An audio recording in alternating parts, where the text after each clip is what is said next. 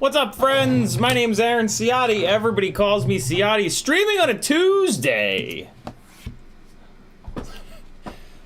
Tweaking Tuesday. We're gonna be putting a Vista into the Razorback here, and I'm actually gonna be stealing the motors off of it.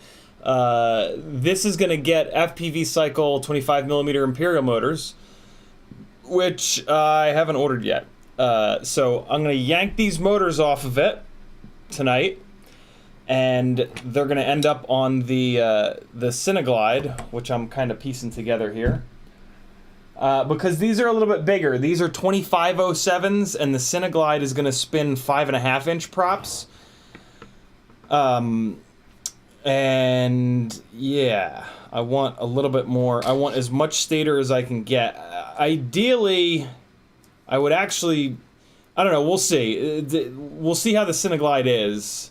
If I end up liking the Cineglide, I might put a bigger motor on it. So I've run these 2507. So I've had these. The Cineglide arms will swing 5.5-inch props, and they're dead cat, which is really cool.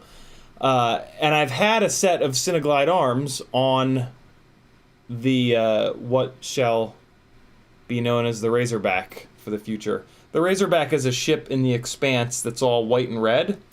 So I figure this, and it's really fast ship. This is the really fast rig, 40-degree GoPro mount and all. So yeah, it's going to get white. That ship, like I said, is white and red. So this is going to get white motors. It's already got red TPU. Match made in heaven. Nerds unite. So that'll be cool. It's on 5-inch arms right now. 6mm thick 5-inch arms, which are really great for sucking up all those vibrations.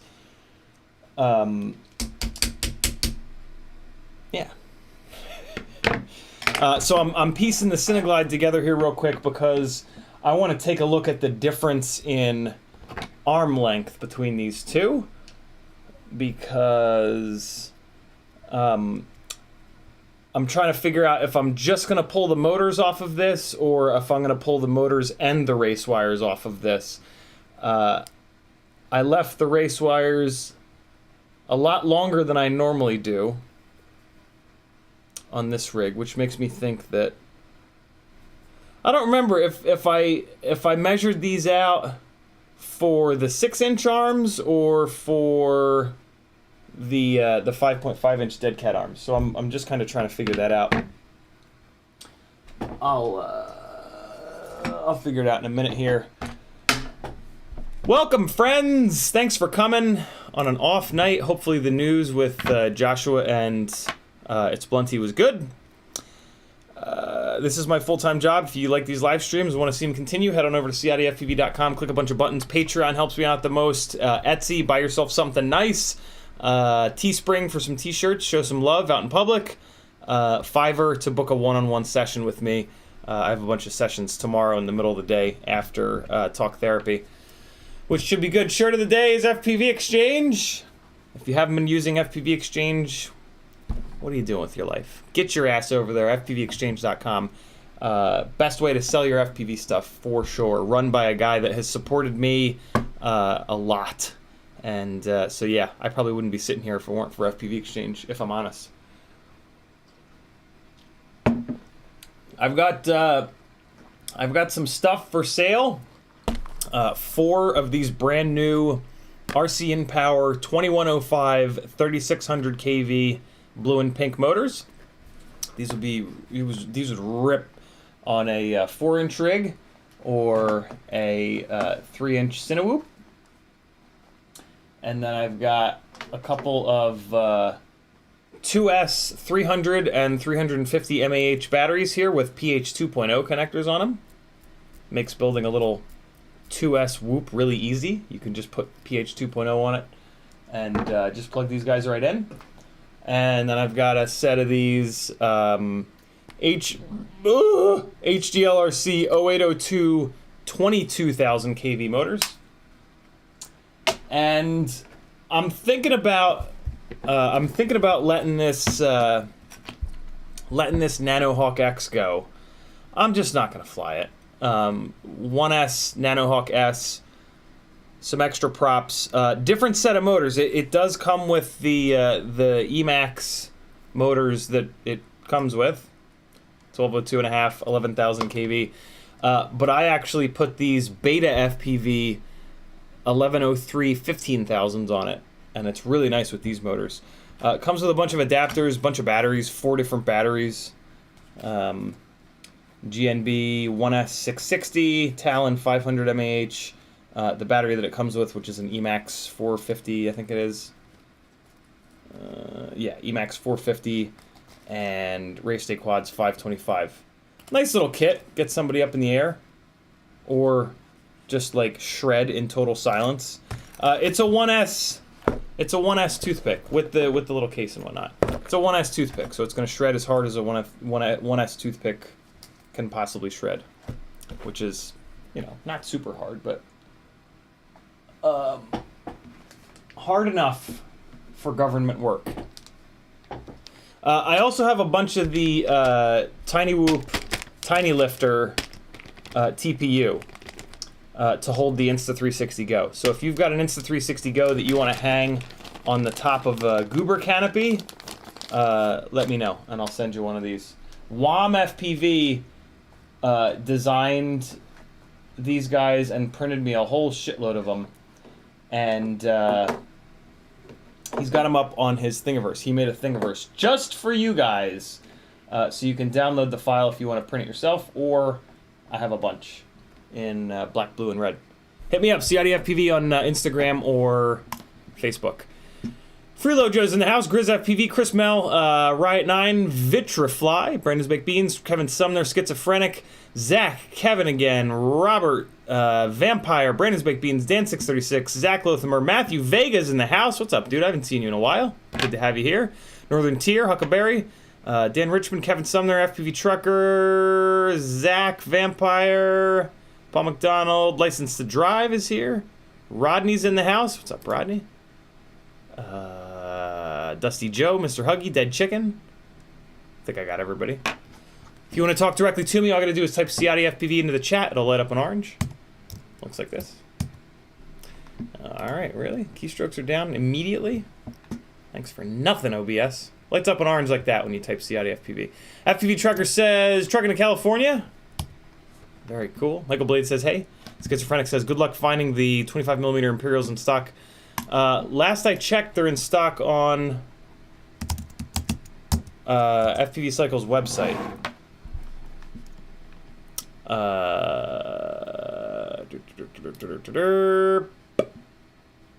Yeah, 2150s are in stock. Let me make sure that there's 5 of them. I guess I should probably do the order now, so that none of you bastards snag them up. Yeah, it looks like they have 5 in stock. 2150 kV is a little high, but you just motor limit it down. All is well. I'll get 5 and tempted to get a spare bell. What are they going on? They're going on this rig. This rig ain't gonna get crashed. Nah, we're good. Imperial spare bearing 2-pack. Old spare bell. That's interesting. The old spare bell is in stock. This rig isn't going to get slammed, so if I just buy 5 of the motors, I should be totally fine. Let's see. Bob was talking about the reason why I waited to order these is that Bob was working on getting these capacitors in stock. Hey, there they are. Cap die. Oh, sorry guys. You know, I hit the keystroke, but it didn't take because OBS is being a dick. Already. Fenbot is in the house, says hello. License to Drive says, I asked Radio Master about something yesterday, and the email I received today said their staff that work at the HQ and warehouse can't go in this week because of code. Yeah, I saw that. They put out a thing on Instagram about that.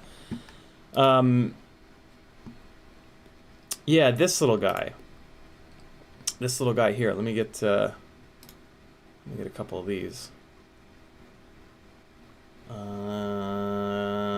Cool. Man, that's expensive. $9. Jesus. Maybe I'll just get one. Recently added. Let's view all. See what else is new here. They've got some new artwork for some apparel. Very cool. Baby Tooth frame looks like came back in stock. FPV Cycle Cinesplorer frame. Back in stock, I guess. There's the V4 ducts. A bunch of sold out stuff. Oh, oh. I want one of these longer antennas, I think. It's looking like I'm going to be mounting these Vistas with the UFL facing forward. And yeah, that's going to require antennas with a longer lead on them. So let me snag an extra one of these longer antennas. This is not what I need. I've got a couple of these, but they're probably not going to... I would love to snag another one of these long 200mm wires, but looks like those are sold out. I already have the damping grease. I'm very tempted to get the... Hey, by the way, if you want to try out... I put this on... I made a Patreon post about this, but nobody responded to it. I don't know if just... I don't know. Maybe nobody knows what I'm talking about, but I've got the Niogel 767 damping grease. I'm never going to use this whole tube. You'll only use a little bit of this in all your builds forever. You only use the tiniest little bit at a time. So if you want to, there's no reason for you to buy this big old tube or that big old tub of the damping grease. You're never going to use all of it. So if you want enough damping grease to last you forever, do an Etsy order, linked at CiottiFPV.com.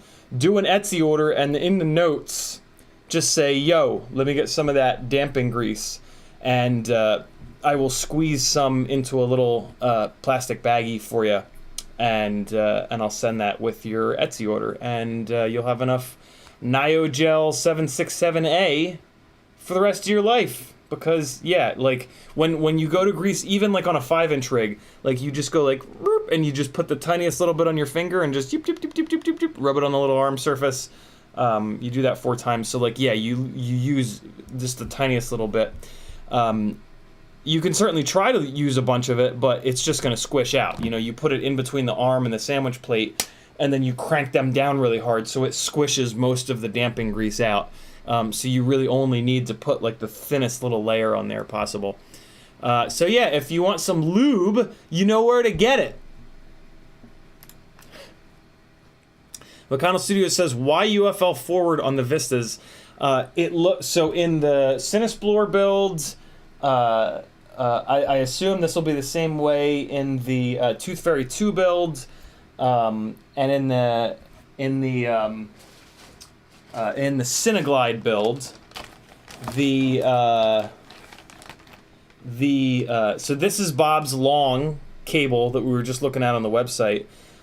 So this long cable in the Cineglide, when the Cineglide goes together, it sits like this, right? This cable is easily long enough to reach all the way in the back. It won't go under like this. It'll go up and through and under the under the ESC, but yeah, this is long enough to reach the Vista in the back, the camera plug in the back, and then on the as we found out last night on the Cinesplores, the regular cable is long enough to go and plug in the back, and then I assume it's going to be the same way in the Toothpick. So on at least 4 builds here, this cable is long enough to get to the rear of the Vista if you mount it that way. And then what that'll do is it'll prevent me from having to run 4 30-gauge wires up and over or alongside the Vista that then hook up with the flight controller. I can have the pads on the Vista facing forward, and that'll be a shorter run for those 30-gauge cables. Save a little weight, a little bit of a cleaner build that way. So yeah, and when I do that, the UFL port sits in the front, but there are a bunch of antennas that have a nice long lead, so I can, just like I did last night, just run the antenna from the front, whoop, right around the side or right up over the top to the antenna in the rear. So that's why I'm going to be mounting the Vistas that way.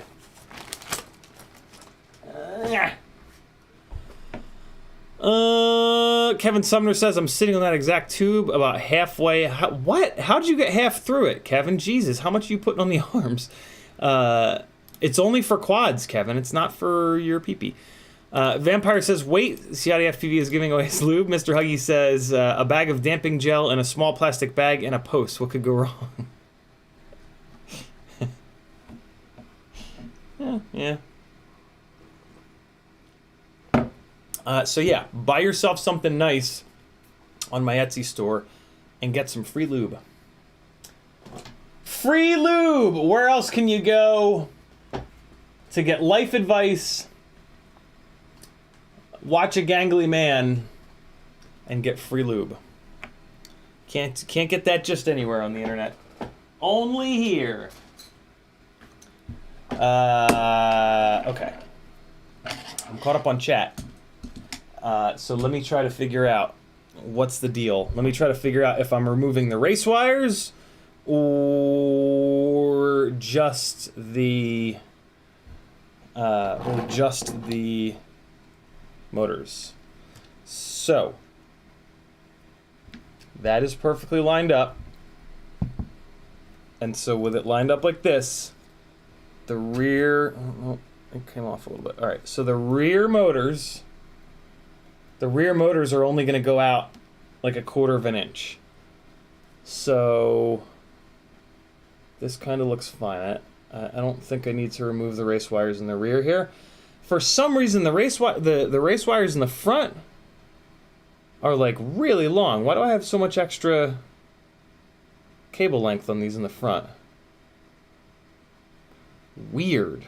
It's as if the fronts are set up for the 6-inch arms, but the rears are not. These, the front arms on the Cineglide, hard to see. There you go. Front arms on the Cineglide are actually shorter. The wire runs are actually shorter because they're dead-catted back. They're farther out to clear a 5.5-inch prop, but they're swept back so much that, yeah, it's actually a shorter wire run. So it's looking like I'm just going to pull the motors off this guy. Maybe I'll pull the race wires too, though. I want blue in the rear.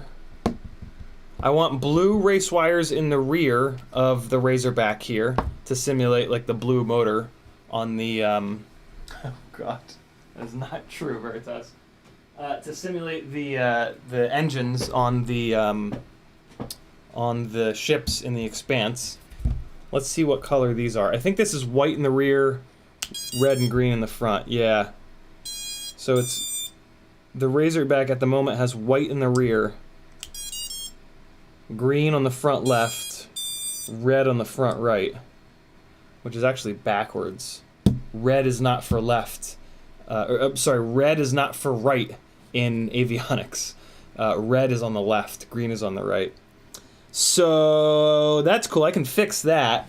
The Cineglide doesn't really have much of a color theme going on, and so I think that I'll take the. I think that I'm going to take the race wires off of the Razorback here, because it doesn't have any of the colors that I really want.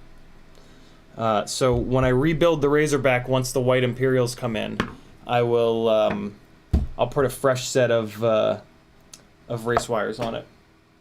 Wait, no, this is the rig we're working on. All right, cool, so that's good to know. On the Cineglide, yeah. What do I have in the way of race wires at the moment? So there's one red, there's one green on that rig. Yeah, that I'm gonna pull over with these motors. Kevin Sumner says I grease every mating surface. 6 quads greased so far. Wow, okay. Demenis says that's what she said. I want the blue race wires in the rear. Vertes says I don't know anybody that would use blue wires in their rear. You're not hanging out with the right people, buddy.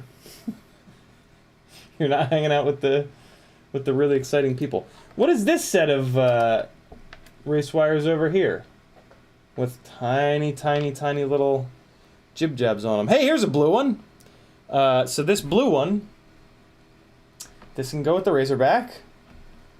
Hey, there's another blue one.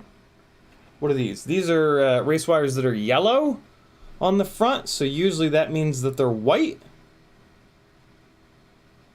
I think usually like when the chip is yellow like that, usually that means that it lights up in white, weirdly. And then I've got a couple CL Racing ones here. I've got 2 reds and 2 purples. Well, 8 reds and 8 purples, but 2 little sets. Let me see what's in this little, hold on, why am I not doing this on camera? On the bench cam, I should say.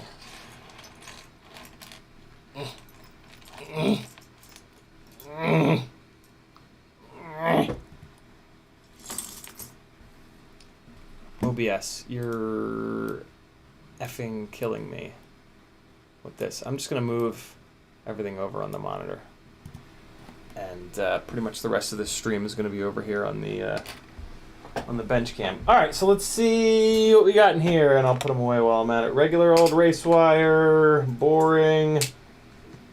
Regular race wire, boring. Regular race wire, boring. All right, tiny little flywoo, 10 by 4. Let's get these tiny little guys out of here. Okay, so yeah, the yellow chips, and these are white race wires. So, oh, this doesn't have any color on it whatsoever. I wonder what color that one is. Little tiny blue guy, little red guys. Okay, this is a pink. That's interesting. This is a little purple, constant on. We've got a blue constant on. We'll leave that out for the Razorback. A couple of boring non-LED ones here. There's a purple constant on.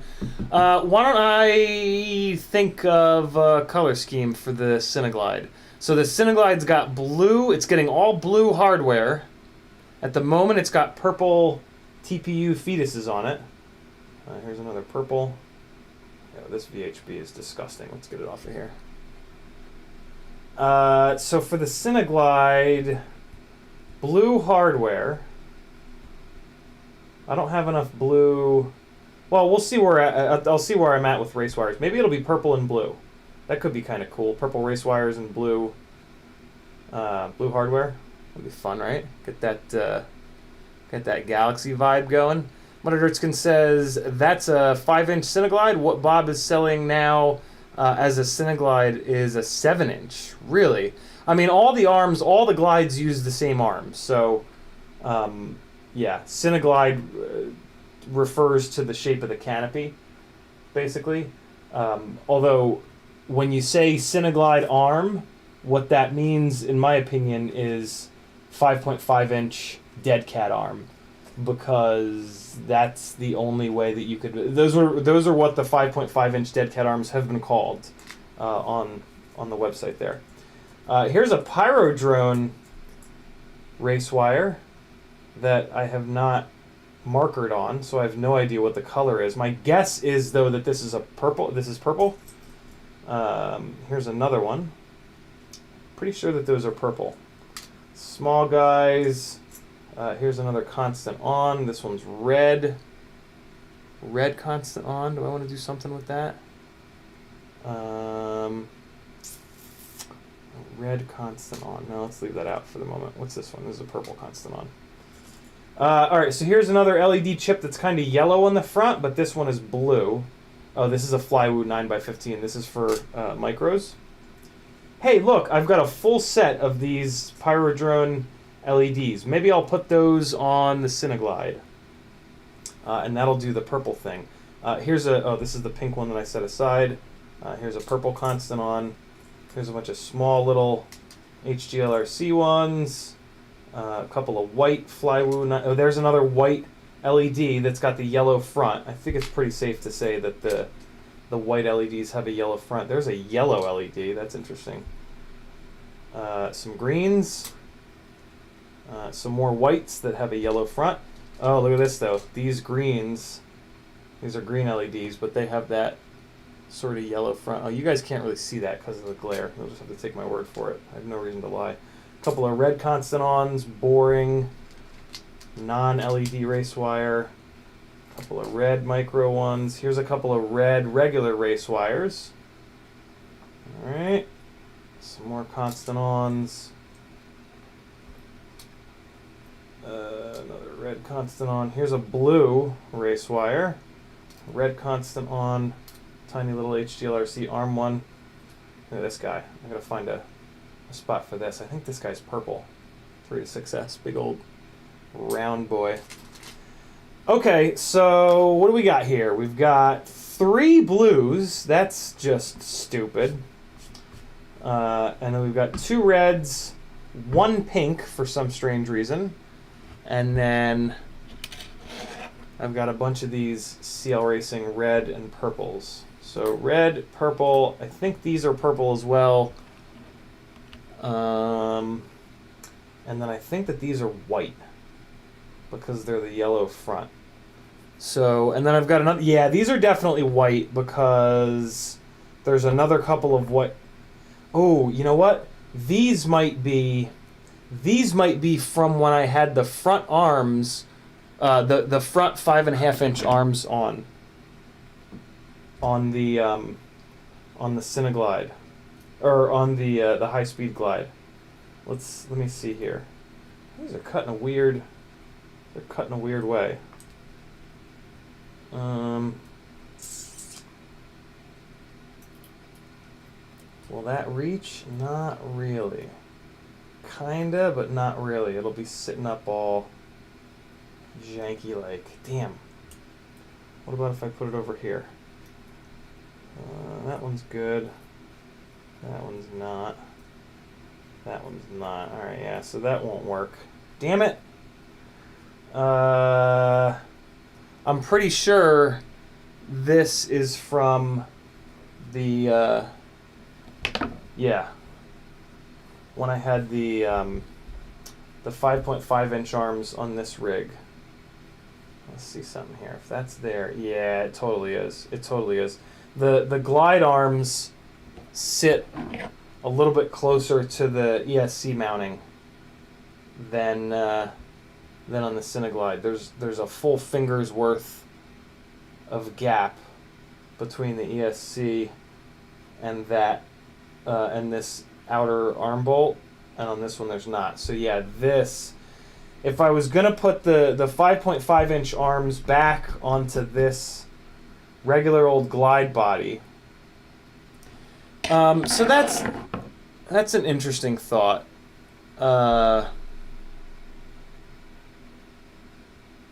Could I run 6-inch arms on the Cineglide and not get props in view? They would be 6-inch. I still wouldn't be able to run these. But then, alternatively, I could put the 5.5-inch arms onto the Razorback here, and I could use these guys again. Freelojo says that is the prototype Cineglide for the record. Oh, interesting. Do you happen to know what's different about it, Freelojo?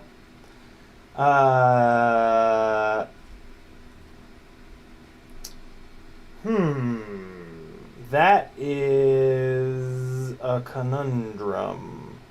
I do have another set of 5.5-inch arms, so technically I could put 5.5-inch arms on this and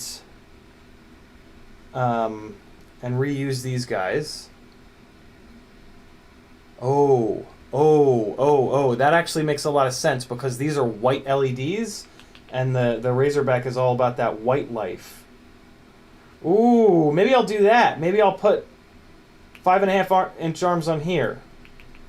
It would kind of make sense because this is a higher speed rig and being able to and it'll pull the props out. So that would mean that I would have another rig to potentially run at the live flying event. I think I'm going to do that, actually. I think that's what I'm going to do. So then I'm going to desolder the the motors all the way from this guy. This is also cool because if I don't end up liking the Cineglide for some reason, I'm good to go. Okay, so these guys are for the Razorback. We're going to go white in the front, and then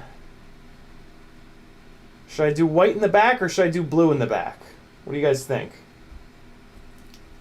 White in the back. So the front motors I'll desolder from the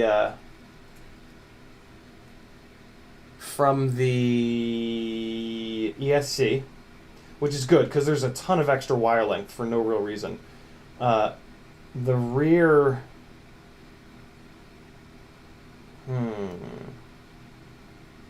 maybe I'll just run 6-inch arms on the Cineglide frame because it's got the camera pushed way the hell forward. You guys think blue in the back? Chat is lighting up.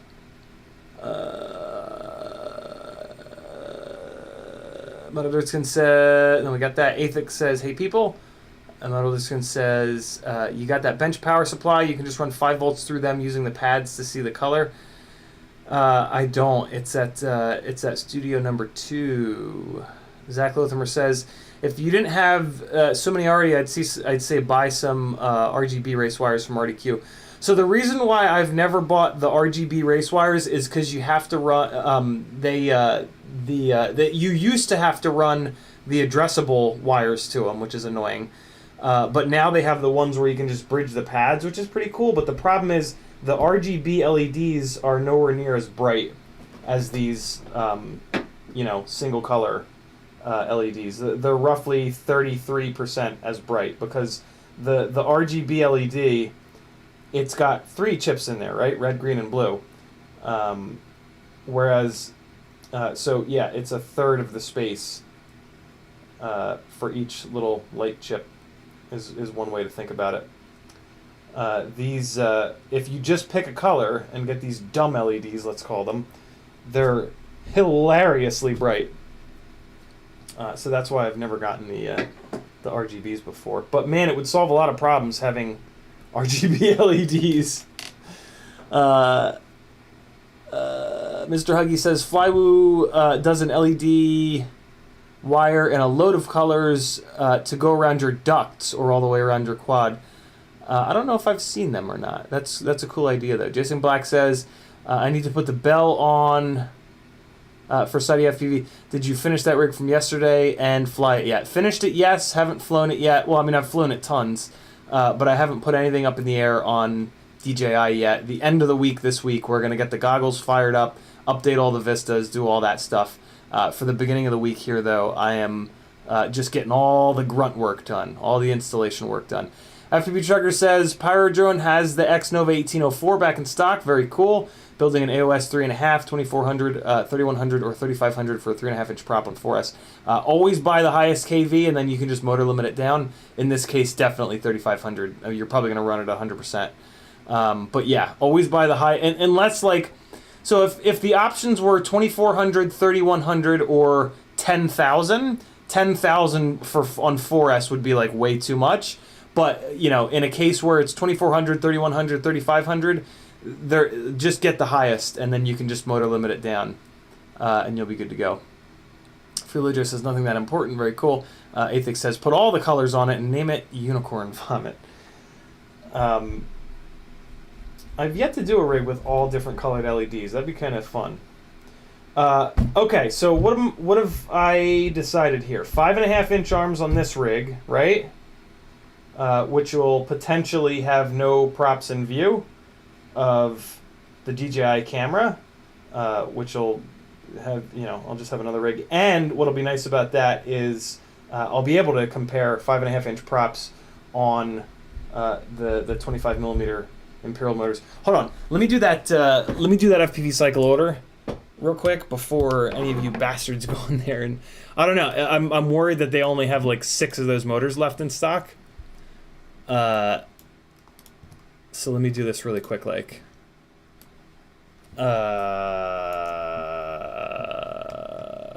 Yes, let's get one of these. And I think that'll do it. I think that's really all that I want and or need. Do they have these 550s in 1S? Nope.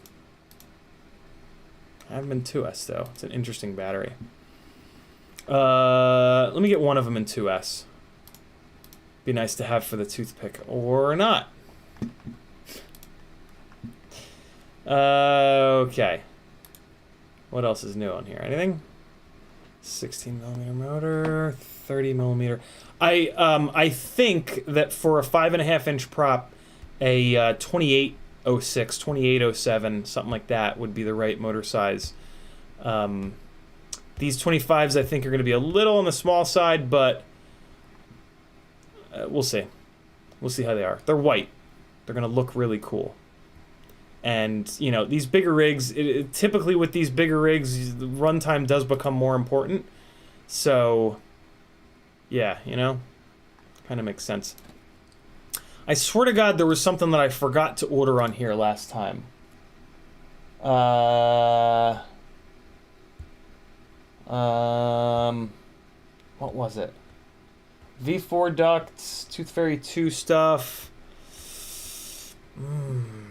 What did I forget to order last time? I feel like right after I put the order in, I remembered. Let's see what's on sale and clearance. What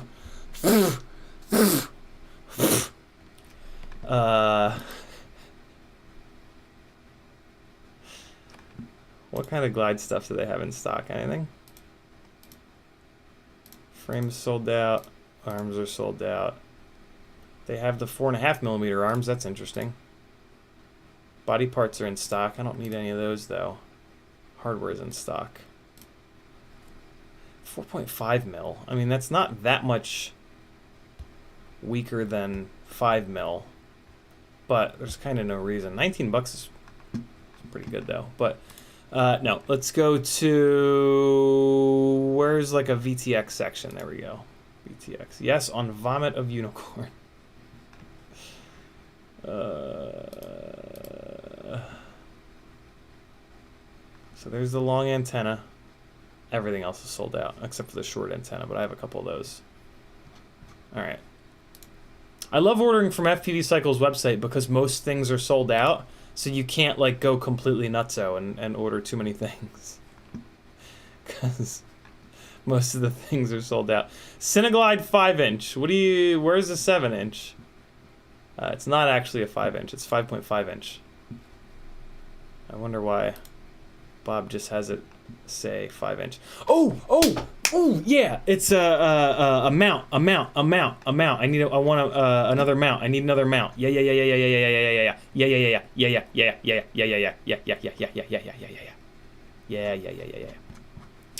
If you want the 5.5-inch arms, here's the secret. You search for Cineglide, and then the arms will come up. Oh, also, but these mounts are what I need. Cineglide camera pod lower brace. Oh God, I do totally need one of these. I absolutely need one of these little lower brace things. The one on here is a little bit hammered. So I need another Hero 8 mount. Fan-effing-tastic. Okay. So these are Hero 9, Hero 10. Don't need that. Okay. There they are. There are the Cineglide arms. 5.5-inch dead cat, and they're sold out. Hope he's getting more. Although I do have two full sets. Oh, that's interesting. 16x16 motor mounting holes only. That's okay though. I think. Yeah, that's okay. All my motors are 16x16. Okay, cool. Ooh, God, yes! Fantastic. I love catching small things that I need and actually remembering to order them. I don't need two. Well, I mean, they're $1. It's fine. We'll get two. Okay, so, well, let's see what's in stock. 20 degrees, 30 degrees, 10 degrees. Okay, so 10 degrees not in stock. 30 degree is. What colors? Okay, all the colors. So I've got a 40 degree, but that's a glide mount. Oh, you know what? Let me run to the mailbox. I think my Brain 3D order arrived, and in that is gonna be some stuff. I don't want to order the same mount that I already have on the way. So let me give you guys something to watch real quick here. And I will be right back. This is Lake Lanier Pro 4. T-Motor F40 Pro 4 testing. 4 minutes. All right. Okay. Hold on. Hold on. Let's see if I can get out to the mailbox and back within 3 minutes. All right, I'll be right back. Let me throw shoes on. I'm going to run out to the mailbox. Be right back. The Pro 4 is back down to 2306. The weight is actually down a little bit from the Pro 2, and I'm excited. First little bit of flying here is going to be... Here, you guys can listen to my big dumb face talk a little bit. What's up, everybody?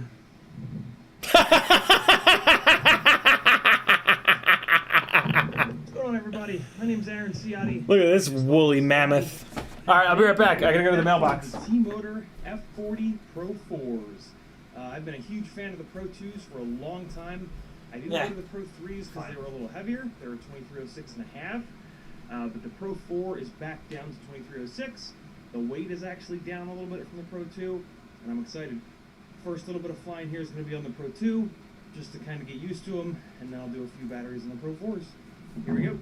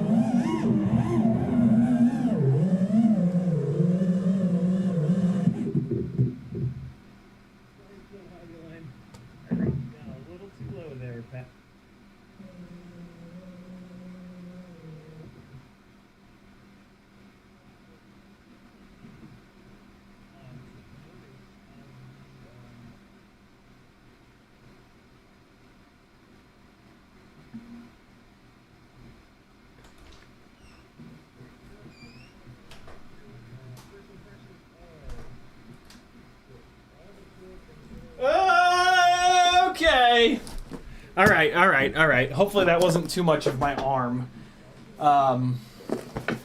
Whew. How much of my arm was that? A lot? A lot of arm? Whew. Whew. Whew. Whew. Okay. I actually drove up the hill. Hold on. So I listened to CDs in my car because, you know, I'm poor. But the CD that I have in there right now is the Wayne's World soundtrack.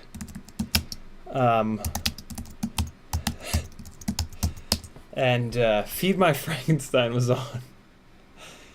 Let's look at the lyrics to Feed My Frankenstein. Yes, yes, I know you're hungry. Ah, and here comes dinner. Feed my Frankenstein.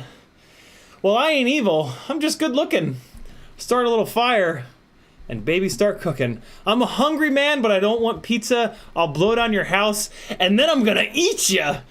Bring you to a simmer right on time. Run my greasy fingers up your greasy spine. That was the part of the song that came on. I was like, oh my God. Feed my Frankenstein, meet my libido. He's a psycho. Feed my Frankenstein, hungry for love, and it's feeding time. You don't want to talk, so baby, shut up and let me drink the wine from your fur teeth. Wow. Wow. Oh boy, Alice Cooper, you fucking pig. Wow, yo. Let me drink the wine from your fur teacup. Oh my God, Velcro candy, sticky sweet. Make my tattoos melt in the heat. Well, I ain't no veggie like my flesh on the bone, alive and licking on your... Jesus Christ! Alive and licking on your ice cream cone. Jesus.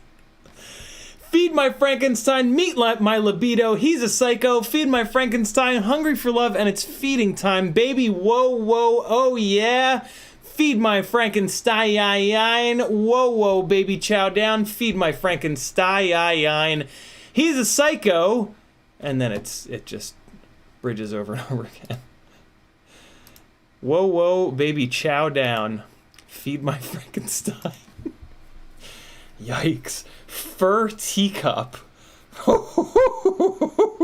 Wow. Fur teacup. That is poetry right there. Let's just be honest. Goddamn poetry. All right, hold on. Let me get caught up on chat real quick here. Athix got his first chicken egg yesterday. Oof, that's scary.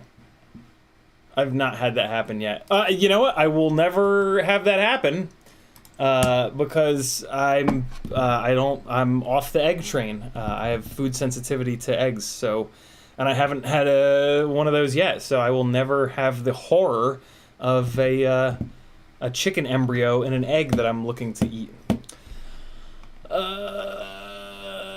Jason Black says, what's your go-to battery brands? Tattoo R lines are my absolute favorite. GNBs are also really good, though. Between those two, you don't really need any other battery brands for the most part. Mr. Huggy says, order a 4-ride frame. Bob sent me a prototype of the 4-ride frame long ago, and I built it out. It was all right. It's not my deal, though. Metal says, it's just in the frame sections, I think, or new products. I wonder what we're talking about. Dan636 says, don't leave us stuck in a tree again. What's up, Frank? Life finds a way. That's true. Veritas Weasel says, Ozzy Osbourne, no more tears. He's a serial killer. Is that a... That's not a lyric from Feed My Frankenstein, is it? That's you're calling out a separate song that has disgustingly dirty lyrics. Okay. Hey. Look what time it is.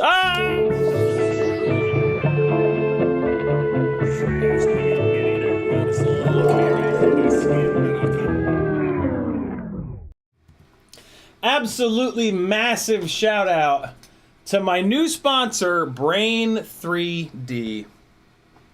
Brian is an awesome guy. I've talked to Brian on and off quite a bit over the years, and we were having a conversation about a little mount that he offered to design for me, and he was like, yo, I see what you're up to. I'd love to have you as a sponsored pilot. And I was like, well, that's funny, because I'd love to be a sponsored pilot, my man. Let's do it. So yeah, new sponsor. I gotta get his logo so I can add it to this screen. Oh, nope, don't need that. Raviogi FPV Super Chat's $5. Thank you very much, Raviogi. He says, too lazy to use PayPap. Need my $5 clam. Well, you got it, friend. 諦めんなよ。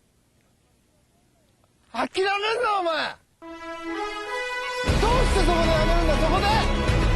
もう少し頑張ってみろよ。ダメ、諦めたら。周りのことを思うよ。応援してる人たちのことを思ってみろって。あともうちょっとのところなんだから。俺だってこのマイナス10度のところ、しじみが取れるって頑張ってんだよ。絶対やってみろ。必ず目標達成できる。だからこそ、ネバーギブアップ。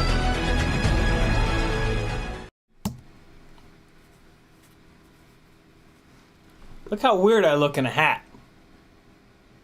A nice hat, though. Jesus, Brian. This is a really nice hat. My God. This is a legit hat. It's a small medium, and it actually fits me. Here, I'll impersonate Steel on the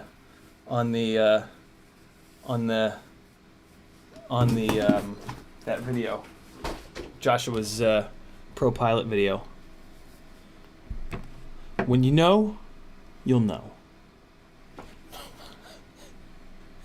Did I get it? It's so dark. It's so dark in here. When you know, you'll know.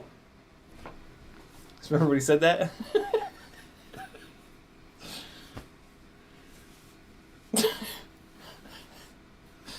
All right. I'll wear a hat for a little bit. It'll give me a headache pretty quickly, but God, I look like a fucking athlete wearing a hat. Look at me. I'm about to go to a baseball game, participate in some sports ball, various sports balls. All right, so we've got a bunch of business cards. I told Brian that I do a lot of shipping, so I was like, yo, send me as much stuff as you can that I can sneak into these packages. So if you win a giveaway, you'll be getting a little Brain 3D business card for sure. And then look at this bag of goodies. It's not just a flex fit Athix, it's a comfort something or other. Yeah, this is a nice hat, man. My head feels very loved. Oh God. Take that however you want. Ah, things! Ooh, very cool. Whole stack of 50 Brain 3D holographic stickers. Look at that. Yeah. Cool. So that's gonna be going in to some giveaways as well. Ah, look at look at this little guy. Here, hold on. Let's get this out of here. Look at that. Ah, there's a couple of them. Ooh, there's some really fun. All right, we'll do the silly stuff first. We'll do the silly stuff first. Here we go. Here we go. Silly stuff first. All right. So we've got a whole bunch of these really cool little keychains. These are actually going to get put into like as actual items in the giveaways. Cool. So look at this. Bunch of these little Brain 3D keychains. Those look really nice. They're like, oh God, they're really cool looking. The multicolor 3D printing is wild to me. I find it to be insane. Look at that. Look at that. Look how good that looks, yo. Damn. Homeboy can 3D print. Am I right? And now look at these little guys. Look at these little guys. Here, ready? Athix says, my job gets that brand for us. Ooh, that's cool. Very cool. Oh, I see how these little things work. Look at this little guy. It's a keychain, but the keychain just fell off. Look at that. Whee! Look at that. Isn't that cool? Focus, you jerk. There we go.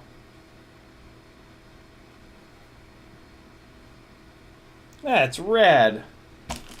Little white one.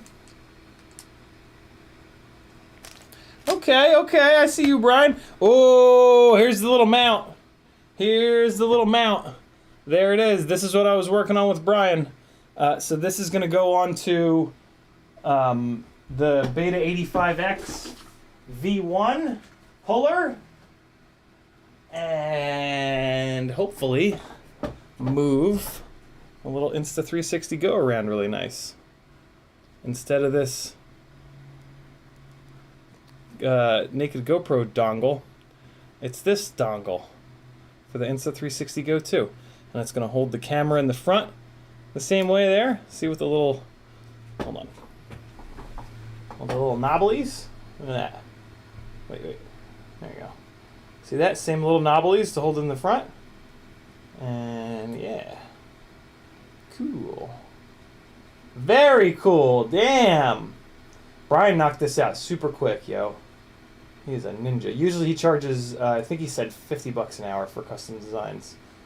But I'm special, so he hooked the brother up.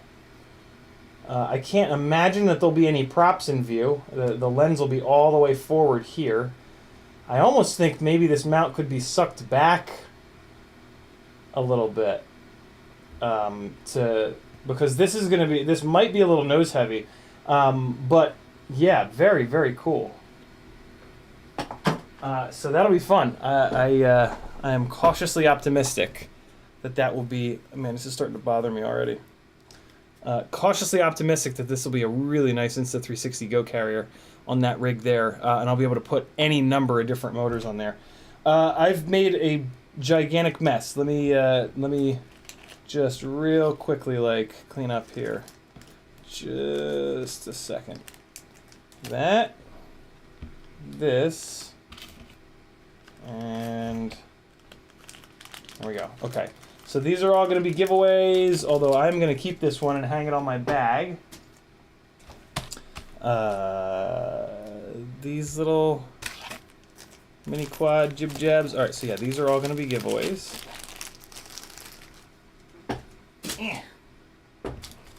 That one too. All right, he sent a bunch of camera butter stuff, which is going to be pretty cool. ND8, ND16, ND32. Give them a shot. And then he sent me over some fresh TBS Jello guards to compare to these camera butters. Let's actually compare real quick these ND8s between the Jello guard and the camera butter because I can usually pretty easily see which one is more neutral. One of the things that happens with cheaper ND filters is they'll have a little bit of a color cast to them, typically purple or blue, typically purple though. So one of the ways that you can tell the quality of an ND filter, if you have an eye for it, is to look for that purple coloration. So let me see if I can tell any difference between these two fellas. So the first thing I'm noticing is that the camera butter ND8 is much, much lighter than the Jello Guard ND8. No, that's not true. It's just... It's wild. Why does it... Okay, it's because it has the... it's because it had the little filter on it. That's okay.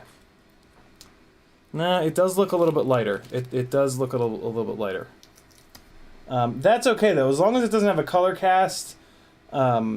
it's actually no big deal because typically you're going to take one ND filter on, put another one on, and like kind of check them head to head. Not check them head to head, but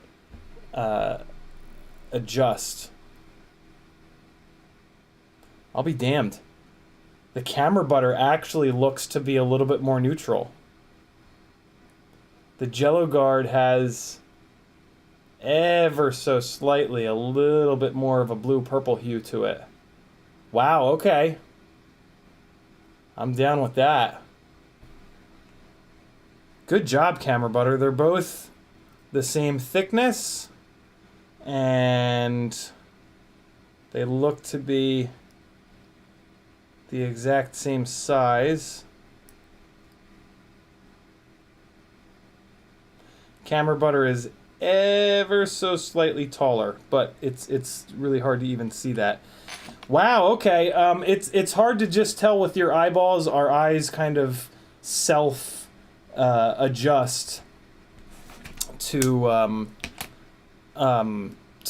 color. This is I am in a daylight balanced situation right now. That my main light is daylight balanced. This is not over here. But my eyes should be adjusted to a daylight balance at the moment. All right, yeah, that's about how long I can wear a hat before it hurts my head and I get frustrated. I got a lot of hair. I think this hat is gonna end up in a donation as well. Well, cool. Jello Guard ND8s maybe just got replaced in my bag by Camera Butter, which is awesome because I have an affiliate link to Camera Butter. I didn't realize that Camera Butter makes glass ND filters like this. The previous ND filter that I got from them was really thin, and it was like it had like adhesive around the outside. And it was really weird, and I was kind of like, okay, I guess somebody would need this if they don't have a mount with a slot in it, but it didn't work for me, and yeah, I just never bought another one because I've been pretty happy with the Jello Guards, but you know, one less thing that I have to get from TBS is a big old thumbs up. So yeah, Camera Butter, damn, good job. I am going to get some more of these from Brian at Brain 3D and start running these instead of the Jello Guards. Damn. Everybody is, man, TBS is kind of stuck in the past. They're just getting burned by, not burned, but I mean, they're getting eclipsed by everybody in terms of quality lately. My goodness. Where can I put these? I'll put these over here. Right there. And then, and he sent me a clear one too, which is pretty awesome. Very cool. Very, very cool. Damn, Brian. Look at that. My God, his 3D printing quality is just outrageous. It is so, so, so good. Oh, I forgot to ask him for a little strap slot on the back of this. That's okay. Okay, so I asked him for, is that 30? I think that's 30 degree. Let me take a look. I'll compare it to 40 degree. Oh yeah, that's 30. Okay. Yeah, this is 30. So this is a 30 degree GoPro mount. I think this is going to go on the... Oh no, this is a mount... Oh, this will go on the Cineglide, I think. Whee! Didn't I... What did I map the... Hold on. Didn't I map the... That's not the right thing. Didn't I map a soundbite on this keyboard? Hotkeys. Where's it at? What did I put it on? Shift. Open Apple 1. Oh no, I guess I just set it up so that, yeah. Brain 3D, bringing you the best quality TPU in the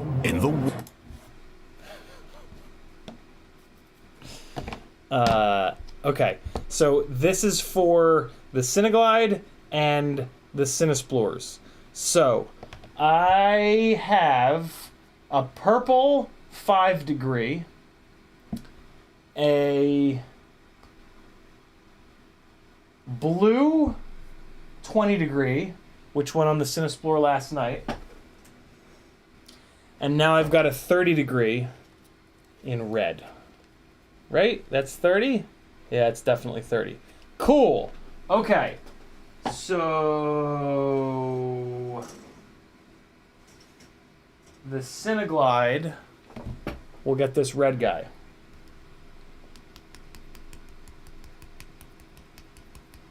Yeah.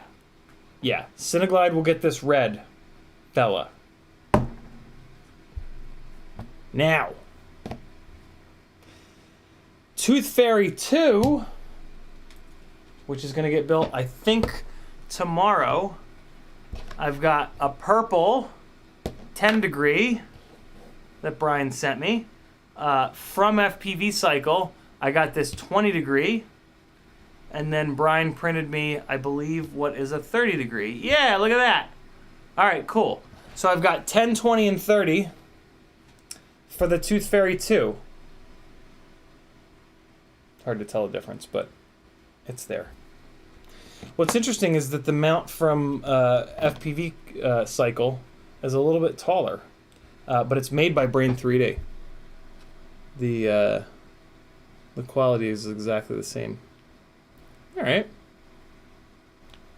Awesome. Okay, so the Tooth Fairy 2s are good to go with some mounts. So what this means, I guess, is that I don't need an extra Cineglide, Cinesplore mount from FPV Cycle, which is terrific. All right. Rockin'. We are good to go. So I think I'm just going to throw this order in. I'm going to do the biggest FPV Cycle order. I've got 2 of them. In the world. In the world.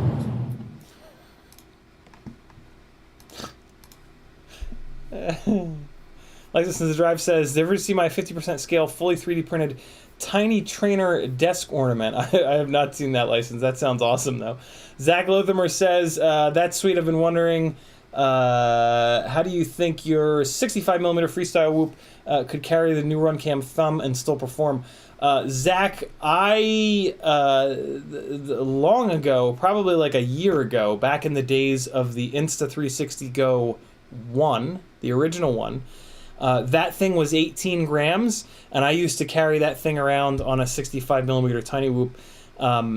It struggles for sure. The 65mm whoops. The biggest problem was runtime, but there's actually on my channel, there's a couple of edits that I made with that setup, which I can't play because they have copyrighted. Wait, no, they don't have copyrighted music. FPV live streams, shorts, product reviews. I guess it's in FPV edits. I think I used copyright-free music for these, so I can actually just play you them real quick. This is one, behind the scenes of Femme Fatale. And then Tuner Car Fly-Through, this is another. And then GMG Automotive Promo is another one. So these 3 were all flown with the Insta360 Go 1 on a 65mm tiny whoop. This is copyrighted music, so I will just play it and talk over it. Yeah, I mean, it got the job done, and yeah, I mean, it moves around, but the problem is the power to weight ratio is so bad that it's incredibly hard to fly. So like if I was a little bit less good of a pilot, I'd be all over the goddamn place with this thing. I mean, it's yeah. There is a point where the power to weight, like with Cinewhoops, there's you don't want like a 10-to-1 power to weight ratio like a freestyle rig, but there is a point where you do need more power. Like, you know, you can't have like a 1-to-1, you can't have like a 2-to-1 power to weight ratio. Like, that's not enough. That makes it hard to fly because it has so little power. But yeah, this thing boogied around a little bit, you know? Play something with audio here. pretty sure that this is... Why is the audio not coming through? Are you guys getting audio? Why is the... Oh. I know why it's not coming through. Well, it's whatever. But yeah, they boogie around. Here, I'll drop a couple of... well, I'll just give you the link to the playlist. You can watch them with audio. There you go. Link to the playlist is in the chat. Tuner car fly through, Femme Fatale behind the scenes, and GMG Automotive promo. That's what you want to check out.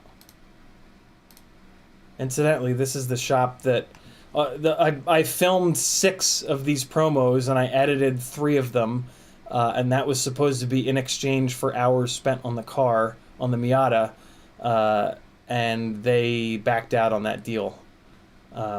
And the car has been there ever since. They've got 1,000 of my dollars. So yeah, this shop can suck my ass, but you know, I'm at least going to use this promo for myself to get something out of it. All right. I think the Runcam thumb is even lighter than 18 grams, so a 65 mil whoop would do an even better job than what you just saw at moving that thing around. And to be honest, it might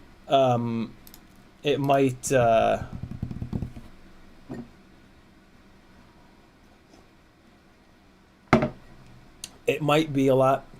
It would probably be a lot more flyable. I think the thumb is 8 grams. That's much more realistic. So a 65 mil whoop might be actually totally okay with the thumb, as long as you can keep the weight of the mount down to a minimum. You know what I mean? Oh, look at that. That's rad. That's really cool, License. Damn. And it all bolts together. That's slick, man. I like that. If you guys haven't checked out License to Drive's Thingiverse page, it's really good. Go to Thingiverse and search for License to Drive. You'll find him on there. He's got some really wild stuff. Freelojo says, I was driving. I think the only difference in the Cineglide is camera side plates where the holes are drilled for the camera. Ah, you're right, Freelojo. I remember that. He put the holes a little bit too far back on the prototype, and in order to get the screws in and out, you have to pull those little vertical standoffs off. Bardwell and Blunty said something about not putting DJI on the newest firmware. Check with Joshua, though. Yeah, Mads Tech put a little video out 2 days ago about that. Metal Durskin says, you can kind of tell in retrospect how much better the Go 2 stabilized looks, too. Yeah, the Go 2 is a whole different thing than the Go 1. Zach says, that's what I figured. It would be super sweet if there was a super micro HD camera you could do indoor freestyle edits. Yeah, I mean, that's really not going to happen freestyle-wise, but for, like, Cinewoopy stuff, yeah, sure. All right. Freelojo bought a thumb. Takes up to 128 gig micro ST. Jesus. We record for months with that. Okay. I've got 10, 20, and 30. I've only got 3 rigs that work with this mount. Violet TPU. I've got for the 5 degree. 20 degree is in blue. So what I could do is get it. So the blue is the 20. Blue is the 20. It would be kind of nice to have another 20. Here's the other thing. These mounts here. Am I on the right scene? I'm not on the right scene because the keystrokes are not working. These mounts here will work with the new Glide top plate. So it would be nice to have another, I think, 20 degree Hero 8 mount. Right? Because I've got a 20 degree mount on that from BMC 3D, but it does not take... No, it does. It does. So I've got a 20 in purple for the Glide. I guess I don't have a 10 degree mount for the Glide. But I could always pull it off of the Cinesplorer Red for 30. I've got that covered. Just think about this while I'm doing an order. Red, so he's got what? Red, black, purple, and blue. Red, black, purple, and blue. So should I get a 20-degree purple? I have the violet on there. 20-degree blue. Cineglide is on a bunch of blue standoffs.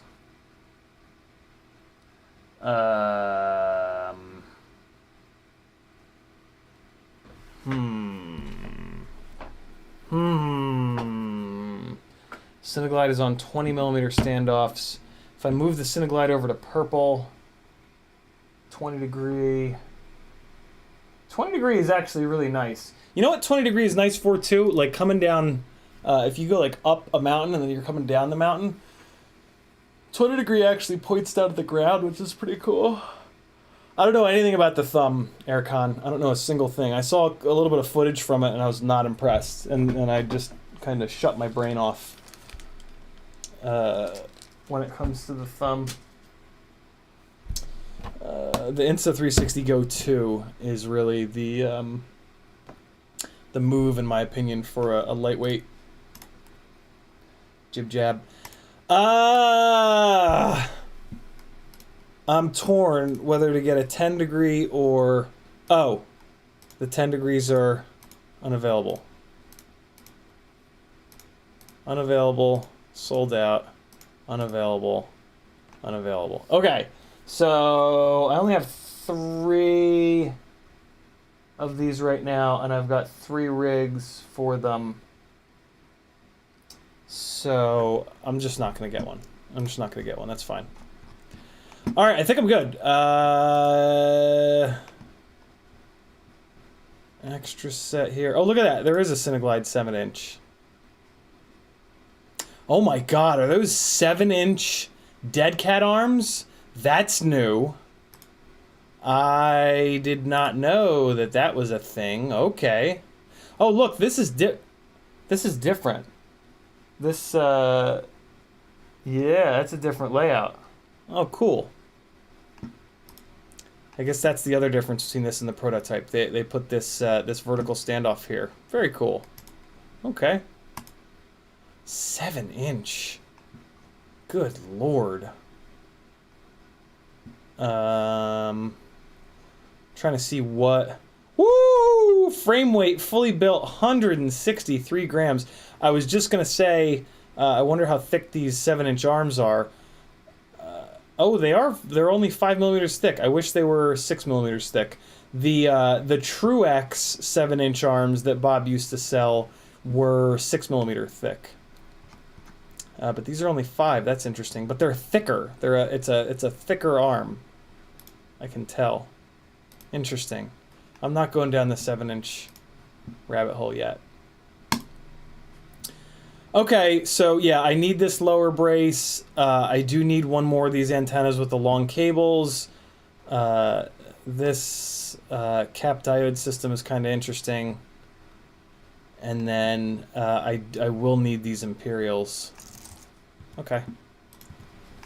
So let me throw this in real quick just so that none of you guys snag the last of these Imperial motors. Oh my God, that's not at all where I wanted to go. Let me hit my own affiliate link over at CiottiFPV.com.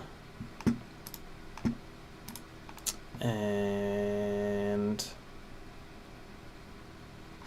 where is it at? FPV cycle, there it is. Cool. All right, let me just real quick hit PayPal and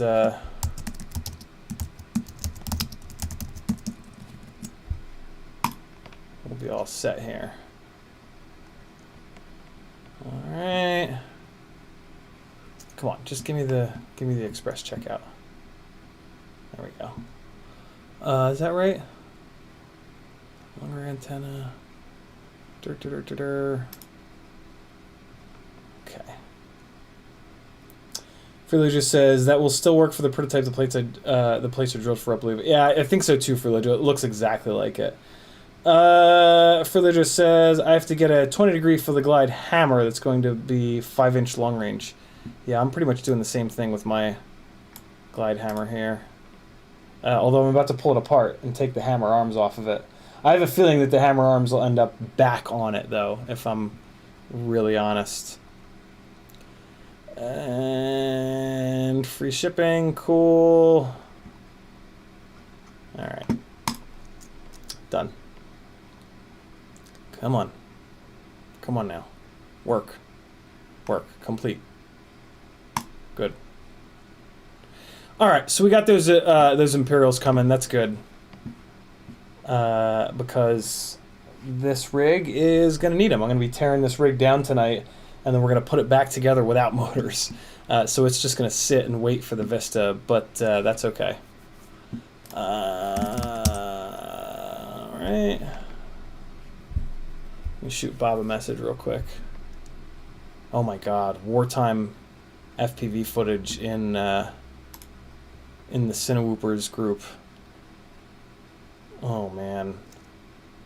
Oh wow, that's disturbing. This is very obviously an FPV, the DJI FPV drone. Because it's bobbling all over the effing place. I'm not going to show you guys this because I don't want to get copyright donged. This thing's bobbling all over the goddamn place. What is happening here?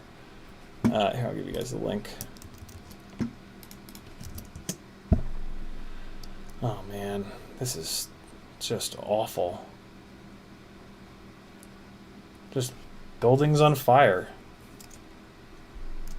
Why are we still doing this in 2022? Like what? Why? Why are we doing this? How is this still acceptable? Oh, there's a tank. Just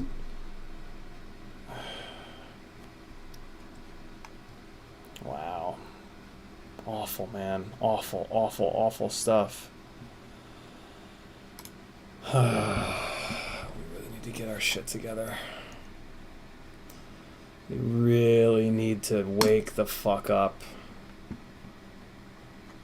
and stop this shit. Man, bad. Bad, bad, bad. Bad, bad, bad, bad, bad, bad, bad, bad, bad, bad, bad, bad, bad stuff. Okay, let's tear this thing apart. And throw a Vista in it. Here we go. I completely forget what I decided on LEDs. This is the Razorback. So maybe I'll do a constant on blue in the rear. And then I've got 2 blue here. 1 more blue here.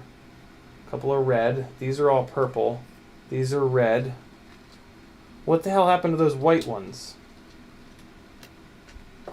Where'd the white ones go? Here's the white ones. Okay, so the Razorback is going to get the white LEDs. This will be cool. When the Imperial motors come for the Razorback here, I'll be able to test the 5.5-inch props, the speed of the 5.5-inch props on those motors versus the speed of 5-inch props. With this on the glide hammer arms, it'll only clear 5-inch props. So yeah, this will be good. This will actually be good that I'm going to move this over to the 5.5-inch arms. Let me get those arms out though, because this is the kind of thing that I will like forget about. And a week from now, I'll be like, wait, what was I going to do? Oh, I already got them out. Look at me. They're right here. Right? Here they are. Cool. I already have them out, and I have them right next to the 5.5-inch, the new GemFan 5.5-inch propellers. Fantastic. I don't even think I have the 6-inch arms. I'm 99% sure that I sent the 6-inch glide arms to my previous best friend in the world, who, for some strange reason, chose my ex-wife over me in the divorce, and so yeah, I think that's where my 6-inch arms went. So those are gone forever, which is fine. What's this? This is a big long arm. What is this for? Is this an extra Cineglide rear arm? Is that what this is? Oh, it is. Look at that. Well, that's cool. Well, no, it's not. It's a little bit longer. Interesting. So I guess this is actually an extra 6-inch arm. That's kind of worthless. Alright. Weird. I have one extra 6-inch arm. That's very strange. Okay. Let's get these put back here in the frame box. Frames box. Ooh, easy, easy. Dropping, sir. Take it easy there, sir. Shoving stuff. Okay. That's good. Motors box. You can go away. Hold on. Let me look in the motors box. Make sure that there's nothing that there's no motors that I'm forgetting about.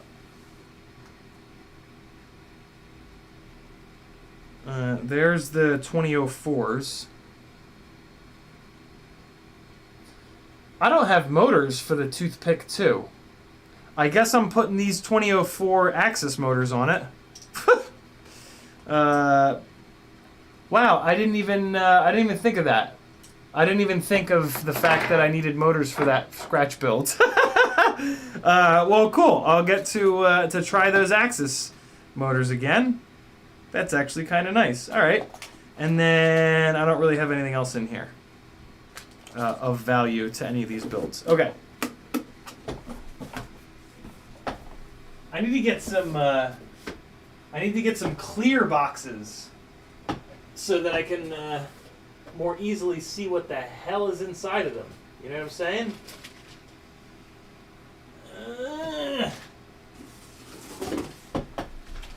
Brian at Brain 3D, what a Chad, man. What a good dude. Hooking a brother up with some stuff. All right, cool. So here's the extra set of Cineglide arms.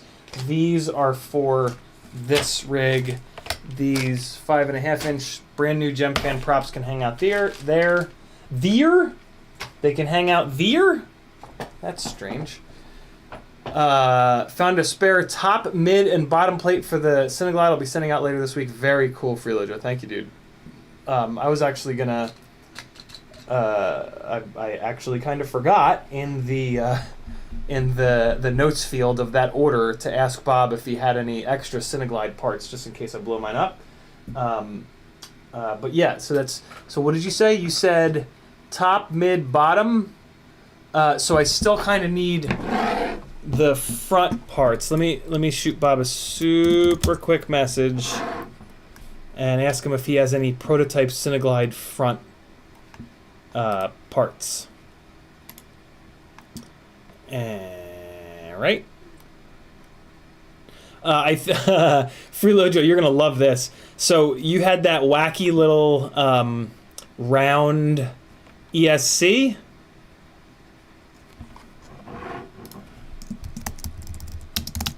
Hold on, let me message Brian real quick.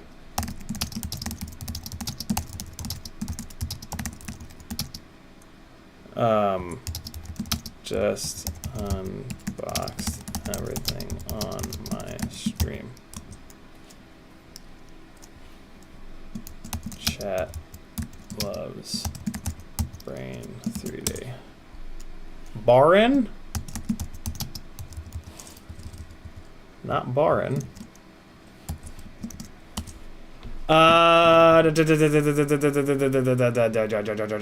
There's Bob. Just placed an order on the site for the 25mm Imperials. I'm putting them on a Cineglide prototype.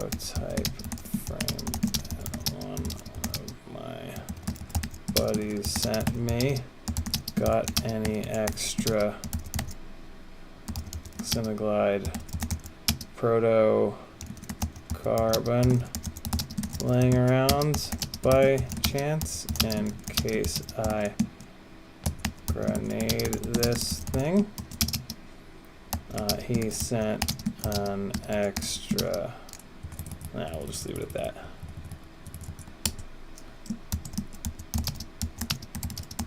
This live flying gig next month. Need DJI footage with no props in view. Should be perfect. All right, now we're gonna rip this thing apart. Freeluger says those are coming as well, and stickers from work. What do you mean by those? What's those? You talking about the top, mid, and bottom plate? Top, mid, and bottom plate. That's great. That'll help me out a lot. Thank you, dude. Very, very, very, very, very cool. Pink, single pink LED race wire. Why? Why do you exist? I'll put you over there. Red race wires, don't need those. This is... So in the rear, let's just start tearing into this thing. The rear LED race wires are going to stay on this build because this is the Razorback, so it's going to get as much white as possible. The front LED race wires are going to come off, and they are red and green. I need to make sure that they're marked red and green. The green one I'm probably just going to give to Patrick. Parts, front. Oh shit, you have the front pieces too, Freelojo? Amazing. Amazing. That is really good news. Okay, 40-degree red GoPro mount being set aside. So the what I think is going to happen with this Razorback rig here, it's going to go to the 5.5-inch arms so that I can do some prop testing on the 25mm Imperial motors. I have a feeling that the 5-inch props are going to run better on it because basically on a 5-inch prop I can run a more pitchy prop than 5.5-inch. So these motors here, these are Brother Hobby 2507s. And on these motors, the 5.5-inch props were a little bit too heavy. They were just a bit too much for these 2507 motors. The FPV Cycle Imperial motors are 2506. So they're smaller. So in theory, they're going to be worse on the 5.5-inch propellers. But the only way that I can figure that out is by putting the longer arms. These are the Glide Hammer arms, the 6mm thick arms, but they're only 5-inch arms. So I would just have to assume, and you know, I try not to do that. So yeah, I kind of need to put this on to 5.5-inch arms in order to figure out for sure that which propellers are going to be best for this rig. And these white LED race wires have leads on them already for the front arms, so it'll save me just a little bit of time right now to do it this way. So that's what we're going to do. It's a little bit of a roundabout way because I'm 99% sure that this rig is going to end up with these 6mm arms back on it.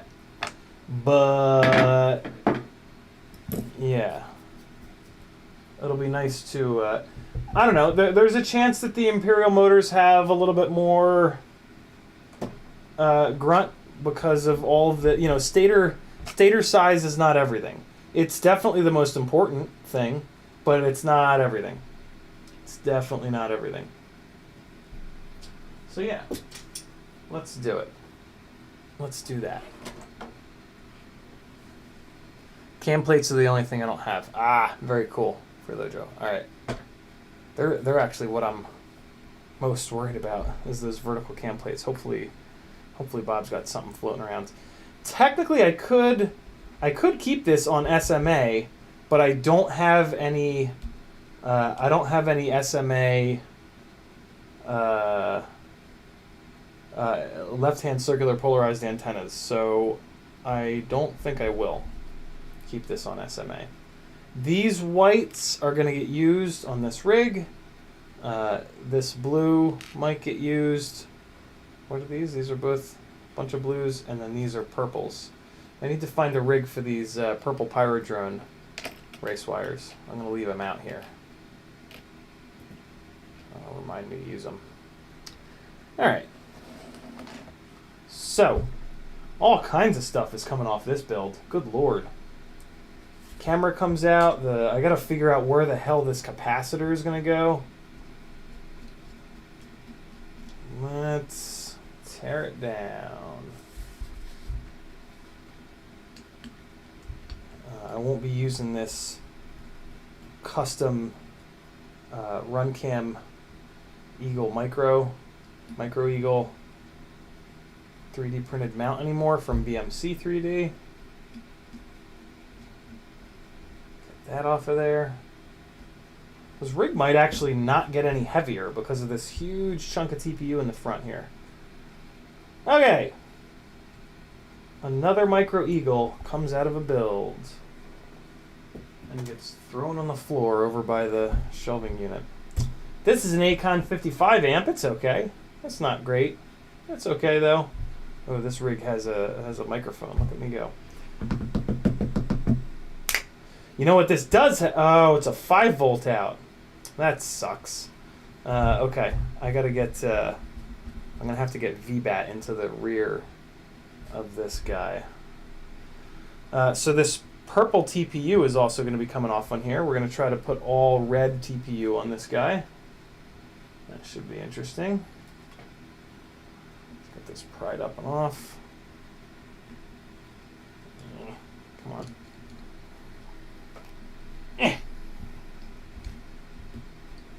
There we go. Come on. There you go.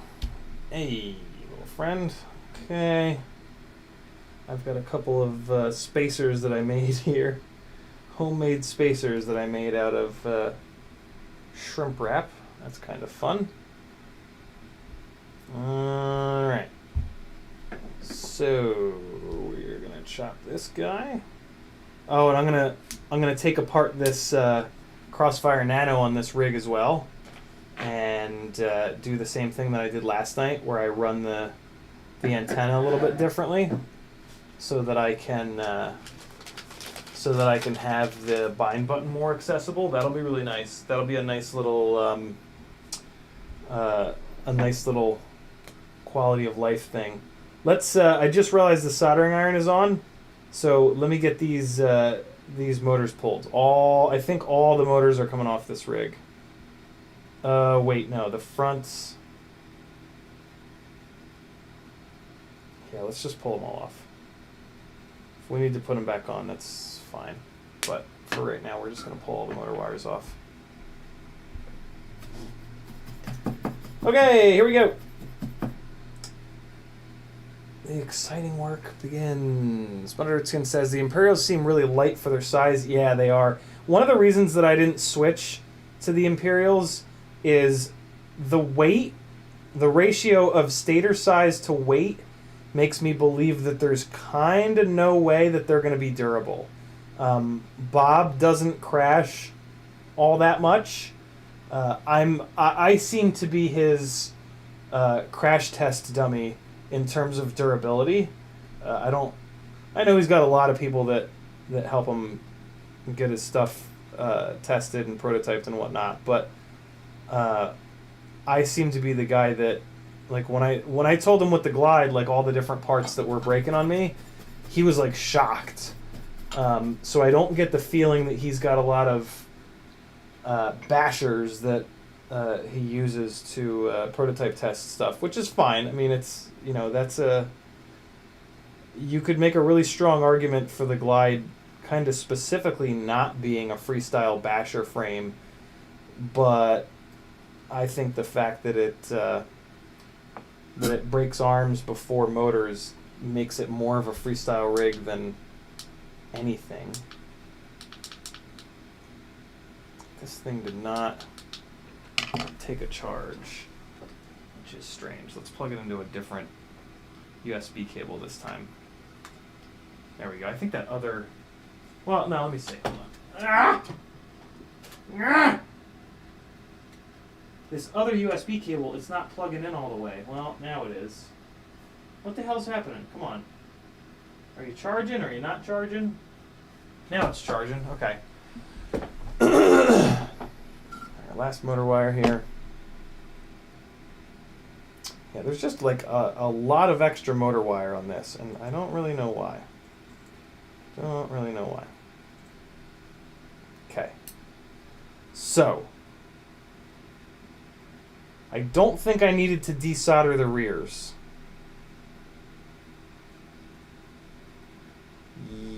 Yeah, I did not need to desolder the rears. That was stupid. Because these are the white LEDs, and I'm keeping these on here. So, I'm going to resolder. And I think that there's enough extra, I think there's enough wire on here for the rear. So let me just put these rears back on real quick. Just this one. Just this one motor. Okay.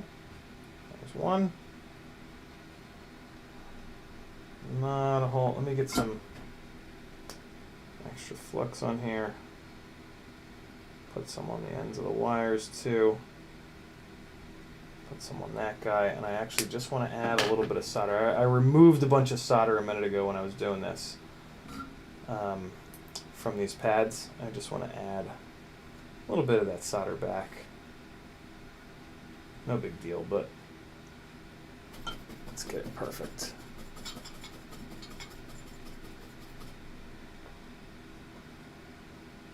All right. There we go. Cool.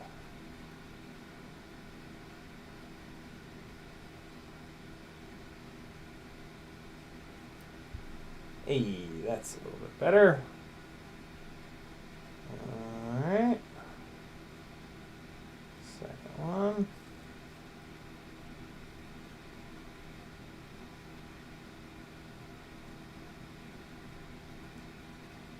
Good to go. Push that down while it's still warm.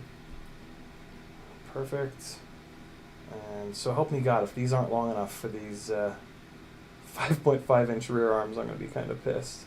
But I'm pretty sure that they are. I'm pretty sure that I removed these, or that I added this little bit of extra rear wire specifically for the Cineglide 5.5 inch arms. Alright. Beautiful. Cool. So what I actually meant to do back here is just remove the motor from the white LED race wire. So let's do that.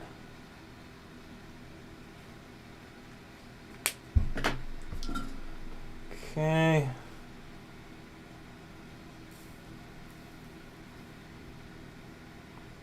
One. 2 and 3.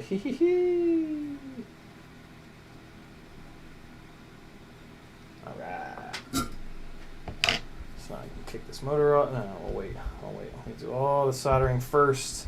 Alright, so those rears stay. This motor comes off. And then the front is going to come off because the front does not need to be this long. Actually, it needs to be shorter, which we're going to take care of with these white LED race wires. Here we go. number 4 coming off.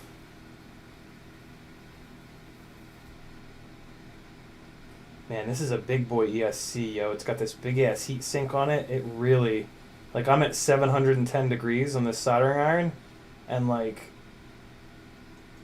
I gotta give it a second, man. It sucks the heat up. It's really impressive.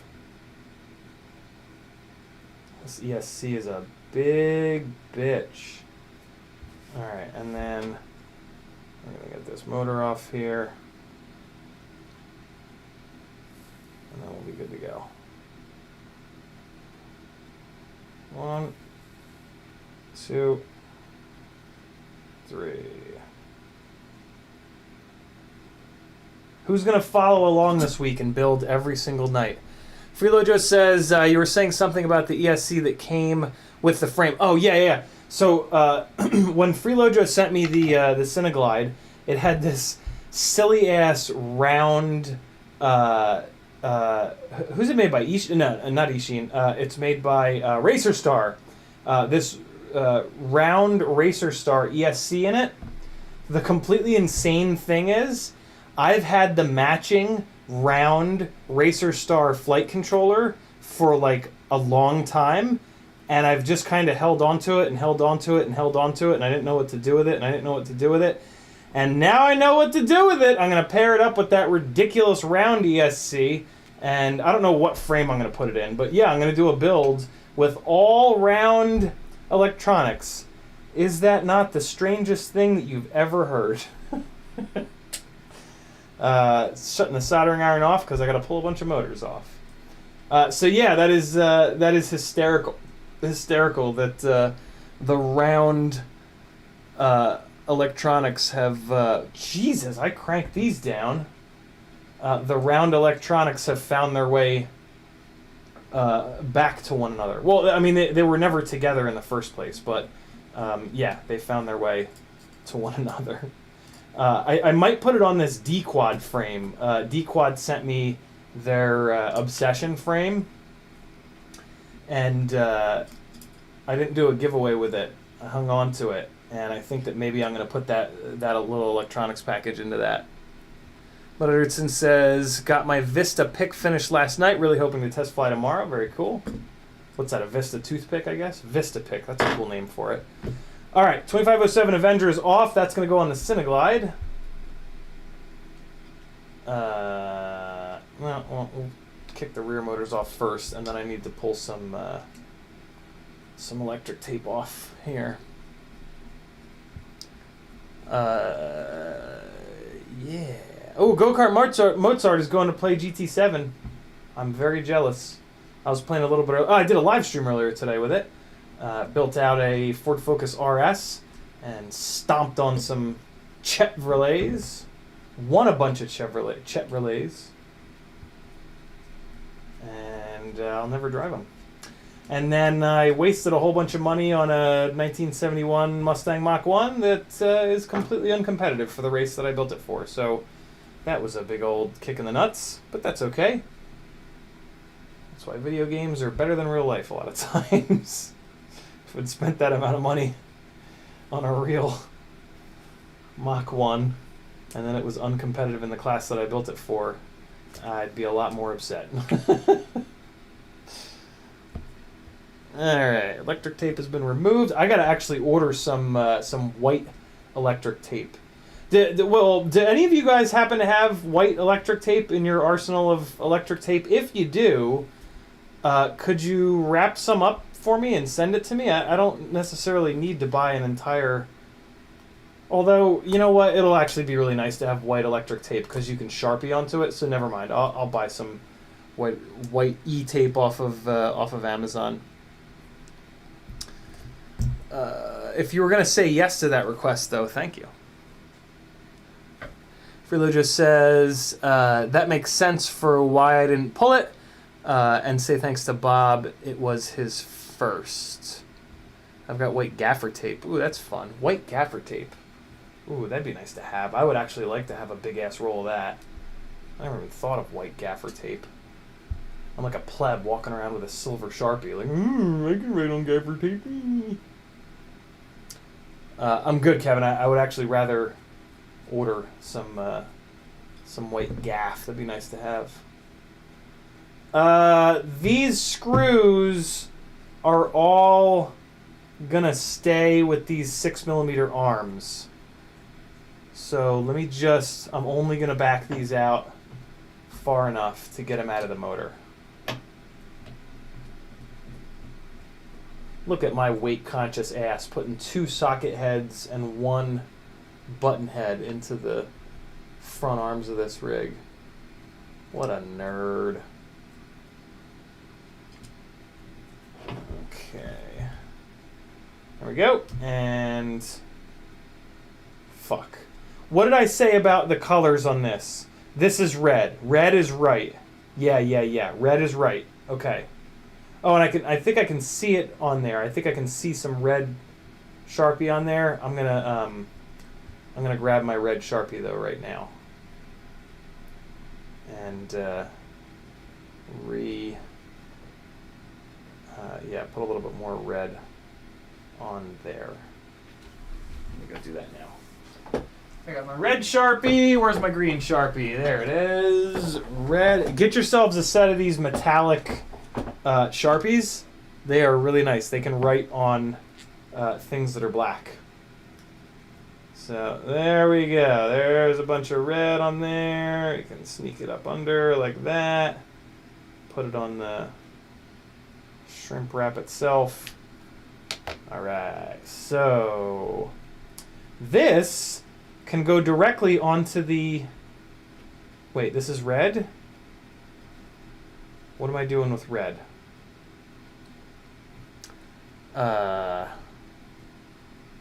What am I doing with red? I don't know. I still haven't figured out a color scheme for the Cineglide. I think it's going to have a red GoPro mount on it, though. So I guess I might as well do it red. So cool. Let me clean. I'm going to clean a bunch of these LED race wires off. Let's get this other motor off, and then I can do a little bit of cleaning here. Shameless's message is retracted, but it looks like it was a question for me. Probably retyping it with CiottiFPV spelled right, according to what Dan636 put. Kevin Sumner says, yes, great for labeling shit. Man, I love that. What a great idea. A white gaffer tape. Shit. Okay. There we go. Shameless says, thanks for ignoring my 3 comments, but you can thank me for 2 years of Patreon support, but it's time for me to unsub. So Shameless, at the beginning of every single live stream for the last year and a half, I explain that the comments that I read are comments where basically if you want me to read your comment, you got to type CiottiFPV. That way it lights up in orange. I very, very, very much appreciate your support over on Patreon. I apologize that I just can't read all of the chat comments. I just don't. I don't think that makes for a good live stream. What I don't want my live streams to be is just me reading a string of comments. I also want to give you guys the ability to talk amongst yourselves and kind of make friends in the chat. So I apologize that you might not have understood that. I make I've for a long time I've made a very specific point to mention it on every single live stream, but I mean that I don't really know what else to do. You know what I mean? So I'm sorry, brother. If you need to unsub, I totally get it. I was not ignoring them on purpose. It's just them's sort of the rules around here. But again, I super appreciate your support, man. I really do, and I apologize that that you feel like I was ignoring you. I wasn't. I just don't. Yeah, I just don't read comments that don't have CiottiFPV in them. But I do feel bad now, so I am gonna scroll up and see if I can find your your comments. Oh, well, look at that. There's one where Shameless did tag me, and I managed to miss it. I apologize, man. He says, yes, have seen some horrible footage. It is terrible, 100%. Losing faith in this race of beings that are called humans. Yeah. Well, now I feel like a double asshole, because he did tag me, and I managed to miss it. Oh, Jesus, I missed a whole shitload of comments in here. Shameless says, what's up? Have you seen Drib's new 3-inch frame? Sorry if you already talked about it. Just joined the stream. Somebody mentioned that on yesterday's stream. Looks heavy, but nice to see another 3-inch frame out there. Yeah, okay. Well, I don't know how or why I... oh, okay. So I guess I missed your initial 2 comments because Raviogi's super chat. Yeah, I apologize, Shameless. I should not have missed your comments. I don't know why I did. I try really hard to catch all the comments in chat, but sometimes when I'm on the bench or just in general, like sometimes the way that every like couple of minutes YouTube will zap my chat all the way to the bottom. And then I have to, so I'm kind of constantly scrolling back up to try to figure out where I was. And I fucked up, man. I apologize. You know, you're my boss because you've been on Patreon. And so, yeah. But sometimes at work you fuck up, you know. Sometimes your boss asks you to do something and you don't get it done right. And that's kind of life. All I can do is apologize, and I'll try to be better. Let's see if we can find Ledrib's 3-inch frame. I assume that they'll have it linked on Rotor Riot, or Rotor Rye, as he tends to pronounce it. Ledrib Sky Light. It's got the word light in the name. It better be lightweight. Let's take a look here. It ain't gonna be lightweight with big, thick 3D printed ducts like that. Let's see if they've got a weight on it. Nah, it doesn't look like they do. Interesting. I don't understand why Rotor Riot does this. They just don't. They just have slabs of carbon. It like, it just comes off like they don't care. I assume that that's not what it is, but like, there's just no reason to have a huge flat slab of carbon on the top and the bottom like that. It's just a waste. And with a Cinewhoop, it's really important to get the weight down. Yes, technically it makes it a little bit stronger, but you don't need this level of strength, especially on a Cinewhoop in the center canopy. You know, the top plate and the bottom plate. That's just kind of silly. So this is going to be really heavy because of that. How do the... Oh, that's interesting. So in order to put it into Cinewhoop configuration, you need to do these front to back pieces of carbon, and then that gives you the extra little extension there. I gotta be honest, that's pretty cool. That's a pretty cool little solution to having it set up as a 3-inch like this, and then you can put those little side pieces on. Although I think they just stole that from Impulse RC. I think Impulse RC did this exact same thing on the mini Apex. But it's cool to see it again. Kevin Sumner says, I think it's an aesthetic choice, not a performance one. Yeah, I mean, if it is, I don't agree with that at all. I mean, putting aesthetics over performance is kind of crazy with quads, because our goggles are on when we're flying them. So we don't see how cool they do or don't look. Oh, look at the rear duct attachment points to the top plate. That's pretty cool. Oh, the ducts are one big piece, left side versus right side. That's interesting. Man, this is going to be one hell of a heavy Cinewhoop, though. Which I really don't like. I really, really, really don't like the way that heavy Cinewhoops fly. Interesting. It's another option. I'm not interested in it. But if for some reason you want a really heavy Cinewhoop, this might be a good choice. Maybe if you're flying in a spot with a lot of wind, I guess. I don't.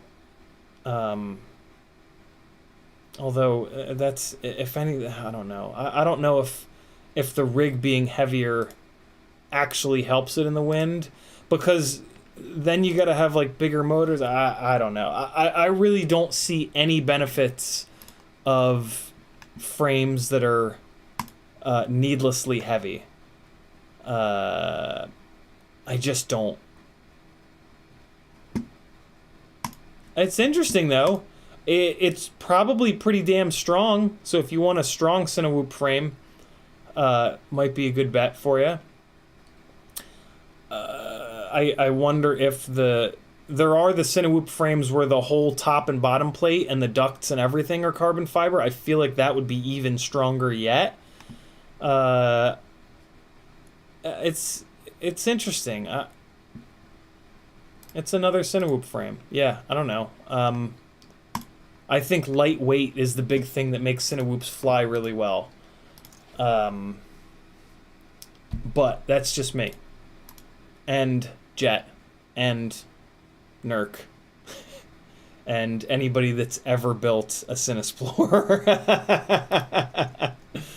So yeah, they've got the complete wrong motors on there. They've got 1507 motors on there, which that's not good at all. Yeah, I don't know. Then 636 says, wasn't that supposed to be a red Sharpie? Yeah, one of them was red, one of them was green. Hopefully I got them correct. Red for right. Yeah, no, I got them right.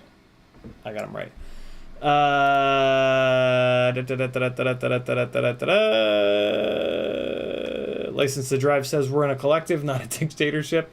The keystrokes being down is really annoying. Seamus says, okay, we'll try again. I wanted to ask you, saw Drib's new 3-inch frame. Shameless, was it you that mentioned that on last night's stream? I meant to look it up, and then I read somebody else's comment or something like that. So I feel really bad if I accidentally ignored you yesterday and then again today. I swear to God I wasn't doing it on purpose. I have no reason to, you know. Yeah. Then 636, and we got that. Airwav3 says it's all your fault, lol. Shameless says fair apology accepted. Thank you, dude. Metal Dirtskin says, time to go play D&D with the family. Oh, very cool. Have a good rest of the build. Also, I screw up work all the time. Paul McDonald says, Drib built it with 1507s. Ugh. Airwave says, it's like a caveman frame. Hey, I didn't say it. I don't disagree with it, though. Shameless says, they did a video build, pitched it as both a freestyle build or a Cinewhoop, but yeah, cut some damn holes in the carbon, yeah. I would... So, you know, it's cool that it's a 3-inch build and it's a Cinewhoop build, but so is the Impulse RC Mini 8 Micro Apex, or Mini Apex, whatever it's called. And, I mean, it visually... this is what I'll say. Visually, it looks like an awful lot more time was spent on the design of the Mini Apex frame than that frame. So if it were me, and I was in the market for a 3-inch freestyle build that could also be changed into a Cinewhoop, I would go with the Micro Apex. You know, that's just me, though. I don't want to talk bad about Rotor Riot. They've done great things for our community. But when it comes to their frame design over the past few years, I just don't get it. I just don't get it. Grizz FPV says, has anyone done a Borg build yet? What would that look like? What would a Borg build be, Grizz? I'm trying to, Kaiser Soze says, collective Borg build, everyone contributes a piece. That's interesting. I'm trying to figure out how to, like, so, you know, I've got, like, the Rocinante build. Now this is the, this is going to be the Razorback build. I'm trying to, like, incorporate, you know, nerdy shit with my builds from now on. But realistically, all we can really do is it's just color coding them, right? Like, so, I don't know. Borg is just kind of like gray and blue, right? It's pretty similar to the Rossi build, I guess. Shameless says, was not only yesterday. Really? I'm sorry, dude. I swear to God, I'm not doing it on purpose. Shameless, I don't know who you are, like, in real life. Like, so, you know, I just, I don't, like you or not like you. I like you because you're hanging out here, and I didn't even know that you were on my Patreon until you mentioned it. I have so many patrons that I just kind of can't keep track. So yeah, I don't like know who you are to like not like you. So it's totally just random. I apologize for that. If it happens more than once, I'm sure it seems not random, but there's nothing else I can say. Like I don't know you to like you or not like you. All I have is the fact that you hang out and support me on Patreon, which are 2 huge thumbs up. There's nothing about you that would be a thumbs down. You know what I mean? So all I can do is apologize. Sorry, brother. Freelojo says those ducts are hollow printed, but I can see the shadow through them, so it might not be too heavy. But know the idea though. Yeah, I was kind of thinking the same thing. Those ducts look thick, but they do look like they're sort of hollow. I don't like the 3D printed duct thing anyway. I really like these molded ducts that we have for the Cinesplorers. I think that's a game changer. But if they hold up, they hold up. Kevin Sumner says, I think Bubby's frame looks similar with the solid top plate. Interesting. Oh my God, the fucking keystrokes, you sons of bitches. Yeah. The big complaint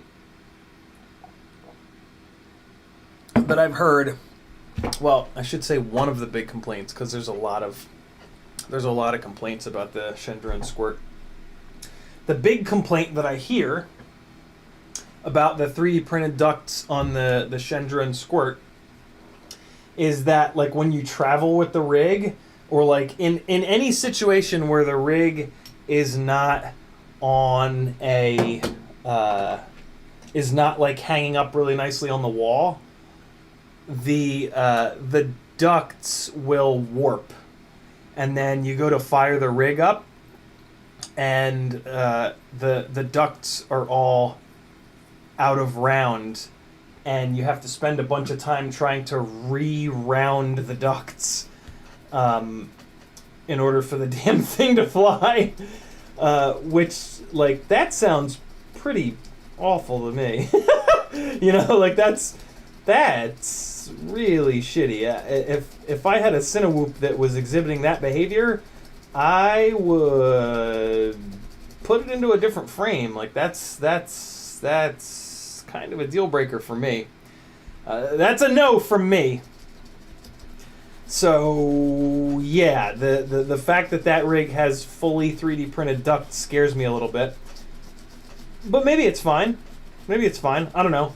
I'll stick with lighter weight Cinewhoops that fly better for longer and have molded ducts out of HQ plastic, which is like all but indestructible. So I don't know. I really like when you compare the Cinesplorer to every single other Cinewhoop frame that exists, man, it is it's kind of unfair.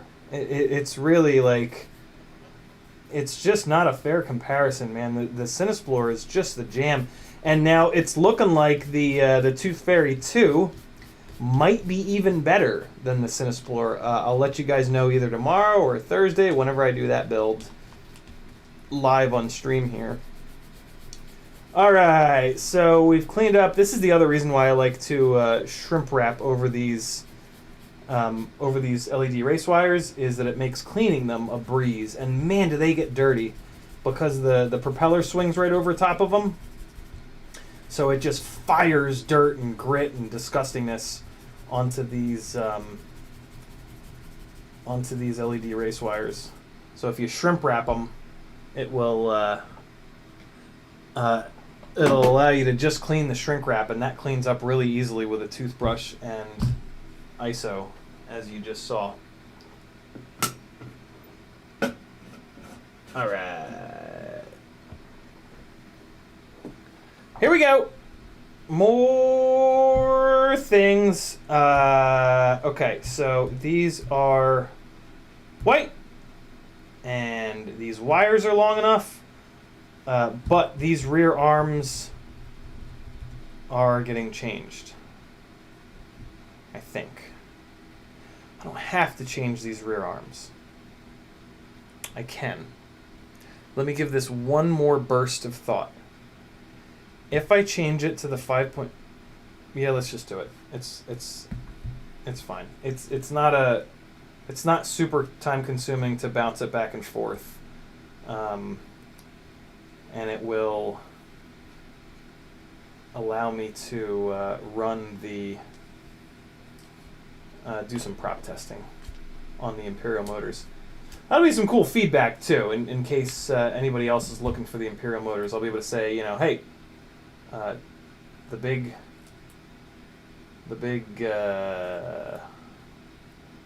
props are no good, or they are good, or go to hell, you know? Oh, rejected. Rejected.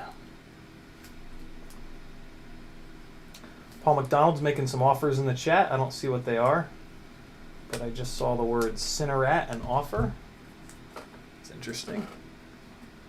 Oh, rejected again. 2 for 2. Missing the garbage can. Yo, this thing is going to come like all the way apart. Jesus. Okay. Wow. Well, that's all right. I love taking the arms off and then working on a frame. It makes it so much goddamn easier. Okay, there we go. Crack these guys down. Okay, so I've already got a bunch of red hardware on here, which is pretty cool. Let me just crack these loose with the MIP driver, and then I'll come in with the Weeha, which is a lot faster. Okay. Okay. And yeah, I gotta take these guys all the way out because I'm swapping the arms. Well, what is nice is that these were all nice and tight, and I know that I've flown this since the last time I pulled it apart. So that's good. It's always good when your arm bolts don't back themselves out and try to commit harry-carry. Seamus says, I'm a UK pilot and basically obsessed with 3-inch quads. I do have 5-inch rigs, but call me weird. I just prefer micros. Free style, never flew. Cinewhoop, don't want to. Yeah, I mean, Cinewhoops are not really fun to fly. I know a lot of people will build them just because they're like the flavor of the week or whatever, but they're really not fun to fly. I know a lot of people will build a Cinewhoop and then fly it a couple of times, and then it's just like, okay. They're, in my opinion, Cinewhoops are tools. They're tools for getting a pretty specific type, style, whatever you want to call it, of footage. And so if you're not, if you're not flying working gigs, there's kind of no reason to build a Cinewhoop. They're all loud too and like obnoxious. So like, You go out to the park and fly, and it's like, and everybody hates you and throws things at you, you know. So yeah, you're not missing anything, shameless, by not having flown a Cinewhoop. There's really nothing interesting about the flight experience, and yeah, I mean, unless you have some specific scenario where you need to fly around people for fun, which I don't really know what that would be. Yeah, it just doesn't really make a whole lot of sense. So save your money. Sounds like you already have been, which is proper. And in terms of 3-inch versus 5-inch, yeah, man, I mean, the way that some of these new 3-inch motors fly, my God, I don't know if we really need 5-inch rigs anymore. So this microphone is now useless because this tramp is going to come out of here. So away it goes. Which, I'm not going to lie, I'm kind of okay with, because ever since I had that one microphone shit the bed and fry 2 flight controllers, yeah, these microphones can go to hell. So this is going to be the Razorback rig. Maybe I'm going to replace these black standoffs with red ones, perhaps? I don't think the Razorback in the Expanse has any black on it, really, does it? I think it's pretty much all white and red. I'm going to pull this thing all the way down, because there's wires running under the ESC, and I'm going to kind of need to get in there. The crossfire is actually going to need to get rewired, and I might need to extend the wires on the damn thing, it looks like. Yeah, I think I'm going to tear this thing all the way down to Chinatown. Is there an easy way to pull these guys? Let's see.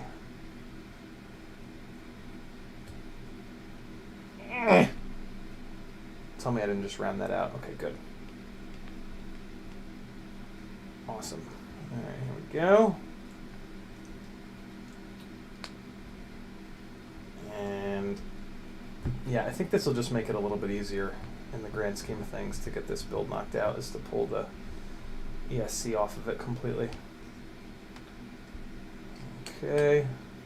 Man, I thought this was just going to be a quick VTX swap. it was anything but. But that's all right. This is the high-speed rig. This is also potentially a rig that'll go up for some mid-range, long-range, whatever you want to call it, work. So yeah, I don't have a problem putting some extra time in to get this thing perfect, because the last thing I want is to lose it in the middle of nowhere. We're getting a little dirty here. Hopefully there's not too much carbon fiber in there.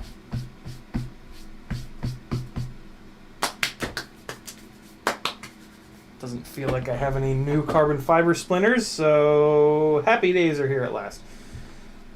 All right, big old Acon 55 amp coming up here. I actually found, at some point, I found a YouTube video with a review of this Acon 55 amp, and it did not do all that well, so I don't really recommend this. They don't make this. They don't make this Acon 55 amp anymore. And I have actually also not had the best luck with this ESC. With these 2507s, it's like dipped an arm before. So I'm kind of excited about this ESC being paired with a set of motors that are a little bit less powerful in the 2506 rather than the 2507s it's on. So maybe that'll breathe a little bit of life back into this ESC. Never know. Because I was actually kind of thinking about swapping this out. Look at that. Look at that little setup. I don't know where the hell this capacitor is going to go once there's a big fat Vista sitting in the back of this thing. But we're going to figure that out in probably an hour from now. Okay, so Crossfire Nano, yeah, I don't have shit in the way of cable length here. Talon F7 V2. Why does it look a little bit different? What the hell? This is different than the Talon F7 from last night. Why? What? I'm going to take this flight controller off as well, because I'm probably going to need to get at the bottom pads. Oh boy. I just buried this plastic nut inside of this driver. Come on out, little buddy. Hey, there we go. Okay, there we are.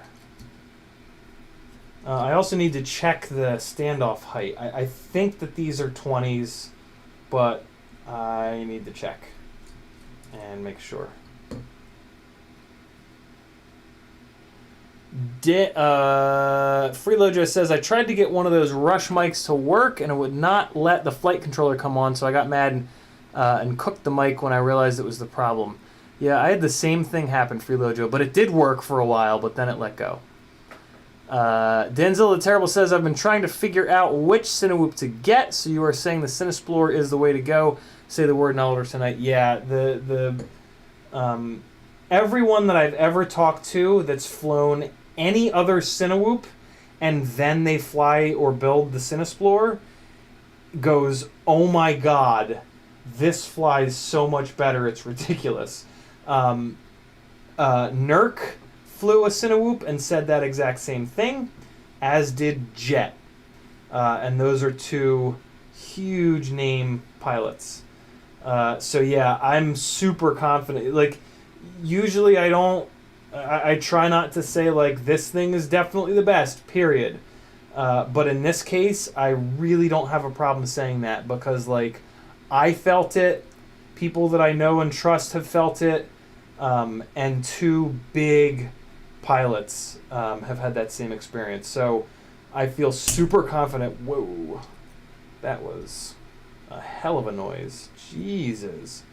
Yeah, I feel super confident saying that the Cinesplorer is the best of the Cinewhoop frames. Also, like, from a physics or science or whatever you want to call it standpoint, it just makes sense. With Cinewhoops, you're not doing all this. You're not doing anything that requires momentum. Everything that you're doing requires accuracy. And things that are lightweight will do a better job with that. Like, the only reason to build a rig that's heavier is if you want momentum for off-throttle, typically like inverted throws, which is something that you're never, ever, ever going to do with a Cinewhoop, So it just doesn't make sense to me to have a Cinewhoop that is even 1 gram heavier than it needs to be. You know what I'm saying? It's just, it just doesn't make sense. So, there's that. Should I keep this together and put it into a different rig? Is there any reason to do that? No. There is not. Right? I feel bad pulling this all down because all these wires are cut to the exact right length. Is there another frame that it would make sense putting this into? That's going to get a Vista put into it. That's going to stay analog over there.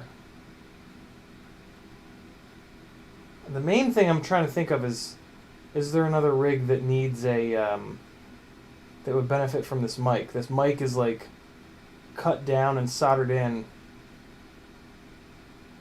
Nah. No. The mic is only a couple of wires. And I can always transfer this, yeah, no, it's fine. Turn the soldering iron back on because that's what's happening next. I'm gonna change the way that this Crossfire Nano is in here though, so let's cut the shrimp wrap off of it. And we're gonna unplug the Crossfire antenna. And now this is free of the frame. All right. That's garbage. Let me dump out my little garbage thing here.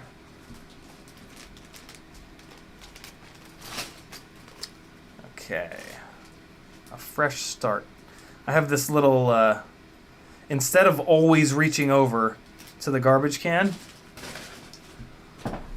I have this little borosilicate pouring dish thing. I have no idea where or when I got this, but I have this. I put this right up here, and then that's my little garbage can for all these little pieces of garbage.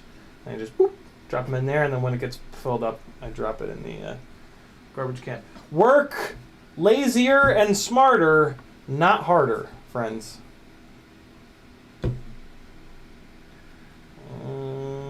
Okay. A good blue tack there. If you missed the blue tack discussion from the stream last night, there is good and there is bad blue tack. Yo, this Talon flight controller looks completely different, I think, from the one last night. Let me plug it into Betaflight for a second here. I want to see what UARTs I have stuff on with this little guy. Because the whole odd and even numbered thing is now like scaring me. What's up, T-Bird? How are you, man? Here we go. Betaflight and ports. Look at me go. I've got the receiver on port 2, but I do have the VTX on UART 1, but that's fine. VTX is not powered by USB, so it wouldn't cause a problem. All right. Cool. So, back we go.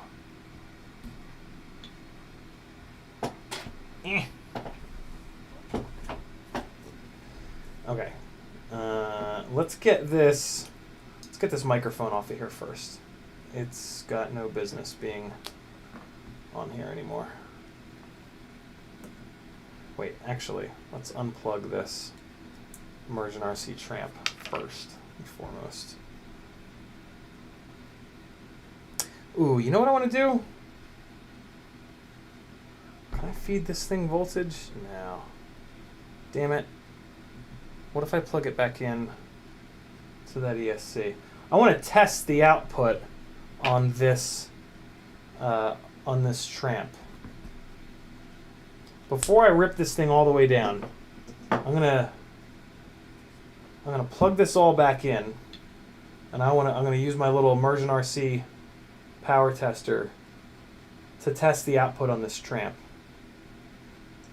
Because it's got an SMA connected to it, this is like kind of the perfect time to do it. Okay, so power, nothing's gonna jump here, nothing's gonna jump there. Let's plug this back in.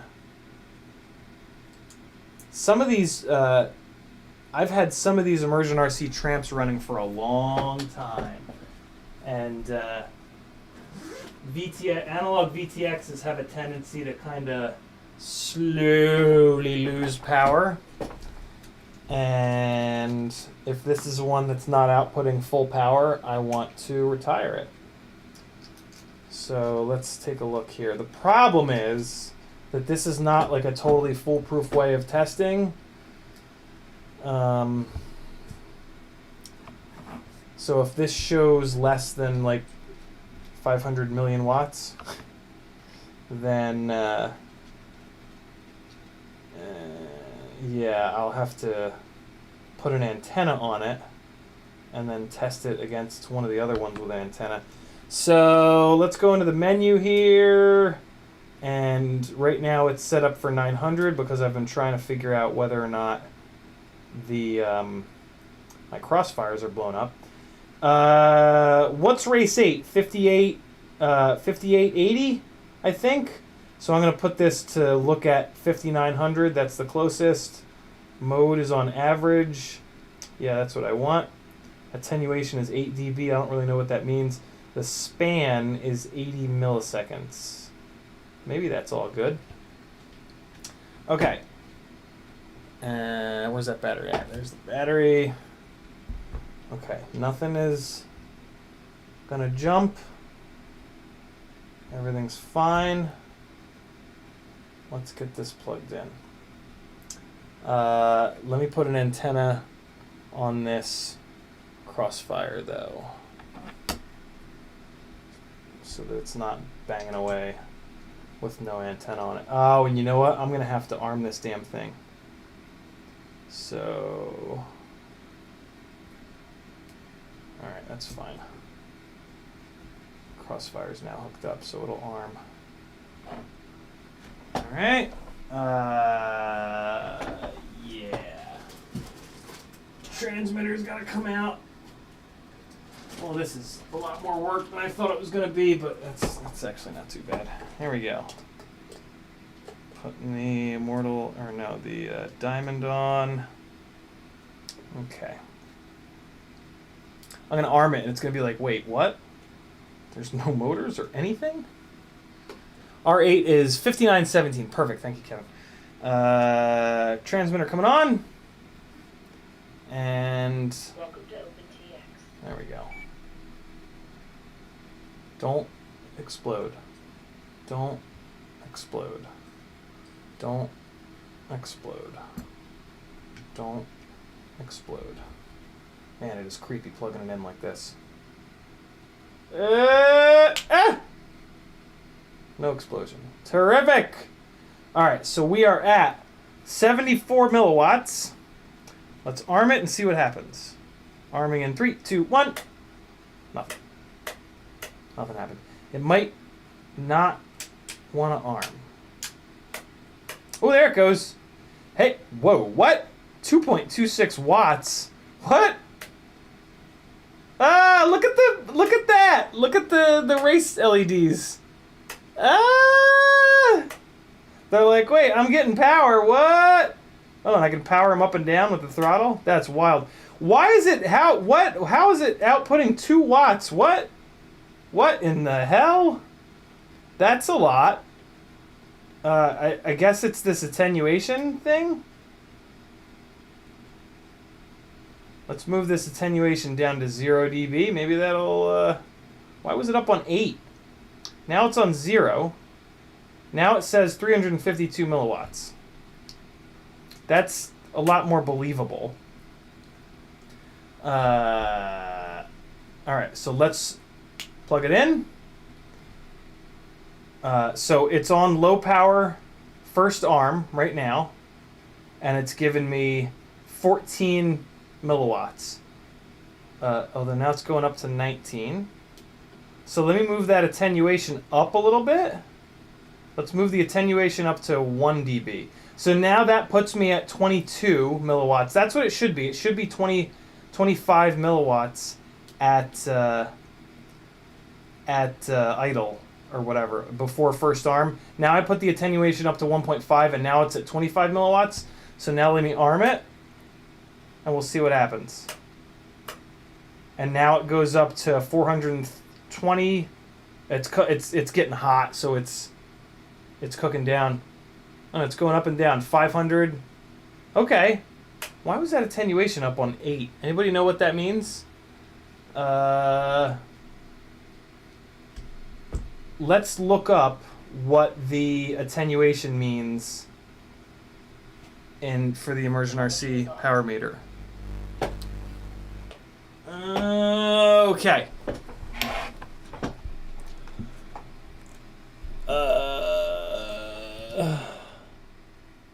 Danzilla the Terrible says, thanks for the recommendation. Your logic totally makes sense. This is why I Ciotti. You're welcome, Danzilla. Kevin says, attenuation setting is for when you put an attenuator, think resistor for RF, on the meter. That meter blows up over 1 watt, if I remember correctly. Frank Nicholas says, you have a fan to put on that VTX. The battery died on that fan, Frank, and I left it plugged in all night and it didn't charge. I think the USB cable plug was not working right, unfortunately. Immersion RC, what's it called? Power meter? RF meter. Immersion RC RF meter attenuation.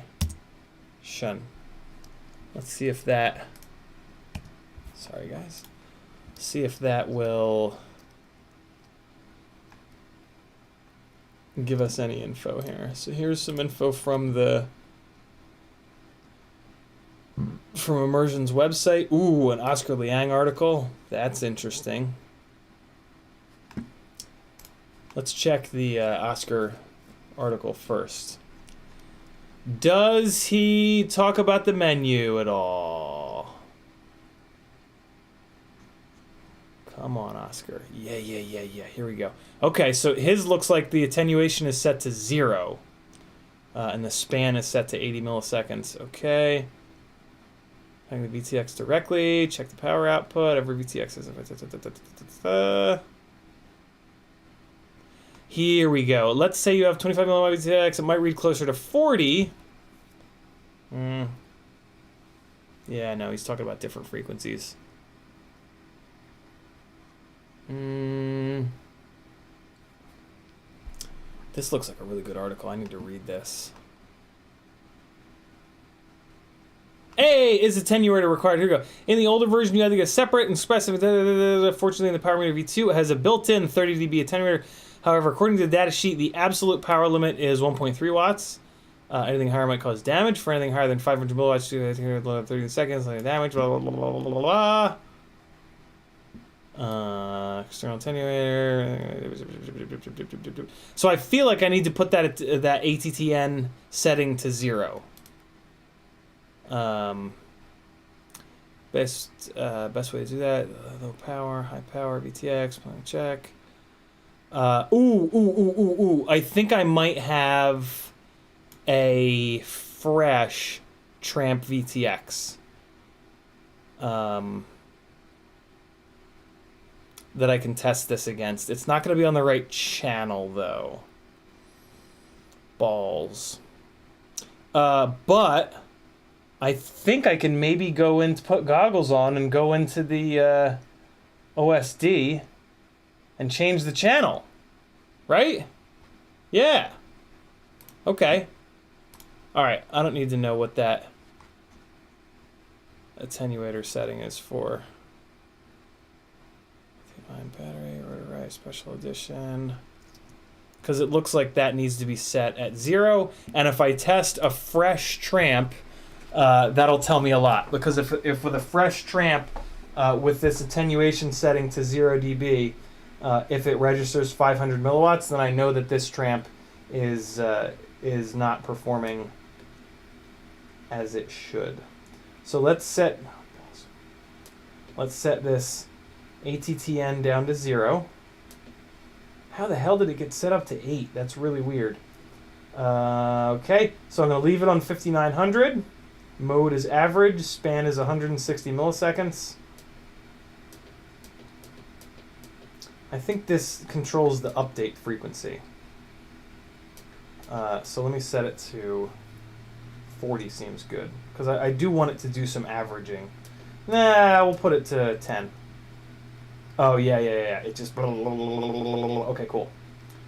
Alright, so let me dig around real quick for another Tramp. First, I'll look in the VTX box. There's not going to be one in the VTX box. I know it for a fact. But I've got a couple of these builds, these analog builds that I still need to do. And I think that there are brand new tramps in these bags. Let's see. Is there a tramp in there? There sure is. She's a little tramp, but she's a tramp nonetheless. A little scamp. Hey, that rhymes with tramp. Not on purpose, I swear. Okay, so this is a... Well, this isn't brand new, but it's relatively new. It's not dirty at all, so it hasn't been up in the air yet. So there's one. And just for the sake... Oh, there's a sealed up in package tramp in this one. That's pretty awesome. Okay. Fantastic. What about this? Is there another one in here? In case you didn't know, the Tramp HV VTX, the one that I really prefer, has been full-blown discontinued. So if you want them, try to find one now, because they're already kind of hard to find, and they're only going to get harder to find. Do I not have one in here? I do not have one in here. Okay. Alright, that's fine. I've got these two, and they look to be fairly fresh. Okay, cool. So let's head to head to head. The problem could also be this this little pigtail here. These pigtails are garbage, and they shit the bed like all the time. All the time. So this is also going to be a little bit of a test of this pigtail to see if it is not performing the way that it should be. I wonder if I have another one. I wonder if I have another one of these pigtails so that I can also test that. Let's see. Check in here. I'm looking for UFL to SMA. Is that one there? Oh, here's one. Yes! Okay, here's one. Do I have another one? Ooh, I think I have another one. Ooh, yeah. We can test multiple of these little pigtails. Do I have a third? I don't need a third. We've got 3 of them that we can test. That's a decent sample size. Alright, I don't know why I'm putting that away. I'm just going to have to put these right back in there. So first thing we're gonna do is test these little pigtails, because if I change the pigtail and it goes up to 500 milliwatts once it's armed, then I know what the problem is. So let's try that first here. Powering on my radio. I apologize for buzz. Welcome to OpenTX. Okay. Turning off the soldering iron because decided not to go that route. All right, so now with the attenuation zeroed out, let's take a look at what this thing is going to read. Everything is all plugged in. Okay, so down to 10 at idle. All right, so here we go. So we're up to 360, 400, 360, 360, 350, 360, 350. Let me move this around a little bit. 450 when I start moving it around. 440, 420, 430, 420, 410, 409, 410, 400. Okay, so now it's down to 300. It is warming up. My God, it gets hot in a hurry. Jesus. Incredible how quickly they get hot. So now we're going to change the pigtail, and we'll see if that has any effect. All right, this pigtail off. This one going on. Let's see if there's any difference. Let me do this. Frank mentioned that this fan will run from the USB. I think he's right about that. I think I tried that. Yeah, there we go. All right, we're gonna crank this fan up to full beans, and we're gonna just put it directly on top of the VTX here, in an attempt to keep it somewhat cool during this testing. But I would need a hell of a powerful fan to actually keep that thing cool. Okay, different pigtail, same VTX. Got power.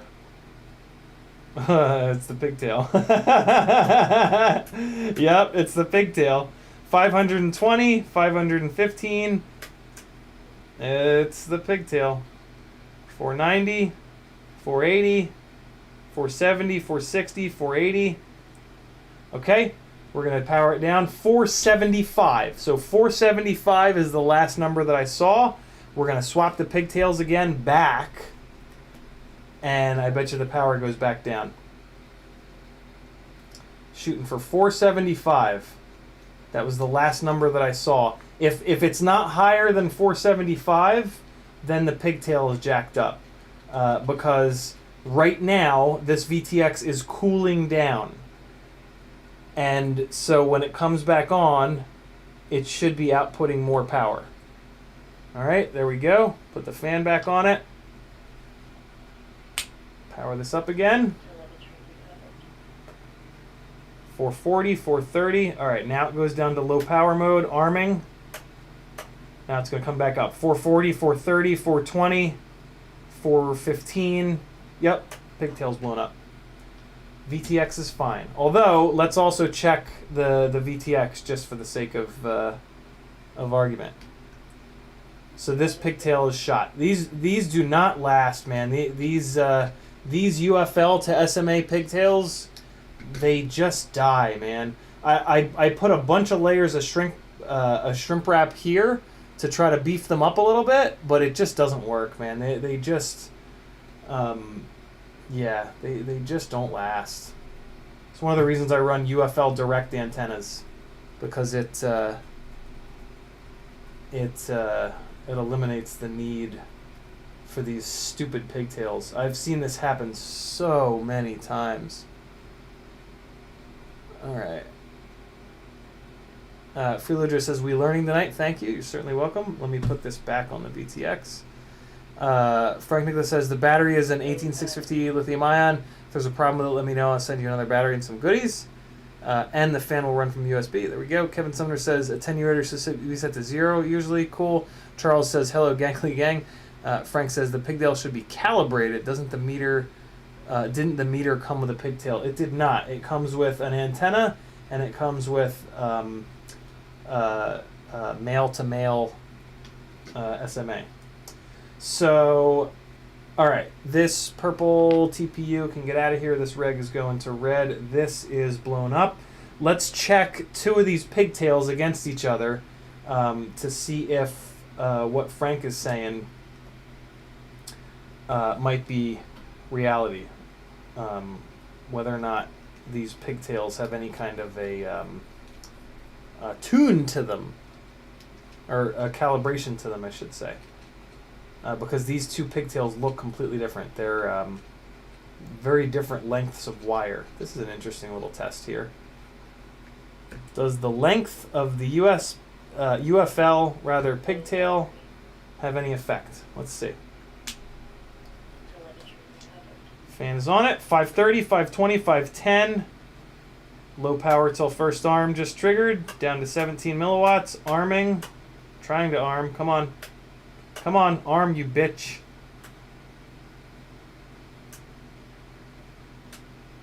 Why will it all of a sudden not arm? What's changed?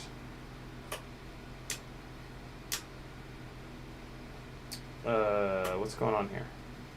It's giving me that little flash when I go to arm. Is the battery dead? Battery might be dead. This is the bench battery. I haven't charged it in a long time. Let me take a look. Hook it up to a battery checker here. 22.8, 3.8 per cell. That's all right. I mean, it does need to go on the charger at some point here, but what the hell? Why wouldn't it arm? I didn't change anything. Let's try it again. Maybe it was just upset with life for a minute there. When you first plug it in, though, it wings the VTX up to full power. There we go.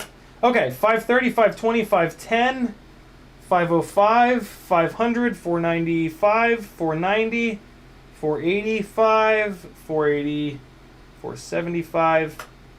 Okay, so now we're going to put the longer pigtail on. 460 is the last number that I just saw. Let's try to do this quick. So it should be more than 460. This is a really hard test to do because these things get hot so fast. I guess I could it'd be better to do this test on a low power setting so that the heat didn't change.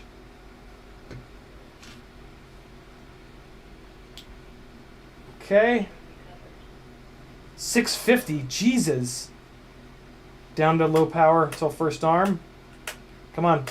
Arm, you bitch. Come on. Why is it randomly not want to arm?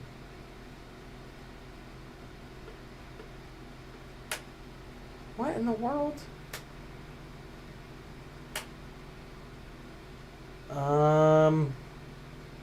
What's your deal, bro?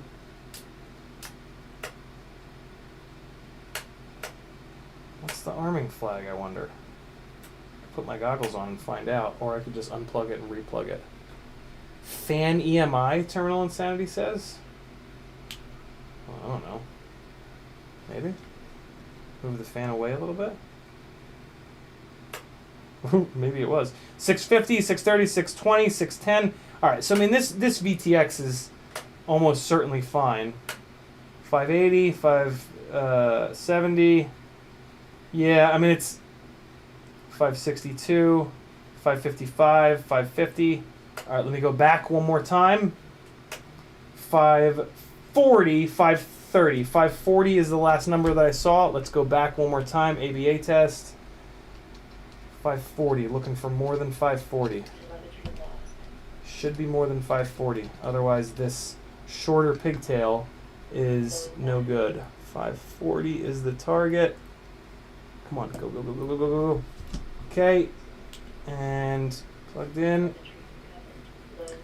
Oh yeah, this shorter pigtail is no good. I'll be damned. Yo, look at all we're learning. 370, 360, yeah, 350, 340. Wow. Holy hell, bro. Okay, so this little short pigtail is going in the garbage. Jesus, what a difference. 100 milliwatt difference. And the way that I ABA tested that, I mean, I gave this every opportunity to work well, and it spit in my face. Okay, well, there's a chance that at some point I will use a UFL to SMA pigtail, because these vistas are all UFL. So I'm going to go in my little antenna kit here, and I'm going to pull all of the UFL to SMA pigtails out, and I'm going to test them real quick. My God, this is absolutely not what I thought tonight's stream was going to be about, but this is kind of important. Although I don't have... I maybe only have this one extra one. Why do I have all these stupid little whip antennas? Why am I saving so many of these? I think I only have this one extra. I have this real big... Look at this. Look at this big boy. Ready? Look at this big guy. Look at that. Look at that. We'll test this one. We'll test this big long bastard. Okay, and this goes in the bin as well. In the bin!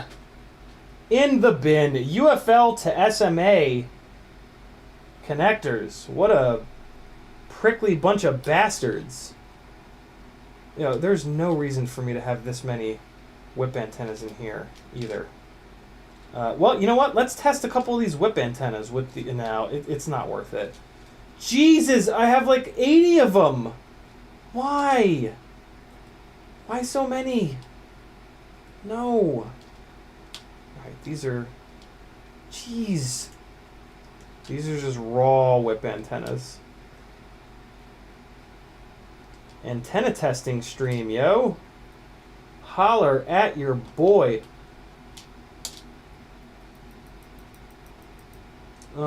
Testing the little whip antennas, there's just too much variation in using the antenna on antenna setup. It's just not worth. It's not going to give us good data. So we're just going to skip that entirely. Okay, cool. Am I putting all of the MMCX stuff on top here? Is that my little organizational system? Looks like it might be. Put that MMCX up there. Ooh, another MMCX. Look at me go.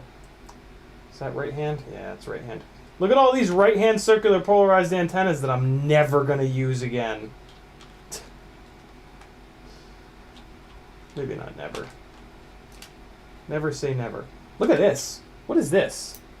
Why do I have this? Where did this come from? What the hell? Okay. I think that's everything that I have in here that I can test. All right. Let's keep beating on. Oh no. Let's test this. Let's test this VTX compared to an. Oh, if I hook a new VTX up, I'm gonna have to put goggles on. Well, that's fine. That's fine. I can put goggles on and change the channel to race 8.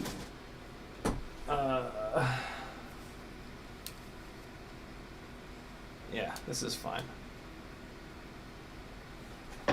Is Brain 3D in the house? Yo! What's up, Brian? How are you, man? I'm going to make you a moderator, Brian. This does not mean you have to do any moderation. This is just me making your name in blue. Add moderator. There we go. June Loco says, yo, what happened to DJI week? What can I say, man? I like analog better.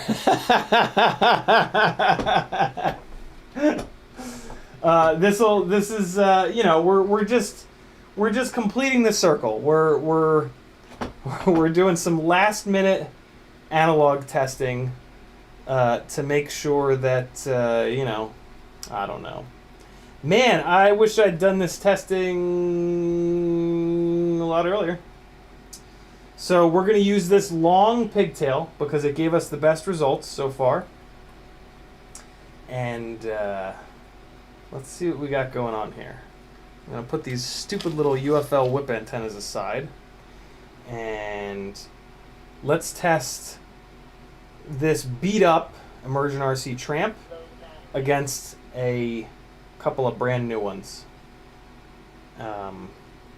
But the first thing that I'm going to need to do is go into the goggles and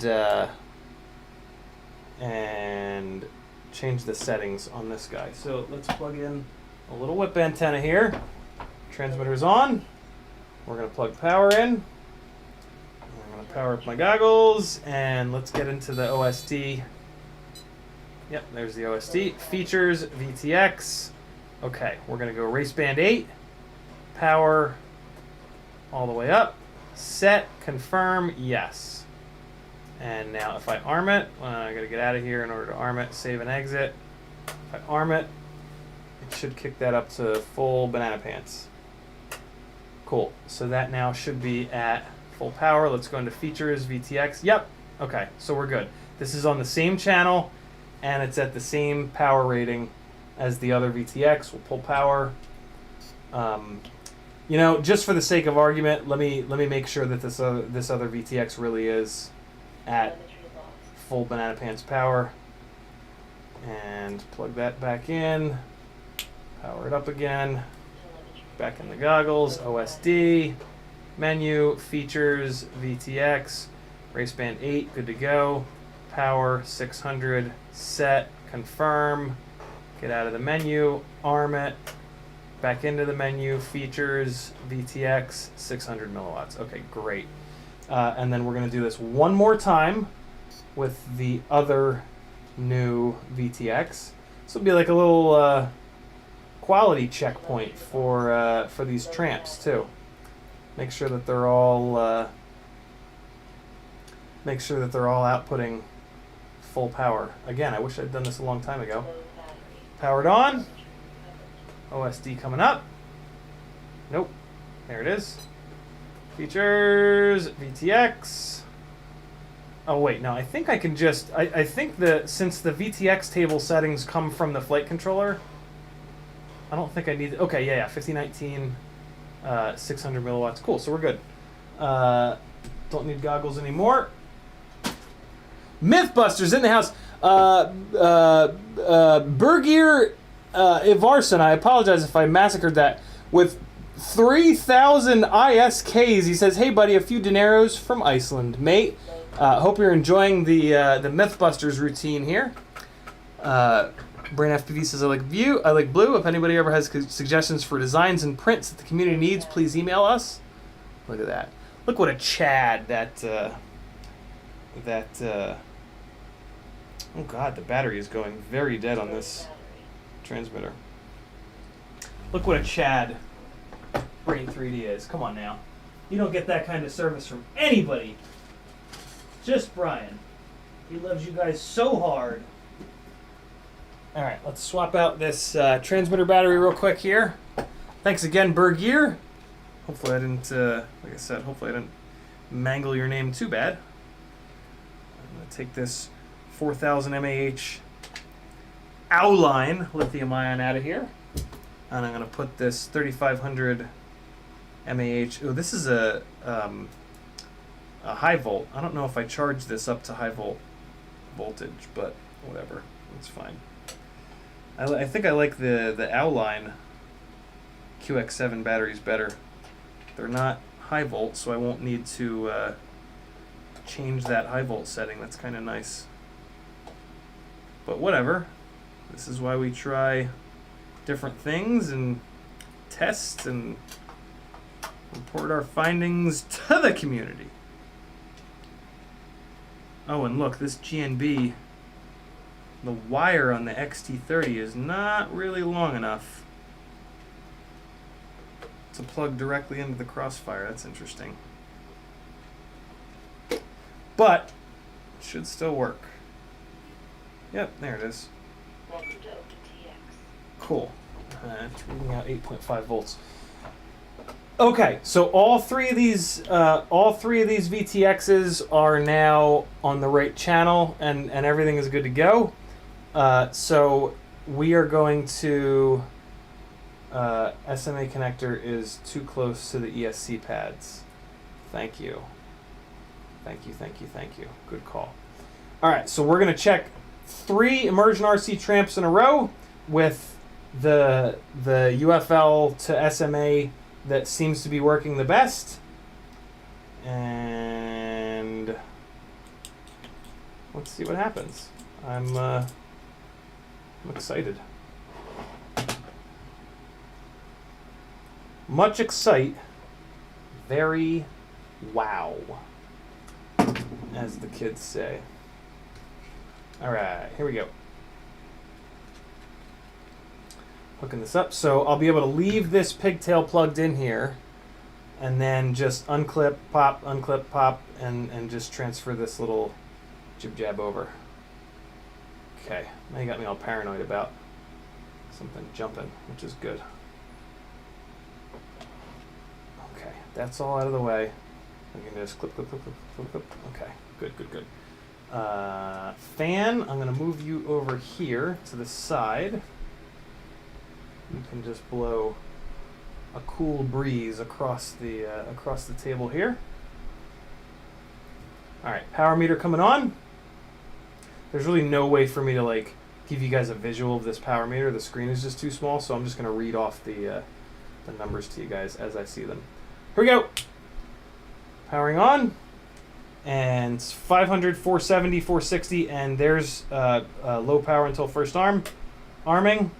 Okay, 470, 460, 455, 450, 445, 440. Okay. 425. Man, that one got hot quick. Okay. Pull the UFO off this one. Go to the beat up one, which is going to be cool. And right. There we go. And powering. Initially, it jumps up to 560, 550, 530, 520, down to low power. Arming. Come on, arm, you bitch. Arm. Come on. Don't be a dick. Arm. Come on now. Why are you being weird? Oh, it's just, I don't get it at all. Thought it might have been the fan, but no. There it goes. 540, 530, 520, 510, 500, 490, 480, 475, 470, 465, 460, 455, 450. Okay, very, very similar behavior to the other one. So that tells me that this VTX that's in here is really good to go, which is awesome.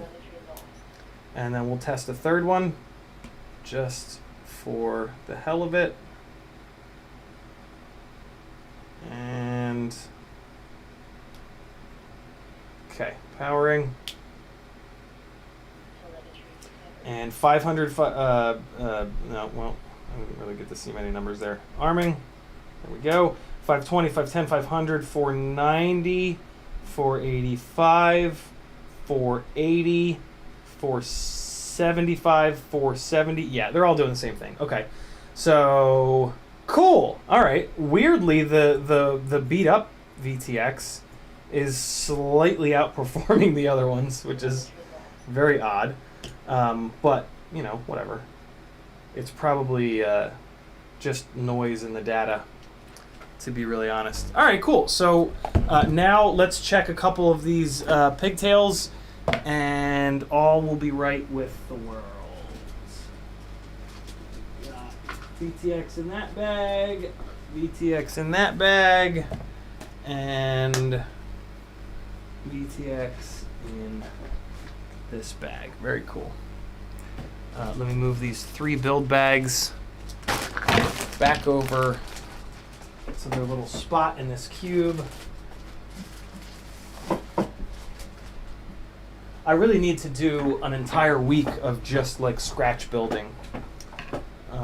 But man, I hate scratch building. Okay, so we're gonna test with this VTX here, which was giving us the best numbers. I already have a good feel for this pigtail here, so let's remove this one, and we're gonna swap on this guy. See if it's any different.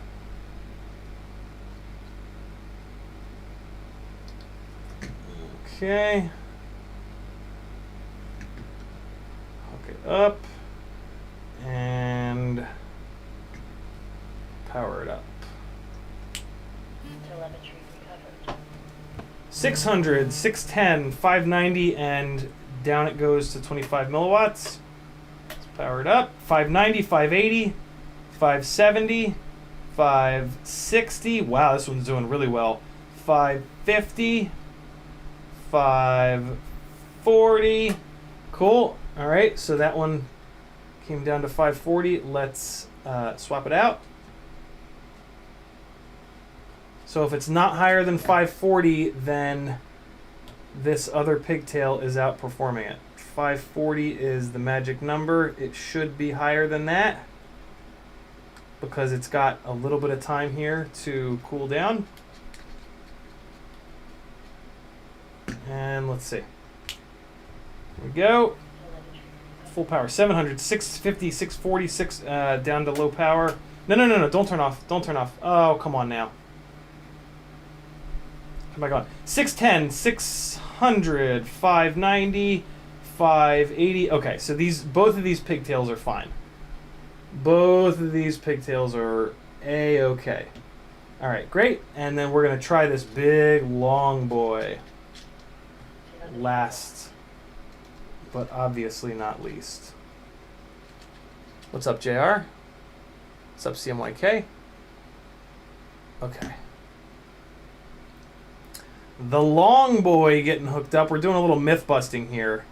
I wanted to just really quickly check to see if this VTX was still good, and then that snowballed into a realization that the UFL to SMA connector that I had on there was bad, and then I decided to check them all. Here we go! Powering up with the big long boy, 570, 560, 540, down to low power arming, 550, 540, 530, 520, 520, 510, 500. Okay, so the long boy is not quite as good, but it's okay. And it's a big long boy. What do you expect from a UFL to SMA cable that's this long? Of course there's going to be a little bit of loss. I guess. I don't know. I don't know how this shit works. Cool. I am curious to test a couple of these whip antennas, but the inconsistency in using the little antenna piece on this thing kind of makes it worthless.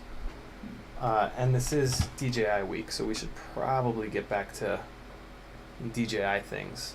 And I mean, nobody uses these stupid. JR, they're going to be re-releasing the RF power meter, so you'll be able to get your hands on one. They're a little expensive, and like you're really not going to use it all that often, but it is really, really nice to have, because like it's the only way that you're going to know if you've got an antenna that's bad. So yeah, I don't know. They're kind of important to have. It's kind of an important thing to spend the money on, I think. Let's just test a couple of these. We'll test a couple that look differently. So we'll test one of these. One of these actually says TBS on it. So we'll test. There's the TBS one. This is the same as that. No, it's not. Yeah, it is. Yeah, it is. Yeah, it is. The shrimp wrap is just cut down a little bit shorter on that one. This is also the same as that one. This is basically the same as this one. I'm just going to keep like one of each of these. The rest of these are going to go into giveaways. This one's a bunch shorter, so that's kind of interesting. I'll hang on to that maybe. This is the same as that one. So are these two, okay.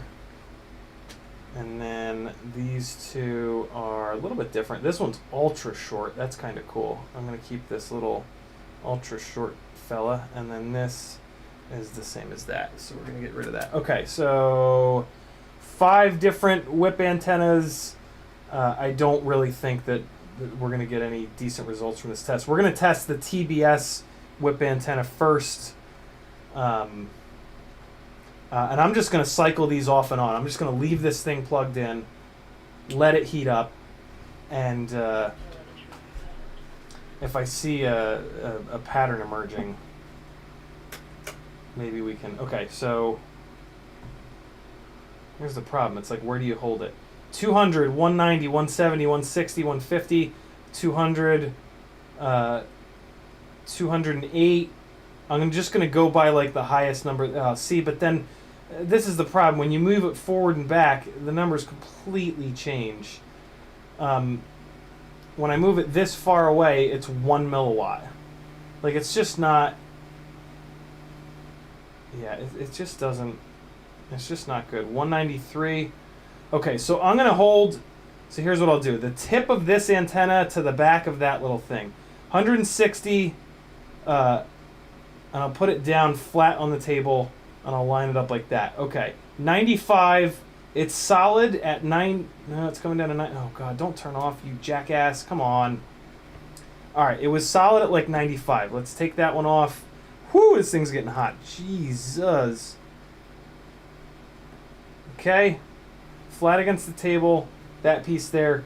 35 milliwatts. 34, 35, 31. This one also says TBS. 35, 31. Try another one.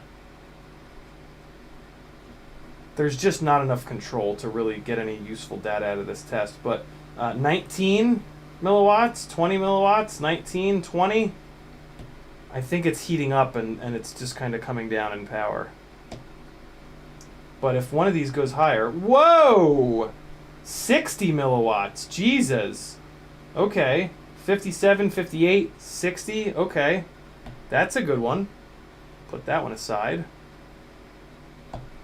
Put that flat, hold it there. 50, 40, 47, 50, 47, 46.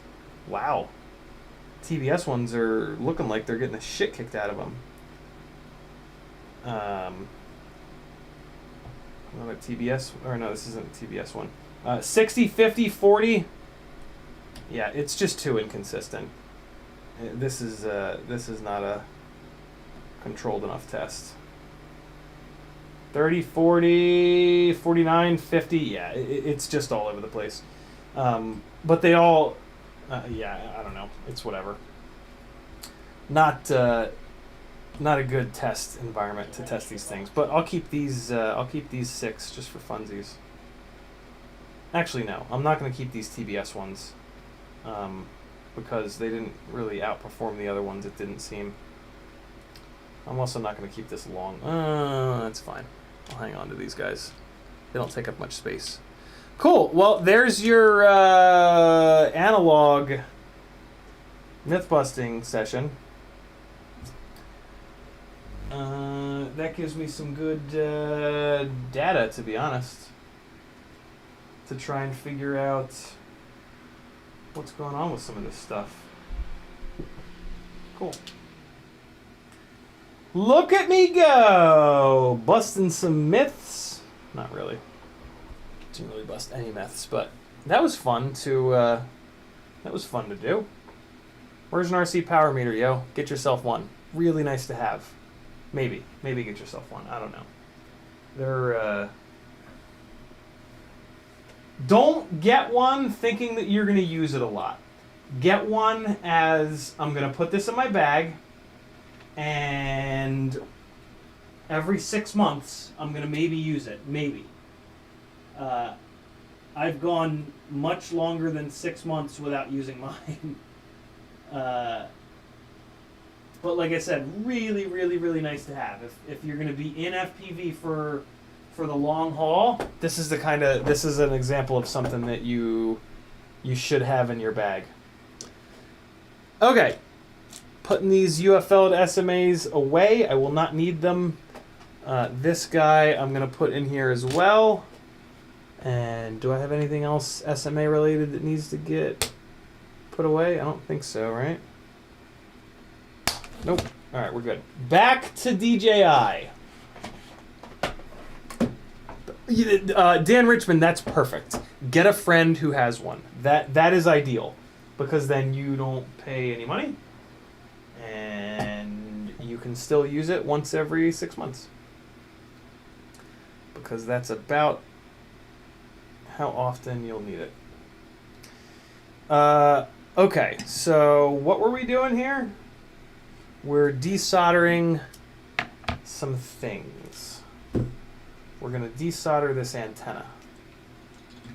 That was fun. And now I know that this VTX is good to go. Great. Okay. So let's get this microphone off here first. I know that that can go. And this is the crossfire over here. Well, I can pretty much just gank everything off the back here, because everything on the back here is existing VTX related. Okay, so I can just desolder all these wires from the back. Good. Oh man, I'm not gonna have to play around with like soldering up double grounds and shit like that so that the camera and the VTX have the same ground pad. Ooh, that's gonna be nice. Soldering iron is off. Let's give that a second to come back on.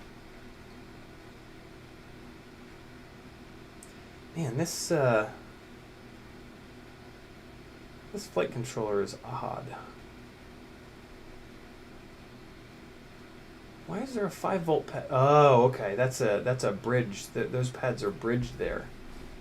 Yeah, this is like a Talon F7 V2, but it doesn't look like a V2. Does it say MPU 6000 on it? Oh, maybe this isn't the MPU 6000. Maybe this is the one with the ICM gyro.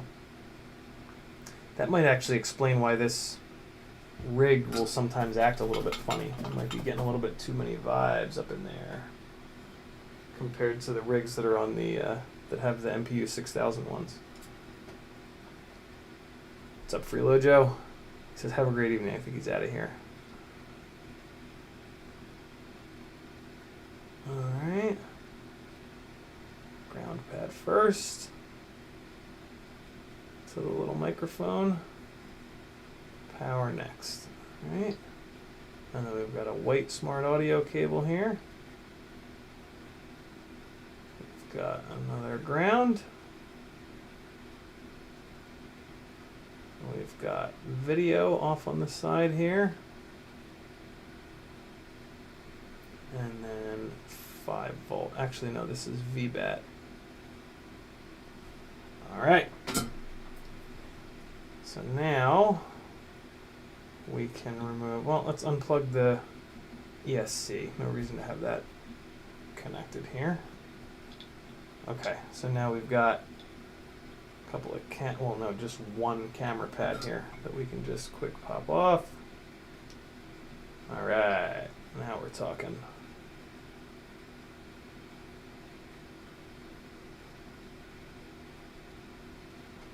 These pads are just disgusting. Let me super quickly just clean them up here. Get some flux on them and just make them nice and shiny again.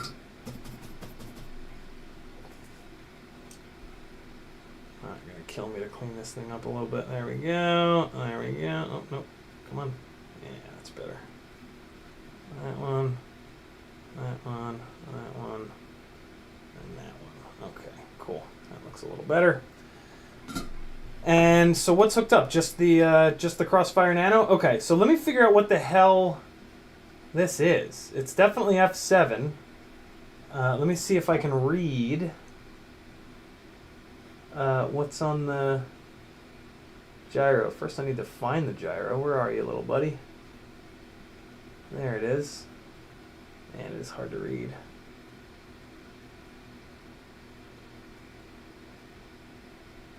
MF9A? It's really hard to read. I don't... It should be the gyro there. 344? ME9A. ME9A. 3A4, I think it says.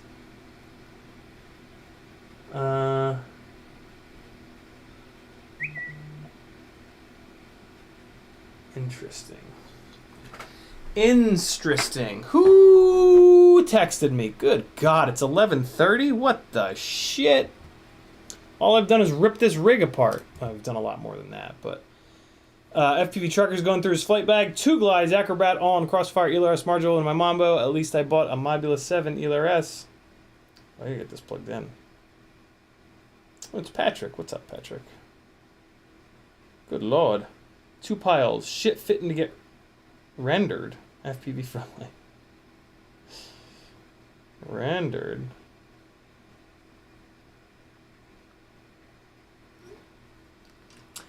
I need to plug this phone in. It is about to go dead. Do I have an iPhone cable? I do. Let's power down the soldering iron for the moment.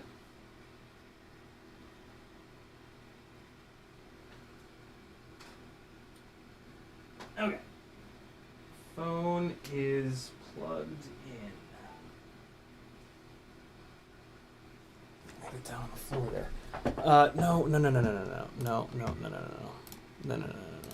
Get out of here. Get out of here. Hey Brian, you should check out License to Drive's Thingiverse. Yo, he makes some really cool stuff. Premiere, it's a reach, I know, fixed. Gotcha.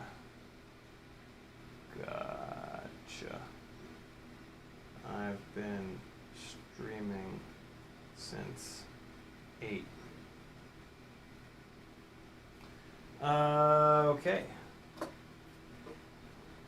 Leave my phone over there. So I want to figure out what this flight controller is, but the first thing I'm going to do is clean up the rest of these pads because it just bugs me when they're all ugly. So let me just make it pretty real quick.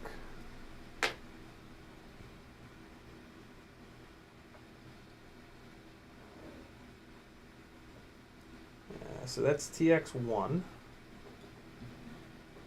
And I'm going to reuse some of these pads here in the back. Oh, that's satisfying. Oh, that looks so nice. All right, let's figure out what the hell this flight controller is. I think it's one of the ones with the ICM gyros, in which case I might actually replace it. FPV Trucker says, that was said because my trip to California won't get any good footage. Oh, right. Wait, no. Talon F7. We'll just search for that. So here's the MPU 6000 one. I know it's not that. Here's the Fusion one. I think this is what it is. Oh, but no, if it's the Fusion one, it should have 2 gyros on it. Okay, top.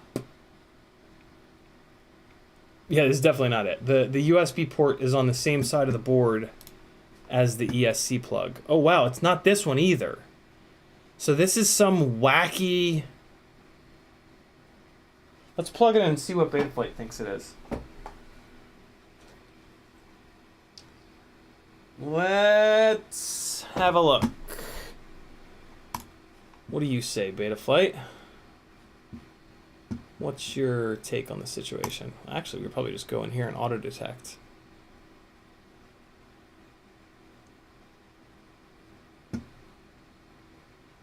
Talon F7 Fusion. Well, no, that's the last one. Would you look at that? CL Racing F7. I'll be damned. Yeah, CL Racing F7. Come in here and type version. Betaflight STM32F7X2. CL Racing F7. Interesting. Will this tell me what gyro it has on it? Get gyro.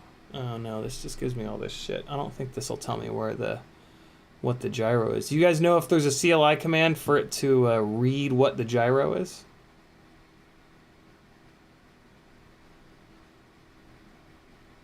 Interesting.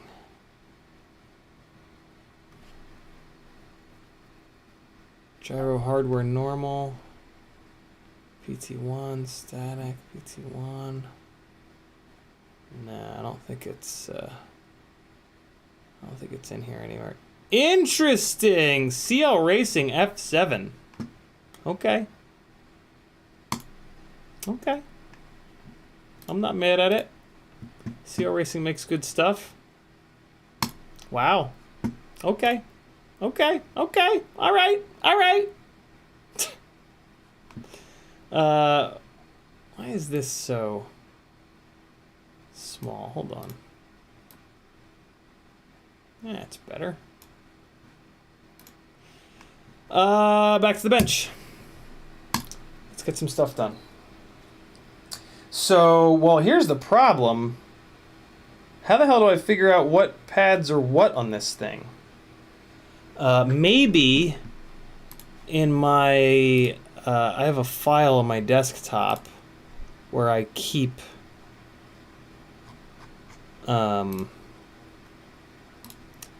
manuals. Maybe I have the manual in here. Talon F4 V1, Talon F7.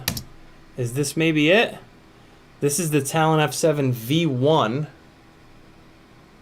Oh, this is it.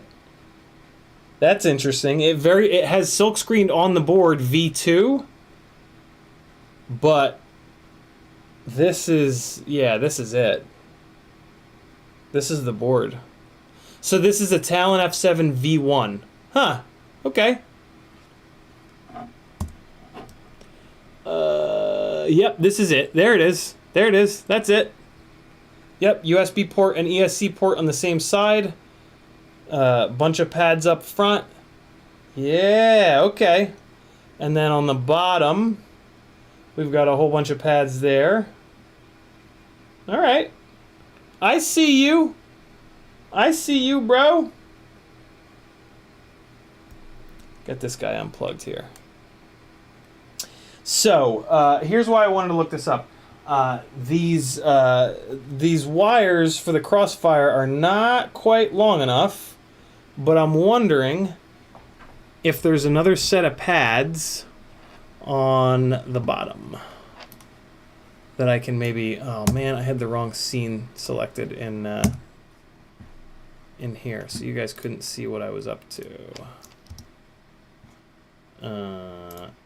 Here it is. I saved this wiring diagram because once they didn't sell this V1 anymore, it comes down off their website and it becomes a lot harder to find the damn thing. So I also need to figure out what I'm gonna use, what pads I'm gonna use for the Vista. So on the top here, there's S-bus, 5 volt, and ground on the 3 little pads there. S-bus, 5 volt, ground. Cool. And then up top, we've got video in, ground. I'm looking right here.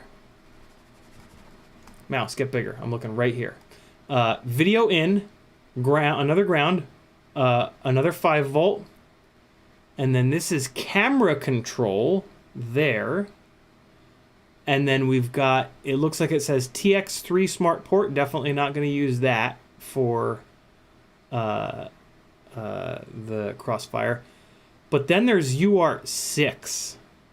I could use that, but it's on the wrong side of the board.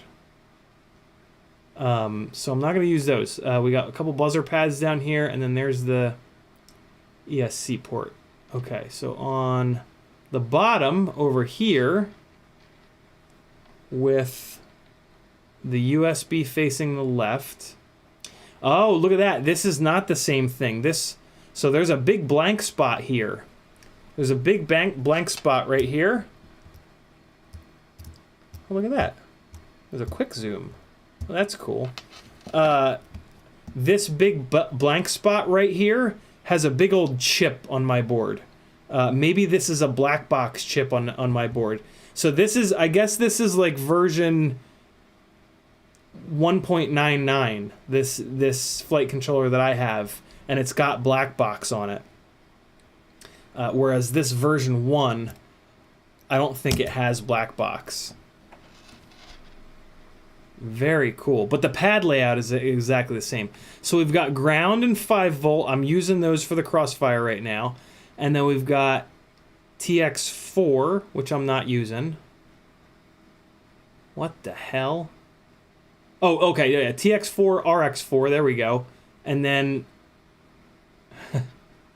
well, that's marked ground. That's weird. Look at this. Ah, shit. Where are we at? There we go. Look, so this is silkscreen TX4, RX4, but then ground. It's not ground, it's RX2.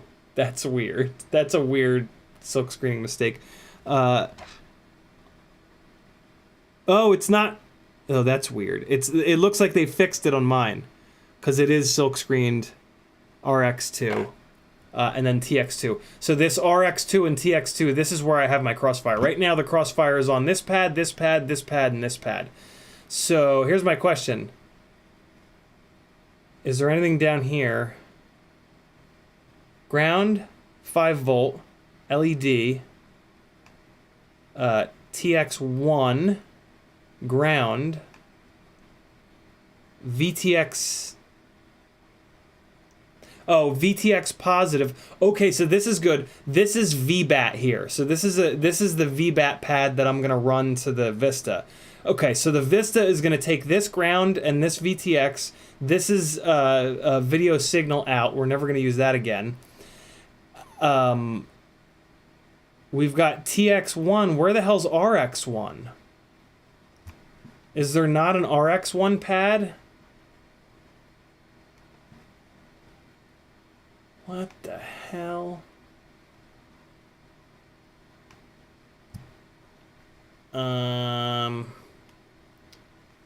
Video, ground, positive. I wonder if this is... No, this wouldn't be... Wow, so there's no RX1 pad. I wonder... Weird. Very weird. Let me zoom this back out. How the hell am I going to do this cleanly? Man, why is there not an RX1 pad on the back here?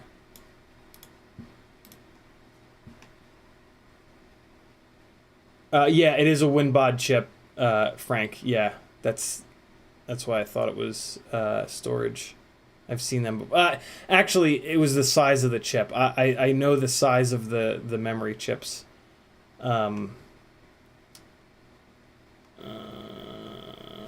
Okay. Interesting. Oh, look, there's an RX5 pad on this ESC pad. All right, so let me worry about the crossfire first. I need to keep the crossfire on an even numbered set of pads, and it doesn't look like there's any that are on the bottom of this flight controller that I can tap into to use this same set of wires. So I think I need to cut a new set of wires and resolder all of the Crossfire Nano, which is just super annoying. Although I guess it's not super annoying because I was gonna have to pull these wires and reverse them anyway. So it's kind of whatever. What an interesting pad layout. Okay, let me check. I gotta make sure that I'm sending VBAT to the to the pad in the rear.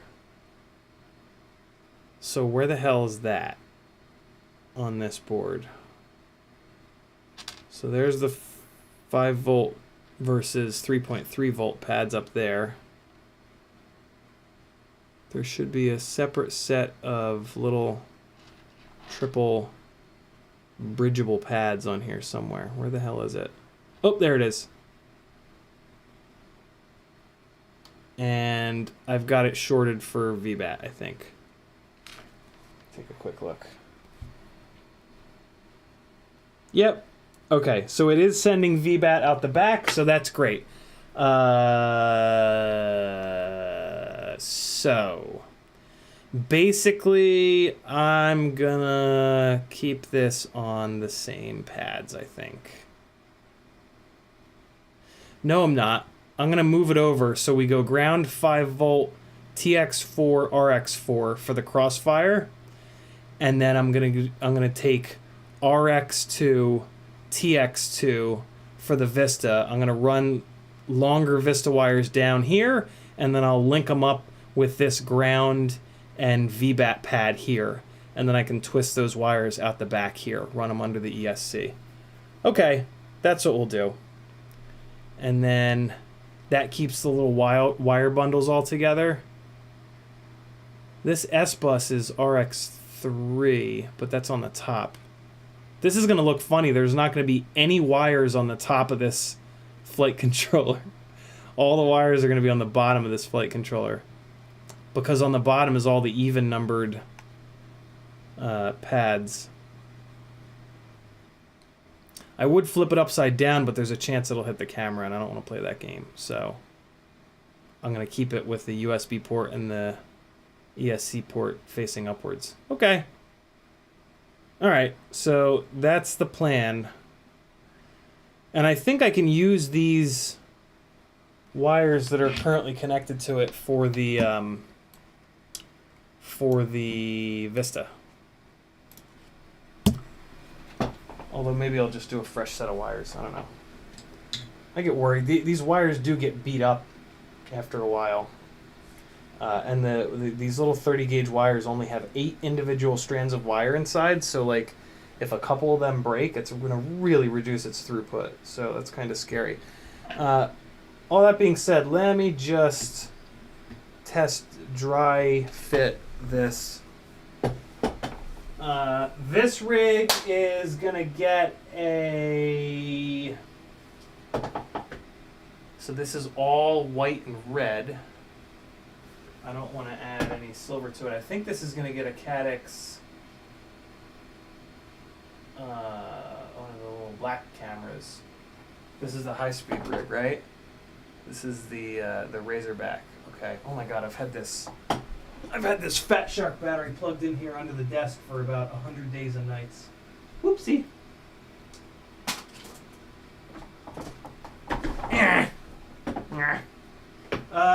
Yeah. Let's put this Caddx on there.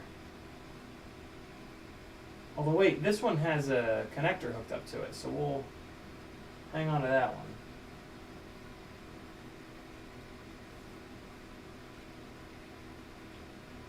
Okay.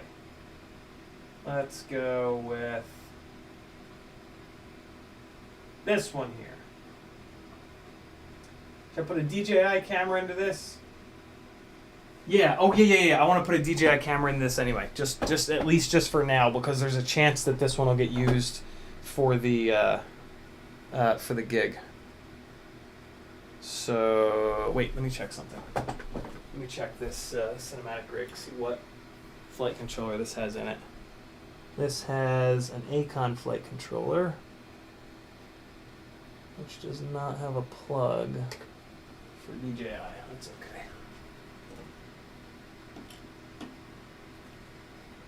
All right, here we go. It's time. It's time for ass.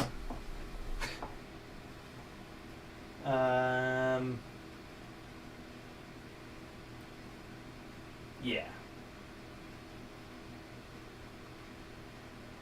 Wait, hold on. Yeah, it's fine. We're gonna use this one. So, with this sitting up here, all right, just enough cable length. Wow, okay.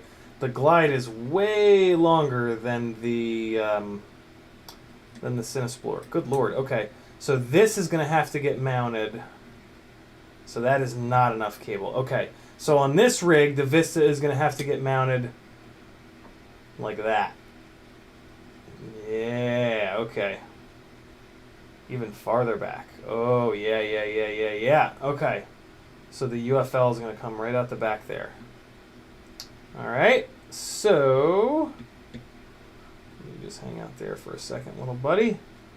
That guy's going to be there. Let's see. With this thing up front. Look at that. Yeah, no. The crossfire wires are just not long enough. Just not long enough. Damn. That's super annoying.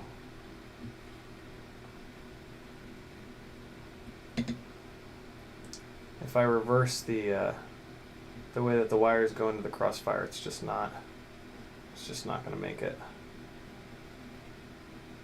Okay. That's fine. We're gonna redo the wiring.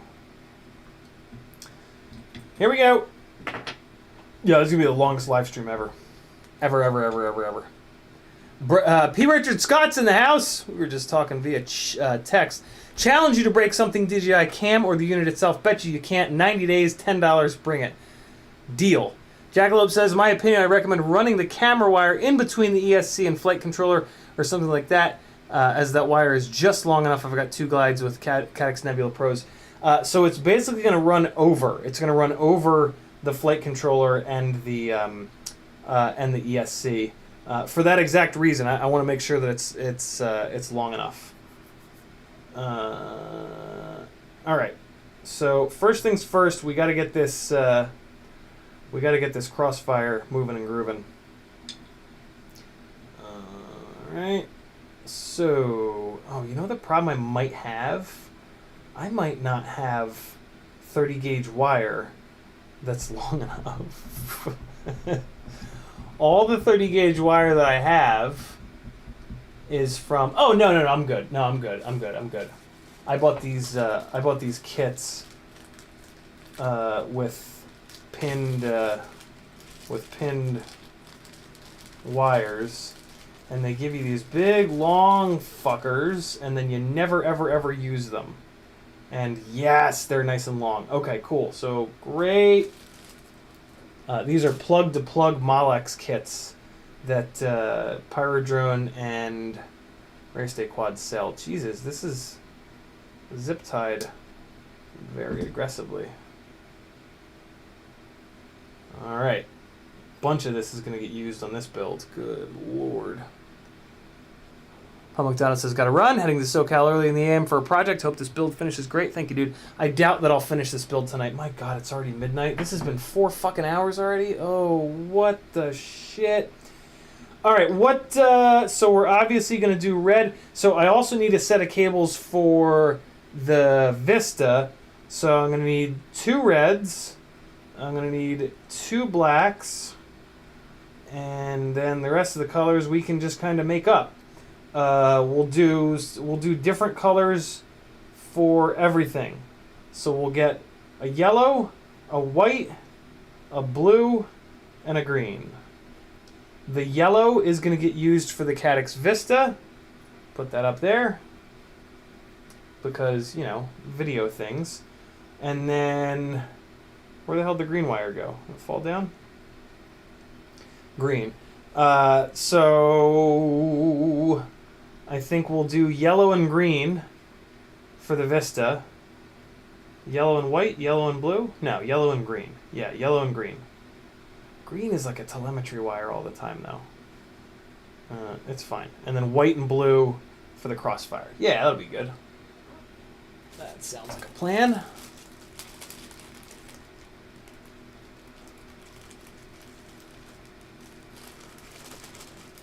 Okay. This is a hell of a live stream here tonight. Deary me! Okay, so these really don't need to be much longer than this current set of cables. Let's snip these ends off first. Zip. Whoops. Yo, Patrick, what you doing tonight? You want to come hang? Patrick, we got to hang as much as possible now because when I move in June, I'm going to be much farther away. Hopefully you're still willing to take the trek out to more than likely Lawrenceville to come see me. I'm certainly always willing to come see you, but I know them young kids are tough. So I always just kind of assume that you'd rather come here and just get all debaucherous. So this is for the crossfire. All 4 of these are going to be right next to one another. So let's run it like that. And I'll leave a little bit extra. Let's cut it there.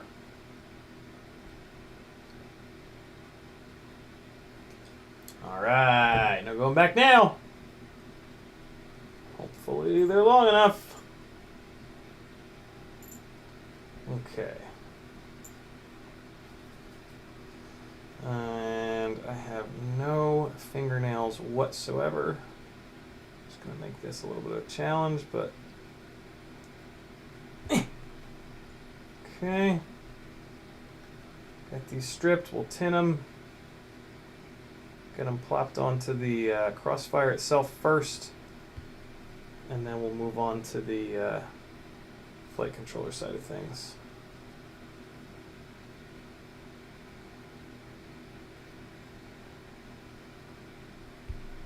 Oh, well, wait, let me think about this. Yellow is Y, green is G,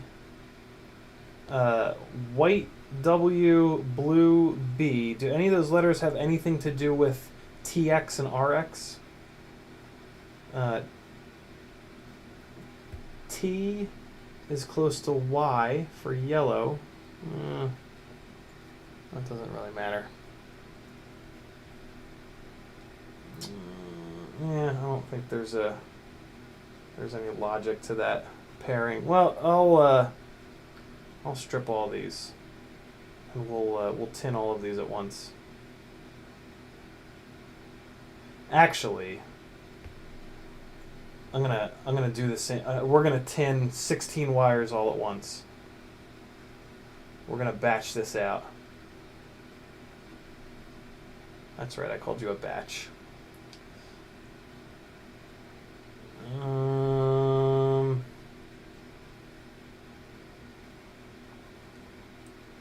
Who has not watched The Expanse yet in chat? What are you doing? Go now.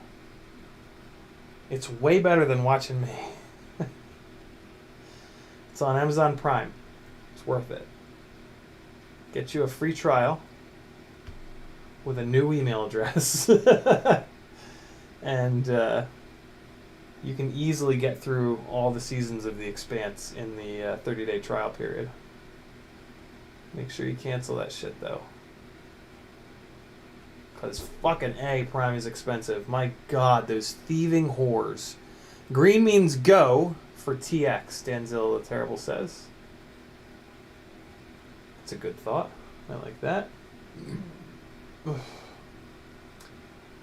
All right.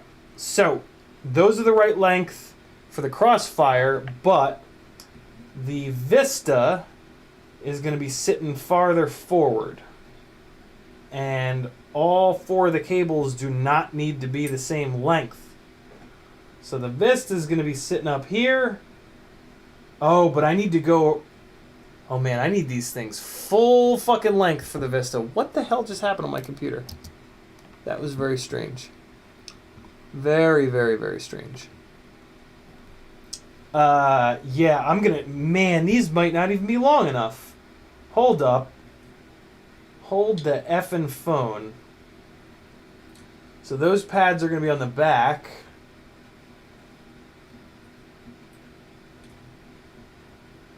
Let's just take a look here.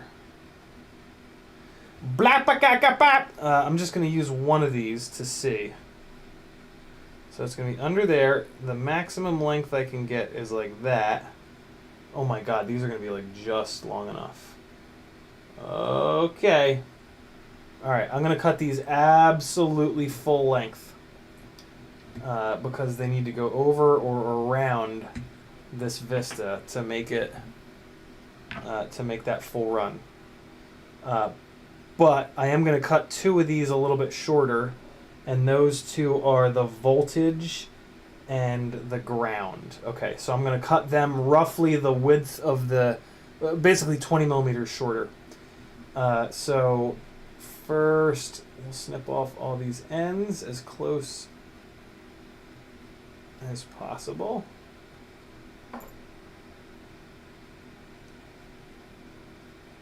Man, building with these Vistas is just... very different. Very, very different. I'm so ingrained with building on analog. I mean, did anybody else... Was anybody else, like, shocked the first time they built with a Vista how different it was? Or is that just me? Am I just a weeb? Blap-a-ca-ca-pop! Ba ba ba ba ba ba ba.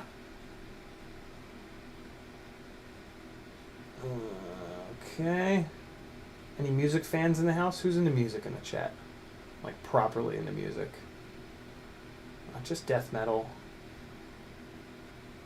Good music. Who's into good music in the chat? Metal's fine. Okay, so the yellow and green are going to get cut absolutely full length. And then these voltage and ground wires, I'm going to just kind of hold up to this 20 by 20. And I'm just going to roughly, so that'll be there, and that's there, and so we're going to cut them. Hold on, I want to get this right. So that'll be there, and this is here. And we're going to go like that, and cut it there. Okay, I think that's about the right amount. That should be nice and tidy, or it'll be too short, and I'm doomed. Either way, yeah, it is what it is. Okay, strip these, and we'll tin them all. And then we'll start yoinking the yoink yoink. Remy Tim only listens to acoustic covers of popular songs with less than 100 views on YouTube. Hey Dan, have you heard of Snarky Puppy by chance? Or oh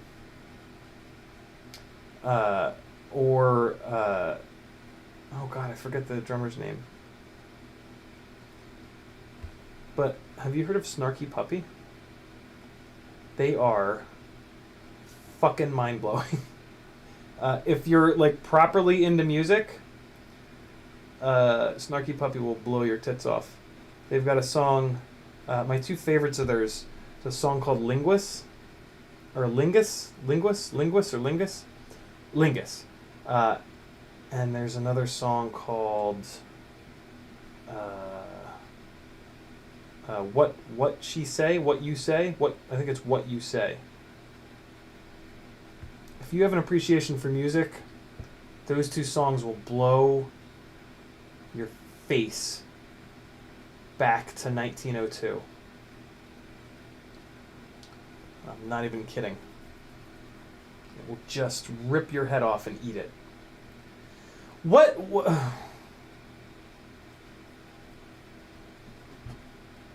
is there any way to send those voltage wires upwards and still get a UFL antenna plugged in here? I don't think there is there?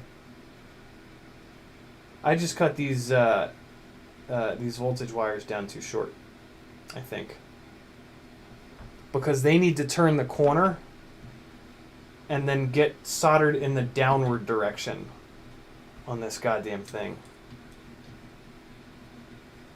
That's very frustrating.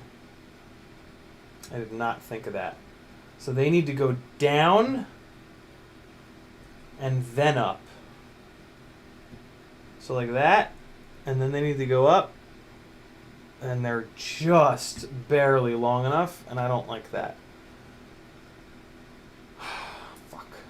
Okay, that's fine. I have more. Sounds like Mars Attacks. Ow, balls. It's fine. I think there's another red and black in here. Yep, one more of each. Man, I'm going to use up these wire kits. Blap-a-cack-a-cack. Blap-ba-ba-ba-ba-ba-ba. I'm gonna put Lingus on for you guys, because I want to give my voice a little bit of a rest here. So we're gonna get a little copyright ding on here, but it's okay. It'll be okay. P. Richard Scott with a 1999 super chat. He says, made some money on Google stock today, so they can have some back. Using the DJI radio means no crossfire, super easy build, fast as F, never fail safe on them, one antenna with the Vista. Yeah, I'm very, I wish that the DJI controller wasn't so uncomfortable, because oh my god, would it be nice to just wire a Vista directly to the flight controller and be done with it. Ugh. Patrick has a couple rigs like that, and I'm like, ooh. All right, we're gonna do Lingus first, and then the other one, the other song that melts my brain from them. I'm gonna give you guys desktop audio. It's probably not gonna work. Desktop audio is on. I'm gonna turn the Zoom mic off. 3, 2, 1.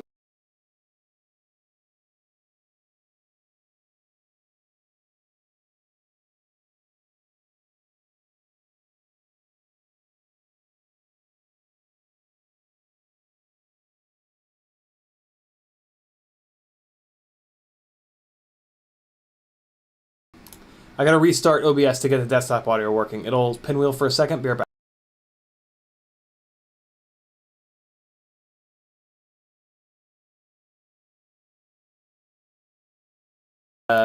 Does anybody know the latency numbers on the DJI link? I guess it's a 5.8 gig link, right? Anybody know what the latency numbers are on it? Are they low? All right, here's Lingus. Lingus by Snarky Puppy.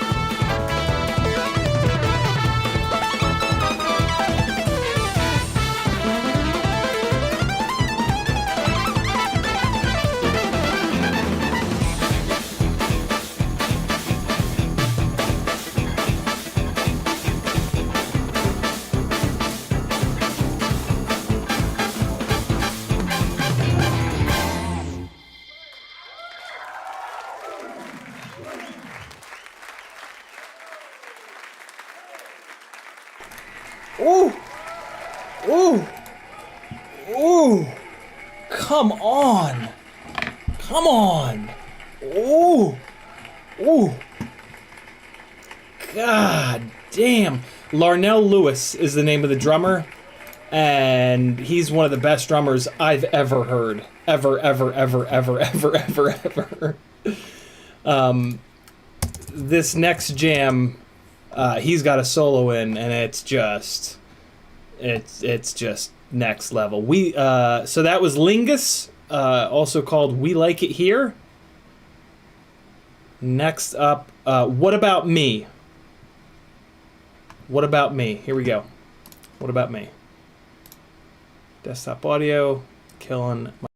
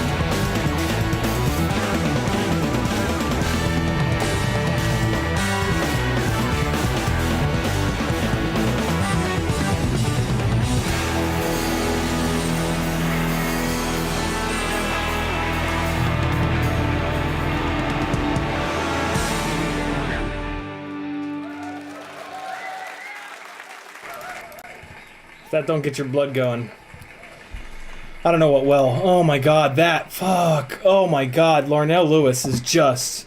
Search, if you're into drumming at all, search Larnell Lewis on YouTube and you will be treated to...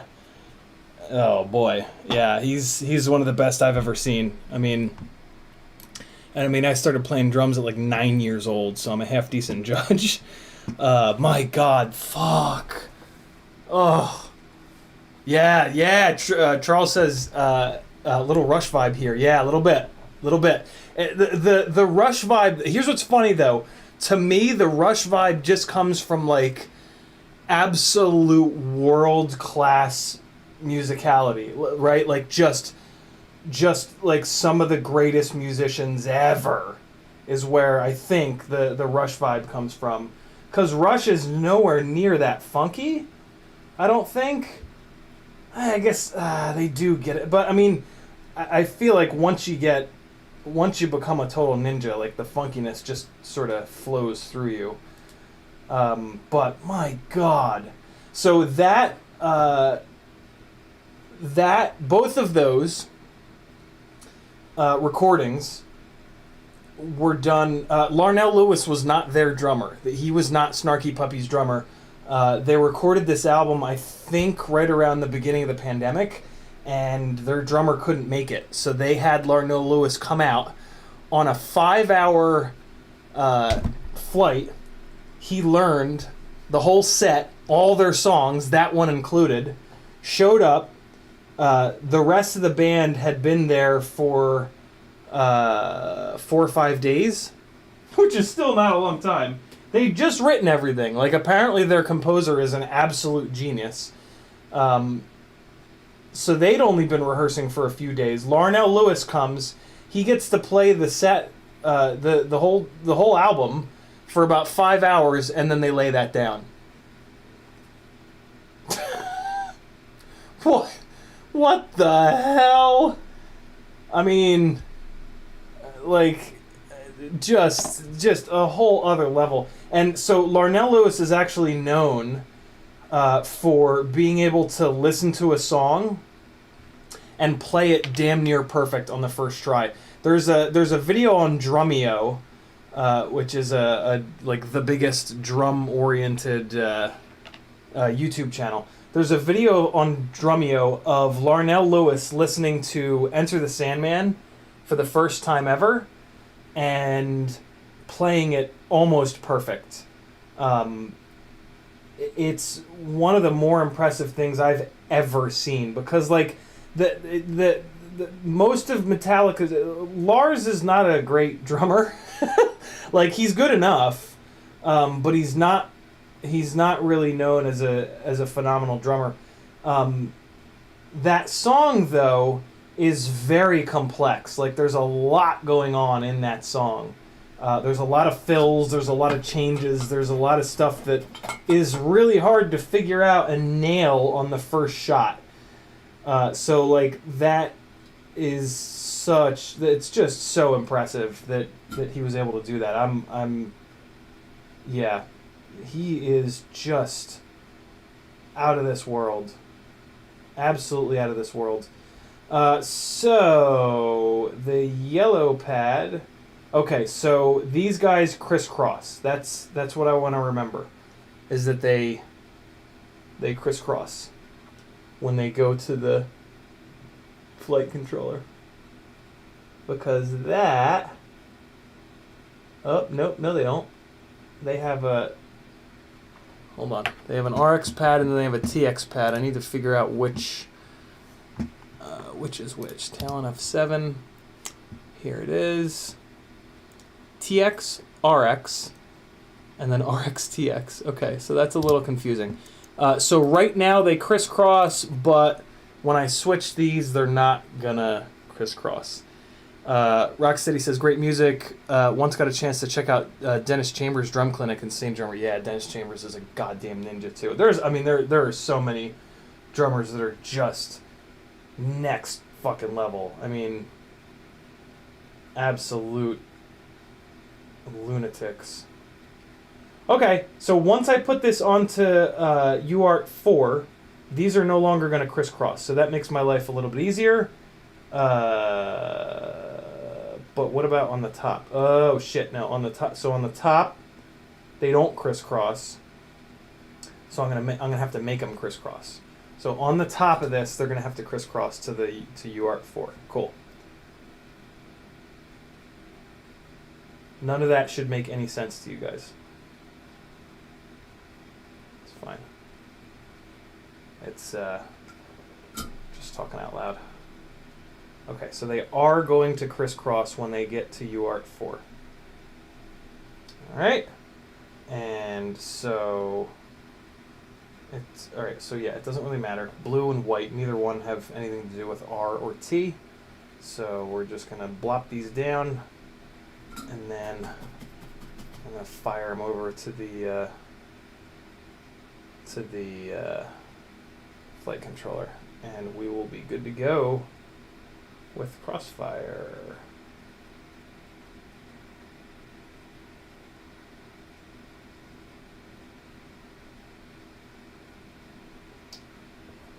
Soldering iron, did you come down? No, you didn't. There's just not enough solder on the bottom of this pad, I guess.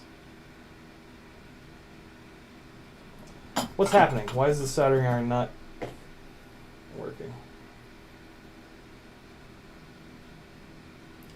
It was dirty. That's why. Come on. What's happening, friend?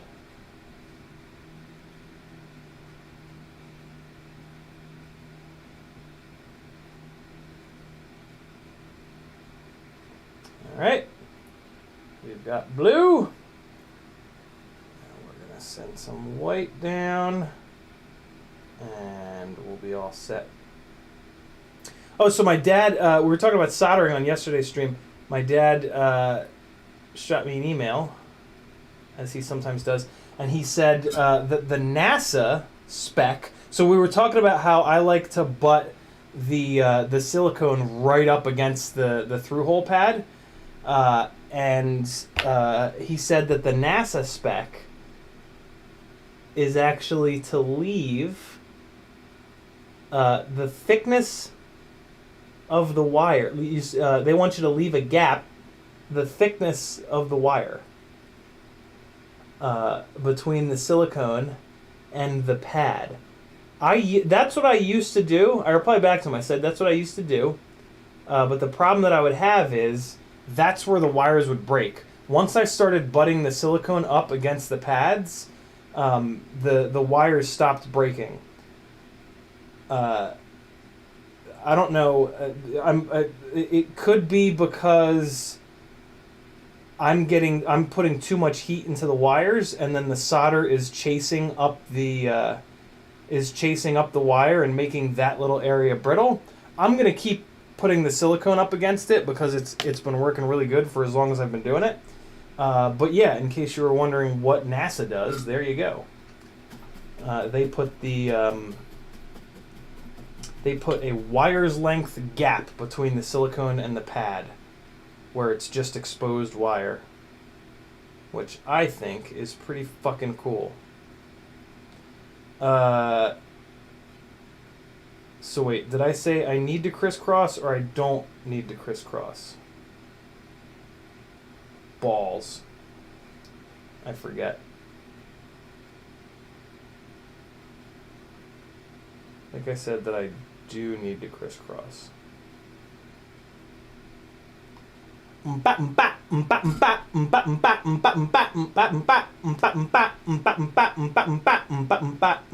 a, my god, the amount of off tempo and upbeats and shit going on in there is just brutal. I can usually like listen to a song 2 or 3 times and know the drum part front to back without the fills, but I've listened to both of those songs a bunch, and I'm no closer now than I ever was to understanding them. It's just nuts. The composition and like just everything, all of it, absolute Insanity. Oompa oompa, oompa oompa, oompa oompa, oompa oompa. God damn it. Did I say that they have to crisscross or they don't have to crisscross? It's all going to change when I rotate this thing around. I'm just going to look up the wiring diagram. It's not worth getting it wrong. So, here we go. Let's get the crossfire Colby Smolders up to the flight controller. Actually, wait, chat. Do me a favor. Look how this Crossfire Nano is wired. Look how it's wired with the colors. All right. Somebody tell me, does the blue need to go to RX or TX, or does the white need to go to RX or TX? Somebody help a brother out. See how it's wired there? I need 2 people to agree for me to trust you guys. You know what I'm saying? I need 2 people to say the same thing. While you're doing that, I'm going to solder up the ground and 5-volt. Oompa oompa, oompa oompa, oompa oompa, oompa oompa. Yada da da, yada da da, yap! Blue to RX, white to TX. Riot 9 also says blue to RX. Awesome. Putting blue on RX. If it doesn't work, I'm going to hunt you fucks down. Oompa oompa.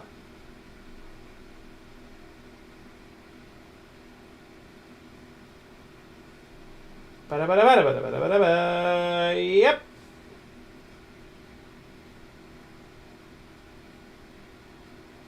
All right, ground wire is good. Power next.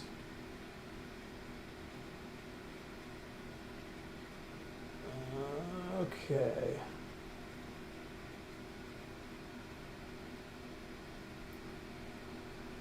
All right, what do these pads say here? I've got TX4 is my next pad, and then RX4 is my pad after that. So blue, so we're going to do white first. White to TX. Blue is TX.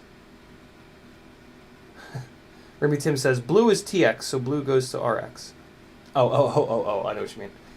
Cool. Let's do, so wait, I'm doing TX next, which is white, right? Blue goes to RX, white goes to TX. Cool.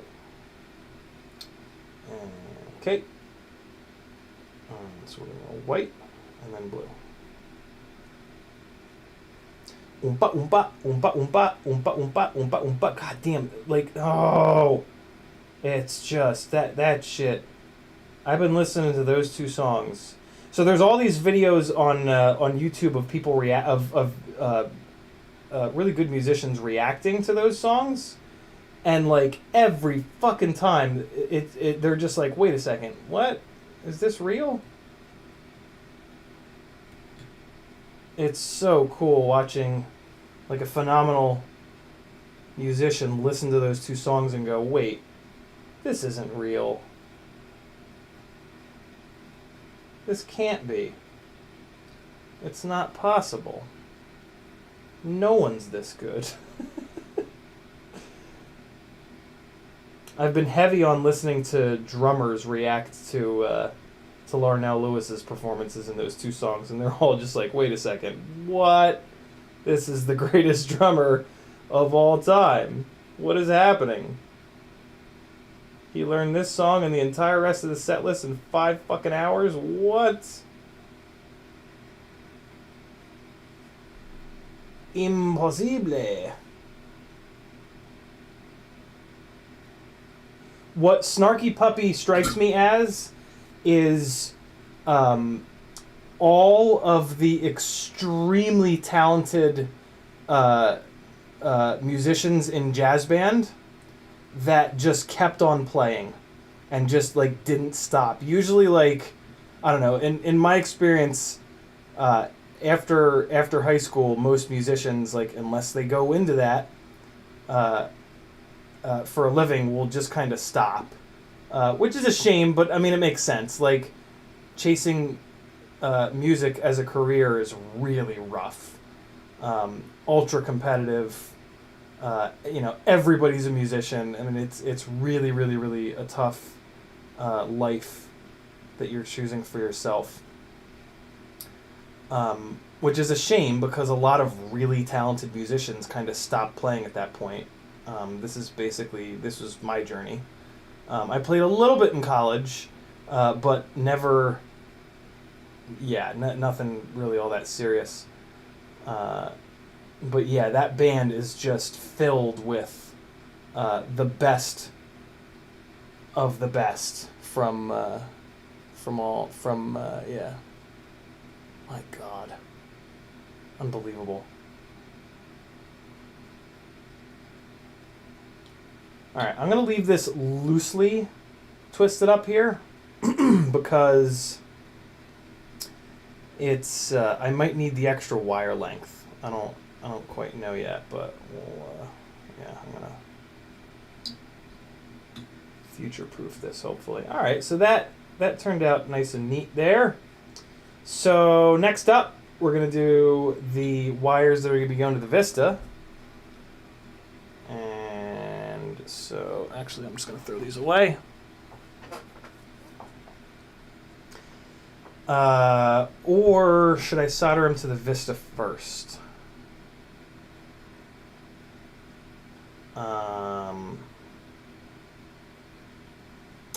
I don't think it matters. I'll put them on here first. All right, so I have VBAT. I need to pull up the wiring diagram. I'm not going to try to do it from memory. Skip that one, and then we got VBAT, ground. Okay, cool. So let's go with what should we do? TX and RX. We got yellow and all right. So I'm going to do yellow on the TX on the flight control. Oh wait, no. I got yellow and green, so I'm going to go green. Green's going to be TX on the flight controller. Okay. So green there, and that means yellow there. So let's do yellow first. Flux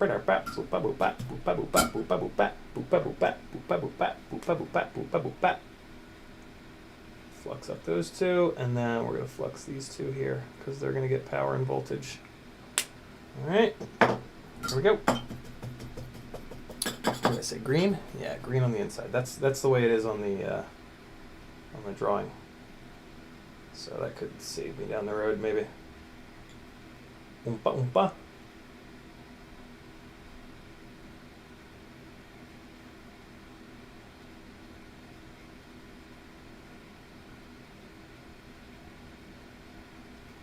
All right, there we go with that. I should have done the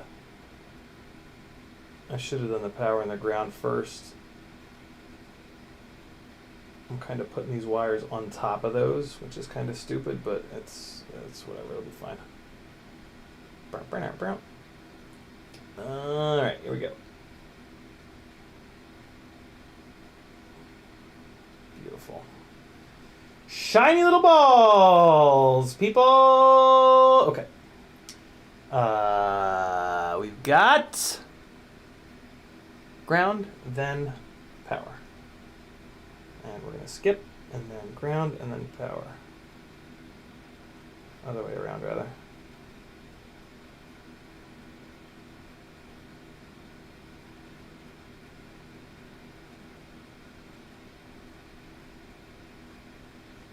All right, ground, power.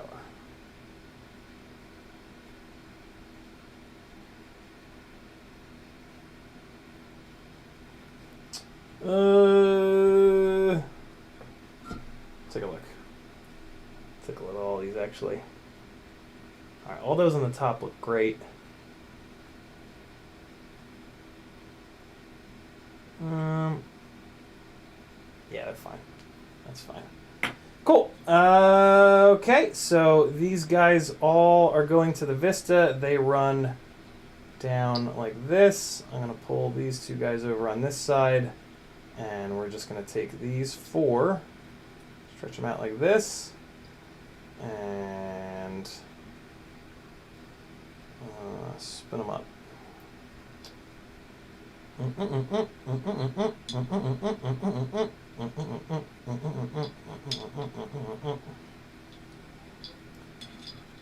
Alright. Steady Eddie was blessed to get to play music in the Army after high school. FPV? Have you ever used a similar sized motor, but not exactly match in KV to swap in as a spare in a pinch? That should work, right? Yep, I have done it. I actually have a rig with that exact setup on it, and you can't tell. There's no indication whatsoever. That's not true. If you go into the motors tab, then you can tell, because the motors tab just sends voltage to the motors. But other than that, yeah, what you want to keep in mind is that the PID loop runs at either 4,000 or 8,000 cycles per second, right? That's what the K rating means. 4K means 4,000 per second. 8K means 8,000 per second. So 8,000 times a second, the PID loop is going, hey, what's up? Hey, what's up? Hey, what's up? Hey, what's up? Hey, what's up? Hey, what's up? And that is frequent enough for it to just figure that shit out. It's incredible that that it can do that. So yeah, you can put 4 completely different KV motors on. I mean, you shouldn't. Like, there's no reason to do that, but if you have to, then you're good to go.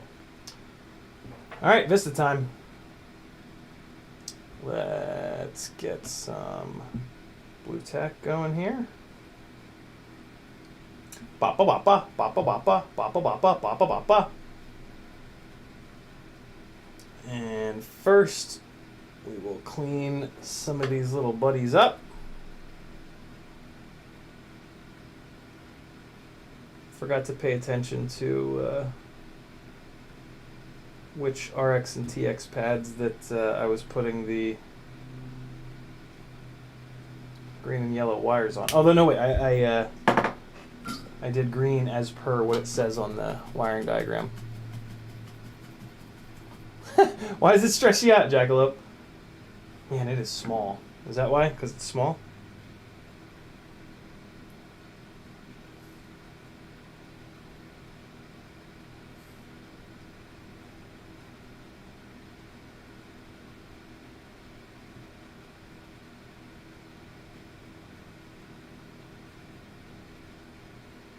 I want that pad clean up. What's happening?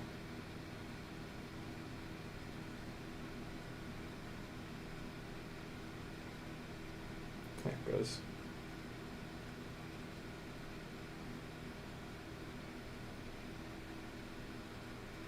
I don't know why I'm doing these last couple of pads here. Okay, on the Vista, we've got voltage, then ground, then RX, then TX. I put the green wire on TX2, right? Yep, so TX, so green is TX on the flight controller. So green is going to go to the second to last. Okay, so we're going to be yellow, green, black, red, right? Voltage, ground. Yeah. That's a pad there, that's a pad there, that's a pad there, that's a pad there. Yellow, green. Right? TX2 is green. And that's going to go to that third pad over. Okay, yellow, green. Let's do those first. Boppa boppa. Boppa boppa. Boppa boppa, boppa boppa. Yellow, then green. All right. Here we go with yellow. 1, 2, 3, 4. So it's this pad here. Let's get it done. 1, 2, 3, 4.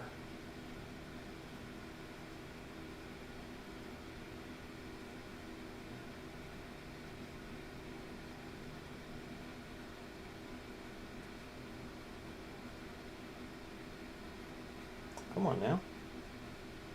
What you doing? Soldering iron a little dirty?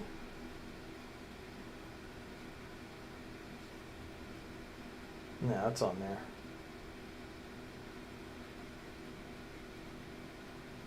Okay, yellow.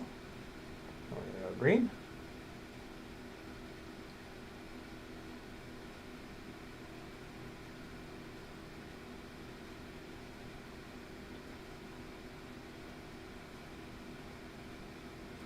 Pushing down to make sure I get it into the little pocket.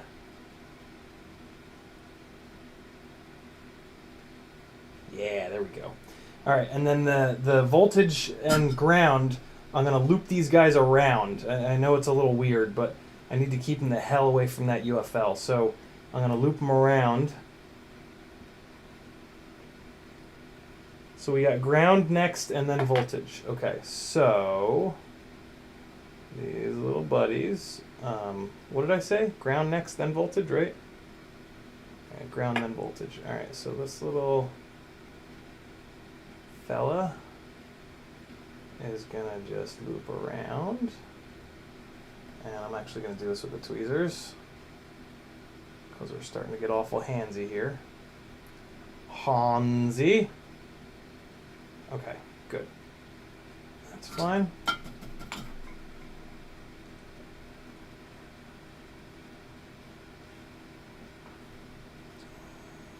Alright.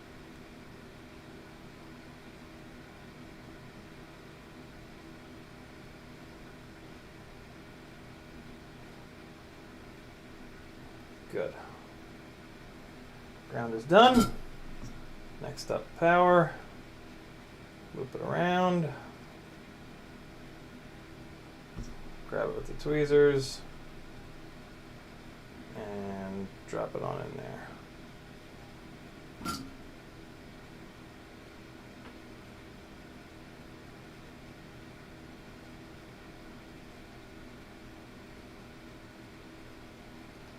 Perfect. All right, looking real good. Danzilla the Terrible just ordered the Cinesport frame and motors. Thanks to CiottiFPV. Use the affiliate link. Nice, dude. Thank you. Thank you. That looks really good. Let me take a closer look here. Ooh, baby. Yeah, those are in there. Great. Okay. I'm going to make sure that there's no extra little bit of wire sticking up here. A little bit of solder, I should say, to catch on the UFL. Nah, we're good. Take another quick look at it just to make sure. Yeah, nice and flat. All right. Looking good. Everything is measured correctly, in theory, and I think that everything else just plugs in. I don't have the motors yet for this rig, so we're just gonna like dry fit it back together without arms. I guess we could put the arms on it. Let's get this. Let's get some solder on this shrink wrap rather.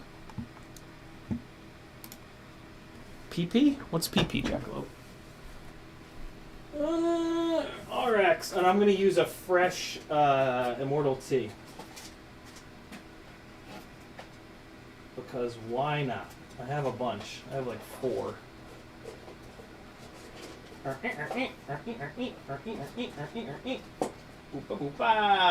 Hey! There we go.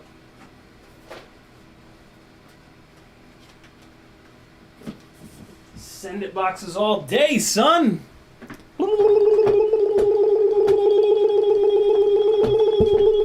This is how we fly, right? Oh, Jackalope. Feeling generous, it seems like. Ooh, that tasted like shit. New referral order from FPV Cycle. Thank you, dude. Danzilla the Terrible basically just did a $10.25 super chat or PayPal. Thank you, brother. Mr. Jarecki sent $10 on PayPal. He says beasting on a long stream tonight from Jackalope. Thank you, brother. Very cool of you.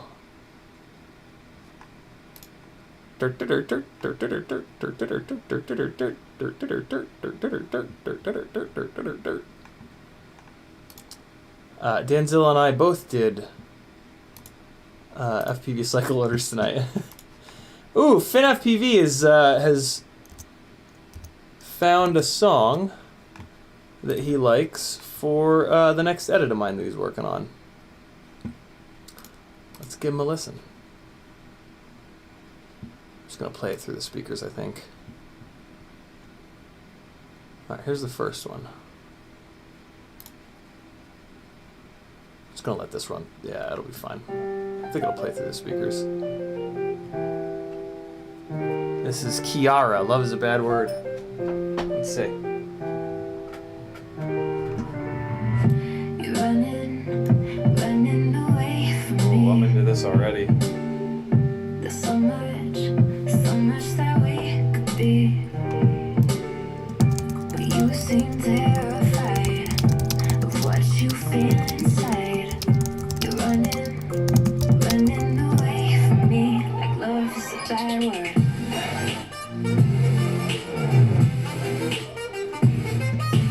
This is pretty dope. Jackalope Brain 3D. You're holding Brain with me. 3D. You're causing For a state of all your 3D emergency. printing needs. I need your voice right now to wash away my doubt. You're holding your tongue. Is the button on this broken? Get the fuck out of here.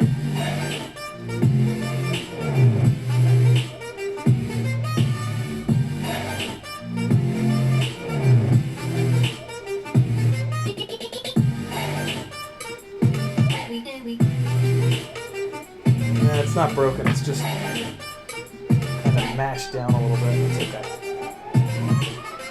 I can never wonder what's been on your mind. Like you're sabotaging every time it's right.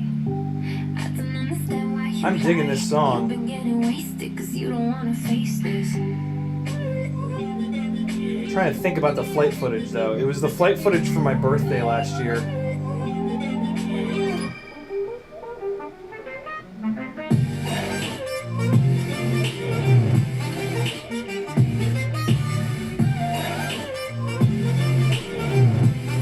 This might be the one. This might be the one. It's not too loud for you guys, right? Nah, we're good.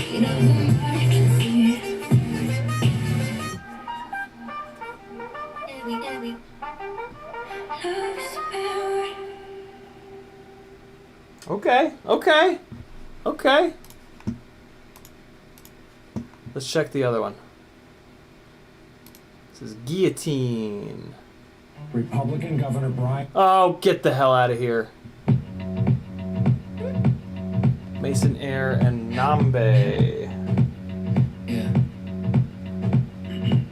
I got 99 problems and a cig in my hand, it ain't one. And I'm trying to quit, but I can't as I flick through the gram like I'm staring on the barrel of a gun. The tip of the iceberg melt in the sun. A glimpse of the climate change, keeping warm. Little old me, that's the eye of the storm. Wish I That's good could too. turn my mind off for a month.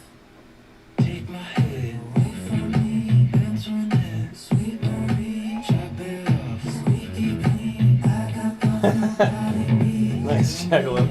Let me go, set me free. Heart is strong, but mentally lost my mind. Guillotine. Okay. Oh, I think this might be the one. Because I cover a bunch of ground in that edit. And this has a real nice drive to it. Doctor, there's a patient waiting in the hall. We don't know what's wrong. Maybe it's his dome. Every X-ray seems to show an evacuation zone, and I think we need to operate now. And if all goes well, he'll return to the world and can stand without crutches or help. Yeah, if all goes well, he'll return to the world and get praised for the records he sells. Take my head away from me, Antoinette, sweet Marie, chop it off, squeaky clean. I got thoughts nobody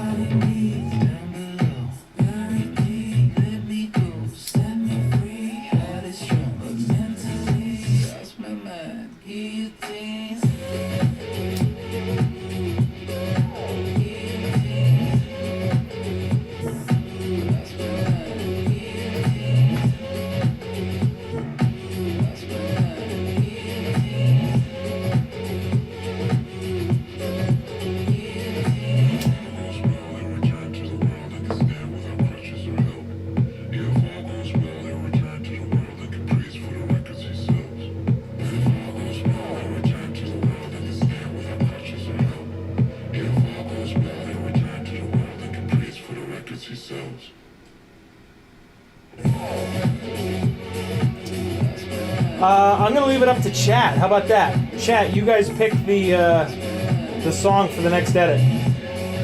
Song 1 or song 2?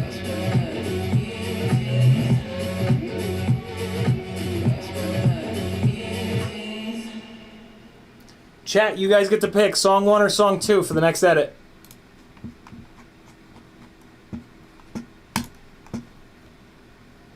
Waitress's song? What's that?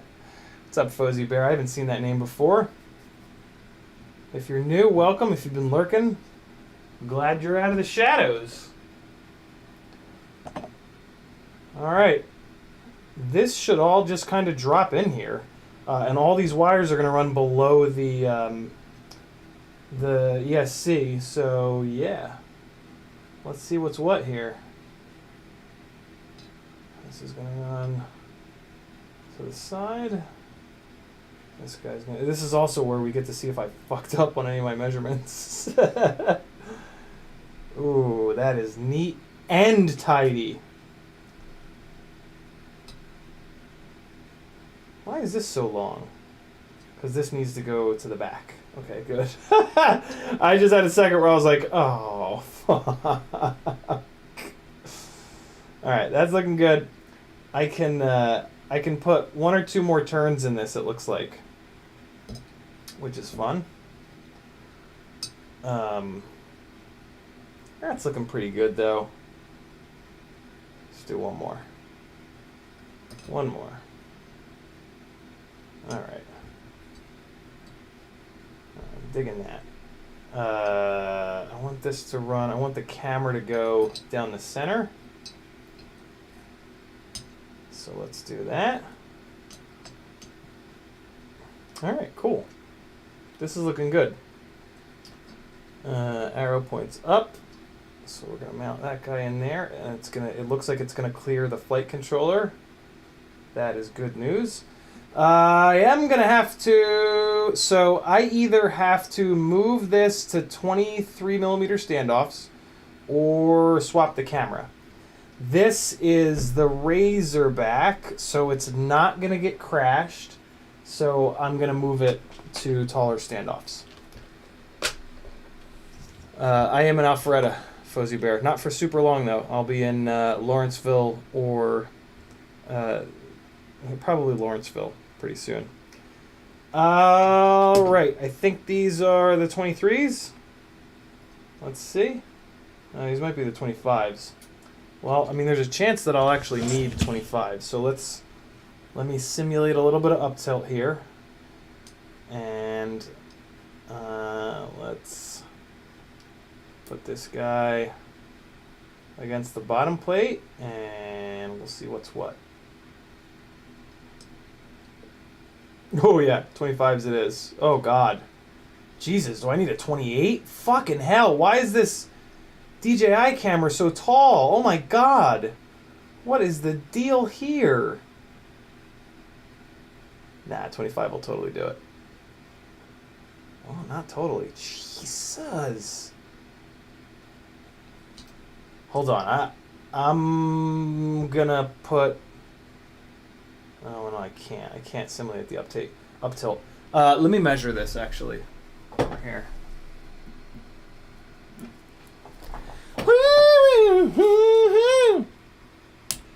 Oh, God. Get off of there. We got 1 vote for 2. 2 votes for 2.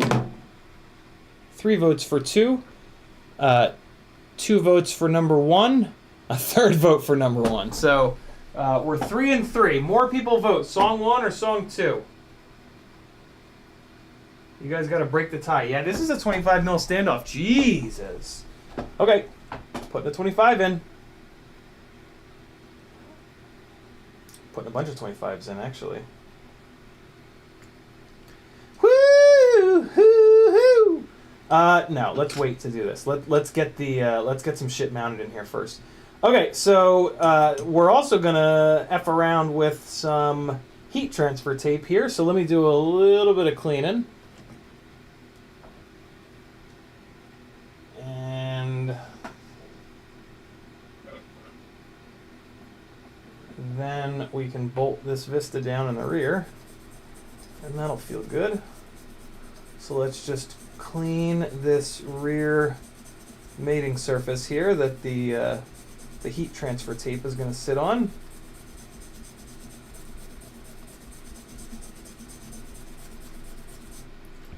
All right. Jesus, it's 1 a.m. Oh, God.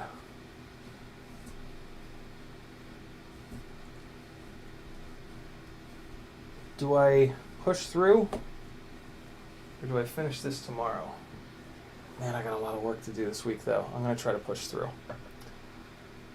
All right. Let's get a nice long chunk of this cut.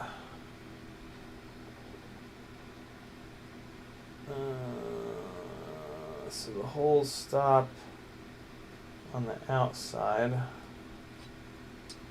Put it like that, and then right here, nip it, mark it. Come on. All right, so there's one piece.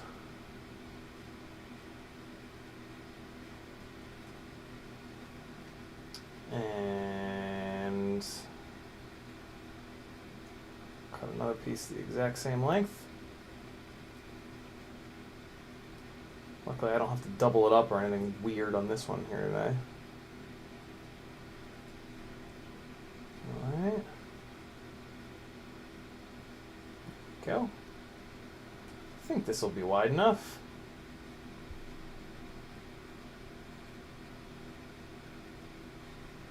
Okay, so I might as well put them directly onto the Vista, actually, and then I'll put the screws on, and then can drop the Vista down. This way I can actually leave the stuff on it. Let me just clean the bottom of the Vista a little bit here real quick.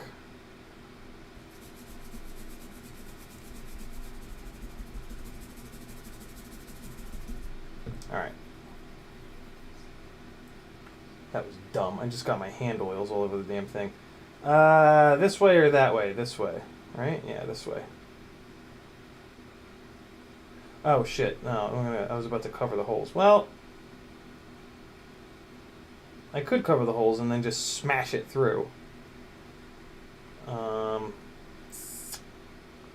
Let's not cover the holes. That's silly. Let's do it like that. And then, yeah, fuck it. Let's cover the holes, and then we'll just smash the screws right through. That'll have maximum. Actually, you know what? The only part that's going to touch is this in the center here. So let's put this like this. There's like these cooling veins on it that I'm covering up, and then I'm gonna actually chop this one down a little bit to just put it on these outside bits. Yeah, that'll be cool. So we're just gonna chop it like that. Oh. Okay, and this guy's gonna go on this little pad here. Okay. And then I'll cut another piece that same length for the other side. Do.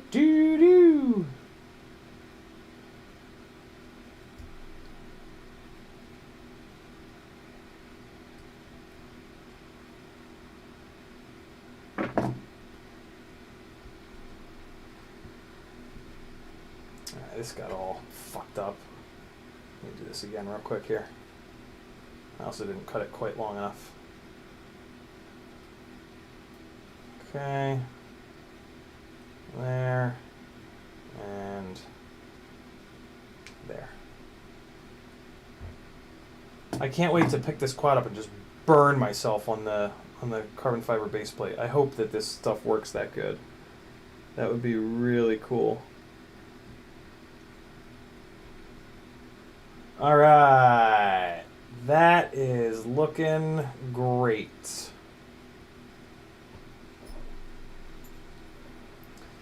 So we just need some hardware for the Caddx Vista, and I think that's M2 by something or other. Wait, hold on. Let me get the rest of the 25 mil standoffs out. So we got 1, 2, 3, 4, and I don't have enough. So let's do 4 red, and why do I keep running out of standoffs? What the shit? We're gonna do 4 red, and it looks like I have 4 black, so let's do that. 1, 2, I'll do the blacks in the middle and the reds on the outside. 3, 4. This way at least it's symmetrical. Okay, so I got my standoffs at the ready. I guess these, what are these, 20s? These are big, thick, black 20 mil standoffs. They can just go up there. Gotta cut it again, too small. Okay, we need some M2 action. And I'm gonna need some nuts as well. So we need 4 nuts to pull this thing down. 1, 2.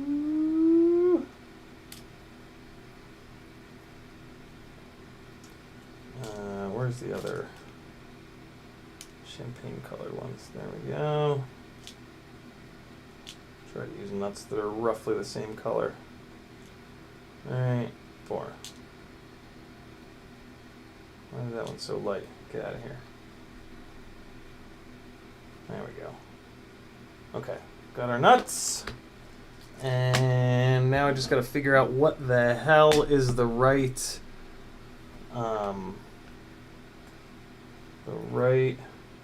No, I did not double it up this time, right? It's just single thickness. M10, M12, M14. Let's try 14. So we got the thickness of the base plate. That's definitely not long enough. So 14, 16. So I probably need 18. 18. Let's see how that looks. So thickness of the base plate. Oh yeah, 18 it is. That's the right one. Okay. M2 by 18. We got 1, 2. I think that's what I used on the Cinesplorer as well. 3 and 4. Awesome. Get you up in there. Put you away. Okay, so let's just mount it. Let's just throw it on there. I'll pull the stuff. We'll ram the screws home, and just pull this damn thing directly down to the base plate here. Right? I don't think I really need to do anything else. Once it's mounted, that can go on, and then this is already connected. So yeah, we're good to go. Let's get this fucker mounted. Oh, no, don't toy with my emotions. Blue paper. There we go. Come on. Come on. Get up! Alright. Alright, I don't really need this fan on anymore, but I'm just going to move it out of the way. I just don't want it blowing directly on me. Okay. There's 2. Get off. Get. There we go. 3. Okay. I did this in a stupid order. I got all excited and peeled the tape off. I need these M2s to be sticking up here. I at least need 2 of them. Ooh, nice. The holes are going to hold the M2s in. Ooh, that is nice. Come on. Might as well throw all 4 of them in. Do-do-do-do-do-do. I think it's that second song, right? Is it the second song? Nobody else voted. Are there only 8 people in here? Apache is out of here. Right, 9 just typed in all capitals. Oh, he just copied and pasted, I think. Alright, there we go. Dropping it down. Okay, and push. And moosh. Why are those screws so short? Oh, they didn't go all the way through the base plate. Okay. Let's get screwed in a little bit here. And then, hell, we might as well throw some nuts on it.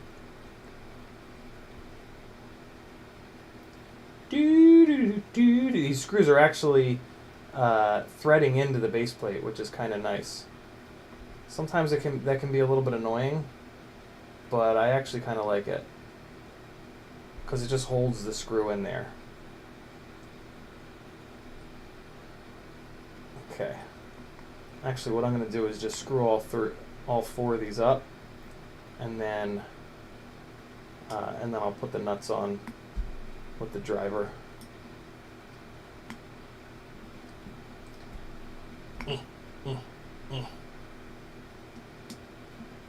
Okay.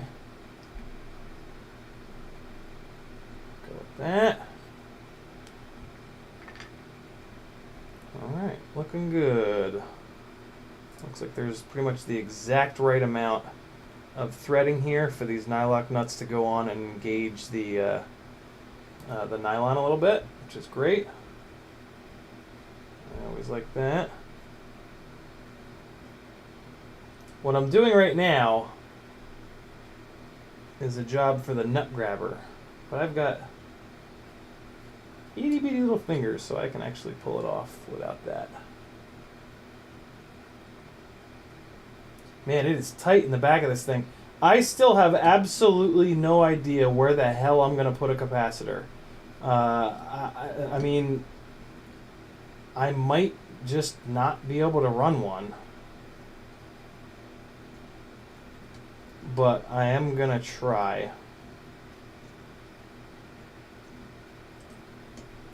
Maybe I can squeeze it between these rear standoffs. I really don't think so. I think that the ESC is going to take up all that space back there. But I'll play around with it and see what's up. Oh yeah, these are perfect. These are perfect length M2s, and I can feel the heat transfer tape just kind of squishing down a little bit as I crank on these. Alright, that's probably about good. I don't need to like absolutely jack it down. Alright, so then the camera's going to go straight up. This guy is going to run to this side. That's going to get VHB'd on top of there.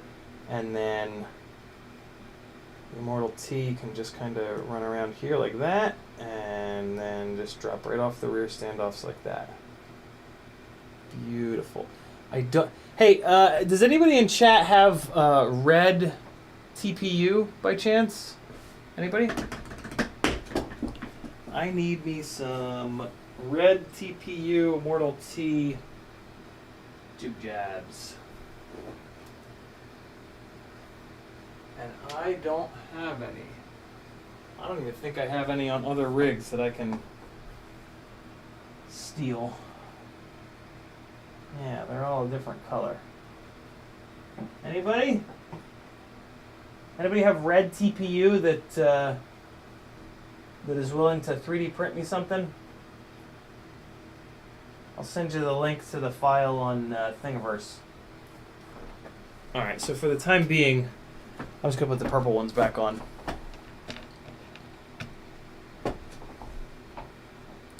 Yeah, I'm not running 4S though. I'm going to be on 6S. Okay, so yeah, let's just throw these purple ones on for the time being. Although, wait, no, these standoffs need to come off. Get these standoffs out of here. Do-do-do-do-do-do.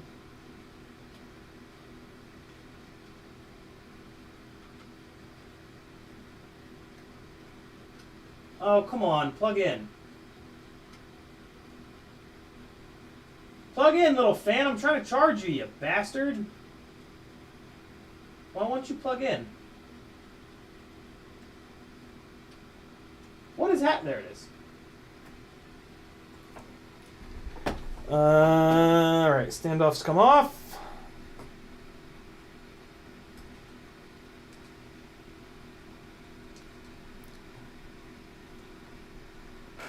Oh, Jesus.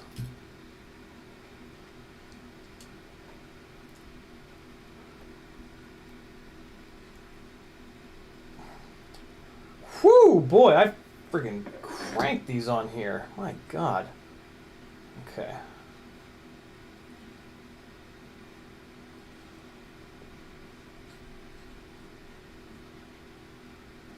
Alright.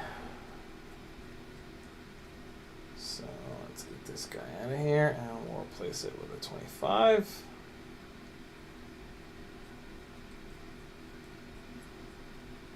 Alright.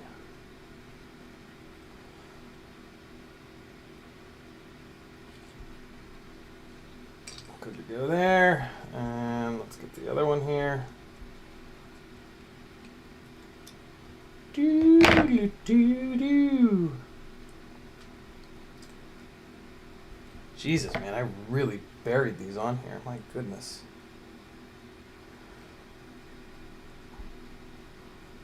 So I don't think I'm going to have the same problem that I had with the Cinesplorer last night where these 25s aren't long enough. I think on the Cinesplorer I had to go to 28s, right? That's because these rear standoffs were hitting on the... I'm sorry, the Vista in the rear was hitting on the press nut sticking out of the base plate. So on these glides, 25 should be fine. All right, good. That's on there.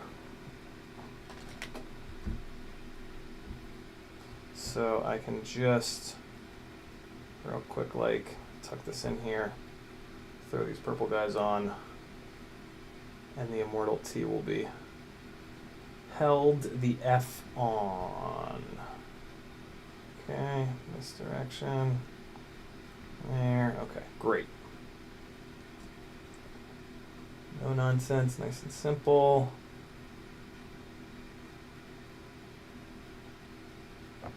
Okay, let's get a little. Let me figure out what I'm doing for an antenna. So this is the Razorback. Do I have a red antenna? I do not. We've got gray and gray and gray. Great. I could do that one.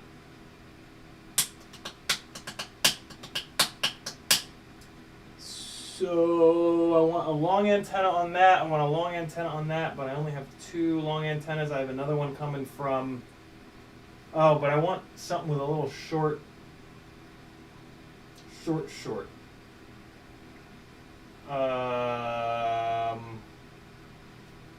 Let's do a true RC, which I can kind of make a little bit longer.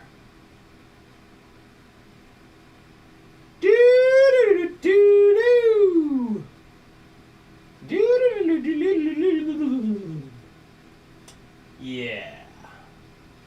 we're gonna go True RC. Singularity in gray. I need to rip this little, it's unfortunate, but I need to rip this little locking thing off of here because they use their own. And we don't want double locking things, that's just stupid.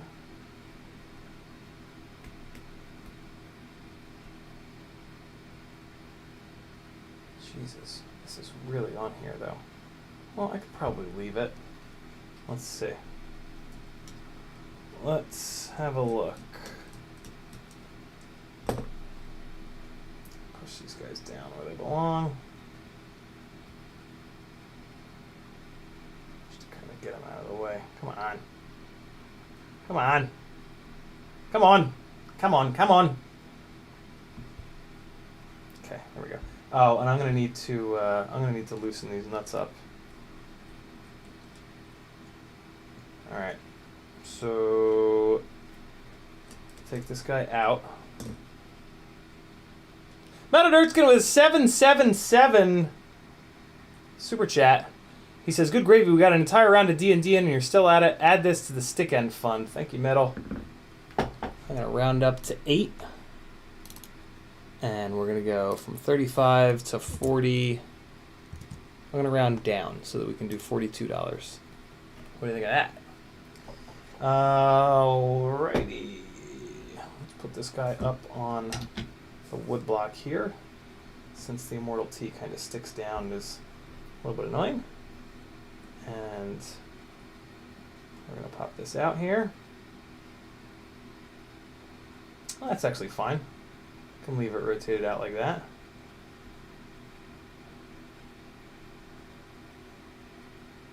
Yeah, that should work. Yeah, no, it does have to come off. Okay, so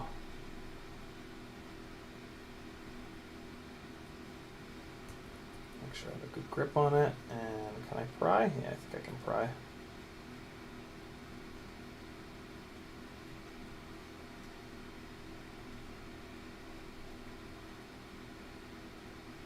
Jesus, man.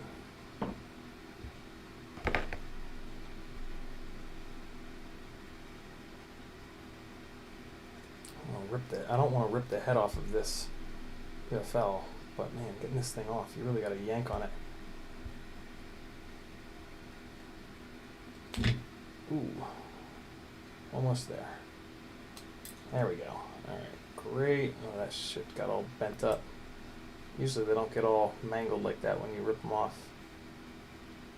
But, hey, there we go. I've yet to use these little things. They're a great idea to lock the UFO on, but for whatever reason I keep having to remove them. Kind of annoying. I want to use one, but every time I put a UFO on, there's a reason that that thing won't fit. All right, where'd it go? Where the hell did the antenna go? Here it is. But here's the thing. I do need to. So this is going to go right there, and then it's going to go like right out the back. On this little mount here, so I need to get some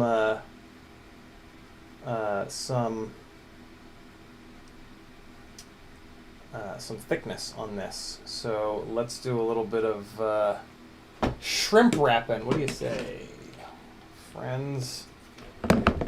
So okay, let's get some red. Should we? Nah, let's not do red. And it needs to go over the head of the UFL, so I don't think I can use this, right? No, this is too small. I need to go up a size, which is this. Okay. Yeah, that'll go over, and I hope it'll shrink down enough. Alright, so let's get about that much, so I'll cut it right here, and away we go. Can you add cat to the channel? We need Angry Cat that blunders your live stream. This is the best that I can do. In the world. It's the best I can do. It's, you know, kind of like a cat, but not like a cat at all. Right, let's see if this shrimp wrap will shrimp down small enough. I'm not totally convinced that it will. But, let's see. Maybe. Maybe. Tempted to run this all the way down. Like that. So that it protects the UFL. Let's do that.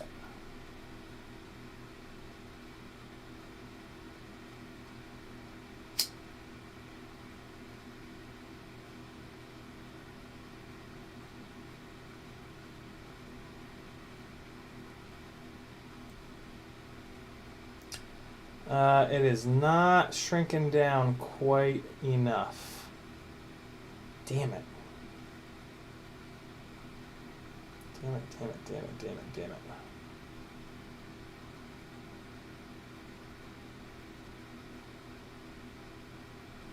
Ah! Hit the sides maybe? Maybe the sides didn't get hot enough? I really got it hot though. Yeah, no, it's not shrinking down quite enough. But maybe it'll still work. Let's snap it on and see what's going on. Do. Come on. And it's tight in the back of this thing with the Vista back here. Okay. So there it is there. And then this thing is going to go up and over. Oh, this is, I'm never going to be able to get this down under that little lip, am I?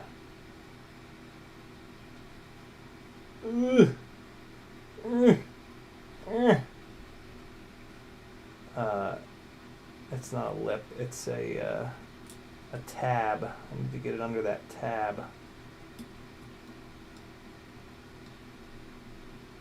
Oh, shit. No, it's gotta, I think it needs to come off the other side. Come out of the other side, I should say. Ooh, maybe that'll work though. Hold on. Moved it over a bunch. Can't get any grip on it with these skinny tweezers, but I need to use these because they're the only ones that'll fit, I think. Oh, almost. Come on. Go, you little bastard. Yeah. Get in there. Come on.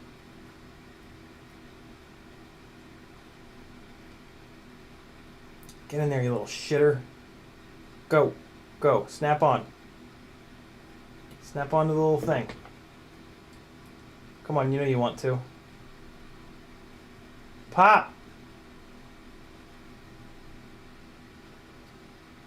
Oh, it's like right on it. It needs to just go in a little bit more. Come on. You got this. You can do this. We're all pulling for you, little buddy. Hey, there it is. Okay, so that's snapped in. And now I just need to send this guy back. Oh, there it is. Great. All right, throw the screw in. And away we shall go. Awesome. Yes. Antenna is snapped in. Rotate it around. And let's crank this nut back down.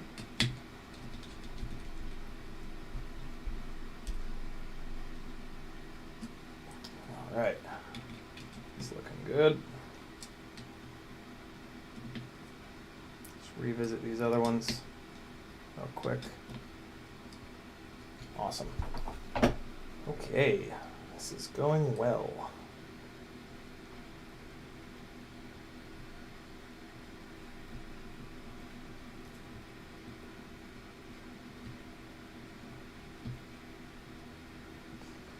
Okay, so this guy is going to sit up here on the top of these.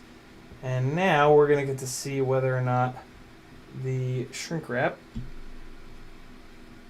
is too thick for it to sit in here. And I forgot to put another piece of goddamn shrink wrap on here. I always forget to do that though, so nothing new there.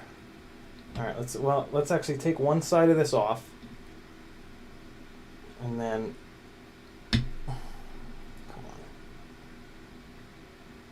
because that helps to, you can kind of open it up like this, and then you can sneak the wire into it.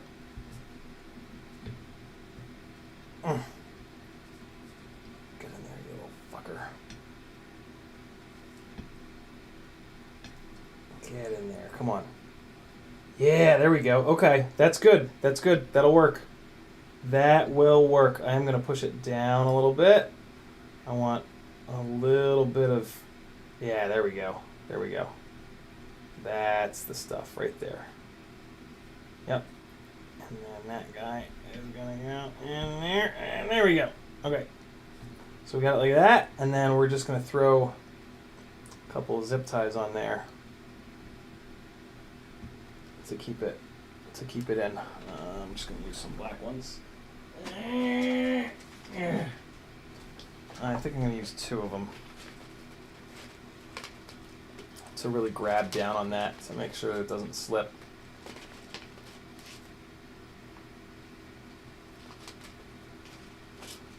All right. So then we go like this, and we'll go this way. Okay. Good grab on here and really crank this one down as far down as it'll go. And no, so I like to put the head of the zip tie on the bottom because it makes like a little gap, and that's where the TPU is. This way on the top, it really yanks it together. Okay, as tight as that's gonna get. And I also like to do one way and the other one the other way because I'm a crazy person. Maybe it makes a difference though. One down the bottom, one up a little bit, and just crank on it.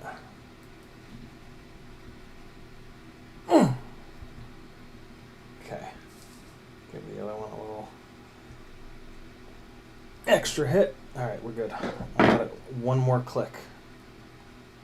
Just heard it at the last second there. Made me happy. Perfect. I don't have any more red zip ties. I'm so sad. Fozzie. Butteritskin says, are those the ones where you recommend shrimp wrap on the antenna end so the cap doesn't pop off? I do, but this is not going to be a rig that I crash hard, so I skipped it. Metal says, I always strain relief the skinny end of those Vista antennas. I'm afraid if it gets tugged, it might rip the UFL clean off. Yeah, I gave it a little bit of extra, a little bit of extra length down here, and then that's why I always really get it jammed on this, so that if this pulls, it's going to pull on this TPU mount rather than ever pulling on the UFL. Realistically, if this gets pulled hard, it's going to rip the top off before it pulls out of here or it pulls out of there, the way that I have this mounted. I've been doing this little mounting setup for a long time. It works stupidly well. It's just so simple, so lightweight, and it just works. It really does. So I definitely recommend this little mounting setup. All right, let's get some VHB on this Crossfire Nano. Jackalope says, did I just get baked and order stickers? Yes, I did. Nice. Thanks, Jackalope. I gotta get this little Streamlabs, whatever the hell it's called, thing that does the pop-ups. I gotta get that synced up with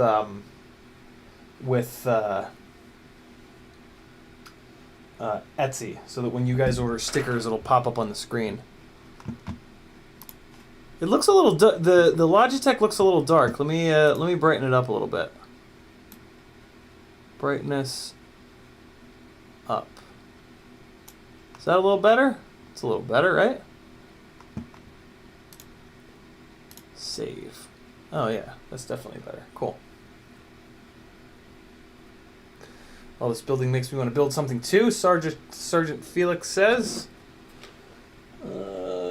Building shit gets old after a while. I really don't like it, but I mean, this is fine. This is whatever. Gotta get it done. That's all there is to it. I've been avoiding switching over to DJI for a long time for a lot of different reasons. But my God, the generosity of the people that hang out in these streams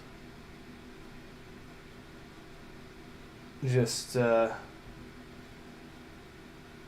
sent me a bunch of shit here that I need to get on in here. And I cannot wait to be able to see where I'm going.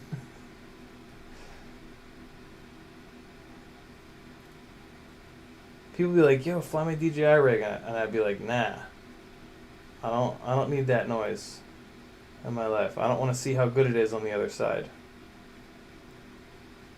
Can't be having that.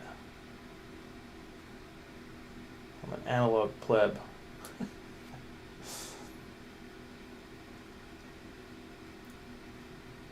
Come on. Just be cool. Peel off a little bit of red waxy paper stuff. Get off of there. There we go. Oh, no, you don't need to come up. You can just stay down. Stay down. You little dick. You little wang. Come on. Yeah, but can I put a wang on it? Well, I don't know. Okay, got it. This guy goes here. Let me make sure I have these wires routed somewhat logically. Crossfire goes up and over. That looks fine. This will hold this other wire bundle down. I like that. Okay. So let me get this guy centered, and I'll stick it down. There we go. God, look how clean that is. Yes, yes, Y-E-S. Crossfire right up on top. Bind button potentially accessible from the outside. Yeah! Ooh, buddy. That's going to go up like that. And, oh my God, this just gives me the biggest stiffy ever. Oh my God, these 25mm standoffs are so tall. Jesus. Man, with this Vista mounted to the bottom plate like this, I bet you I could get away with 20mm standoffs if the camera wasn't so effing tall. Oh, I totally could. I totally could. Look at that. Yeah. Okay. So when I build a freestyle version of this, I'll be able to do 20mm standoffs. That'll be cool. That'll be real cool. Unless you guys tell me that the DJI camera is no better than the other 120 frame per second camera, but I assumed that the DJI camera would be a little bit better. Is that right? I'm pretty sure that's true, right? Anything made by DJI is going to be better than something made by Caddx. I mean, unless they're both the same internally, that could totally be. Jesus, what? How cranked down are these front standoffs? Holy shitters. My God. Okay.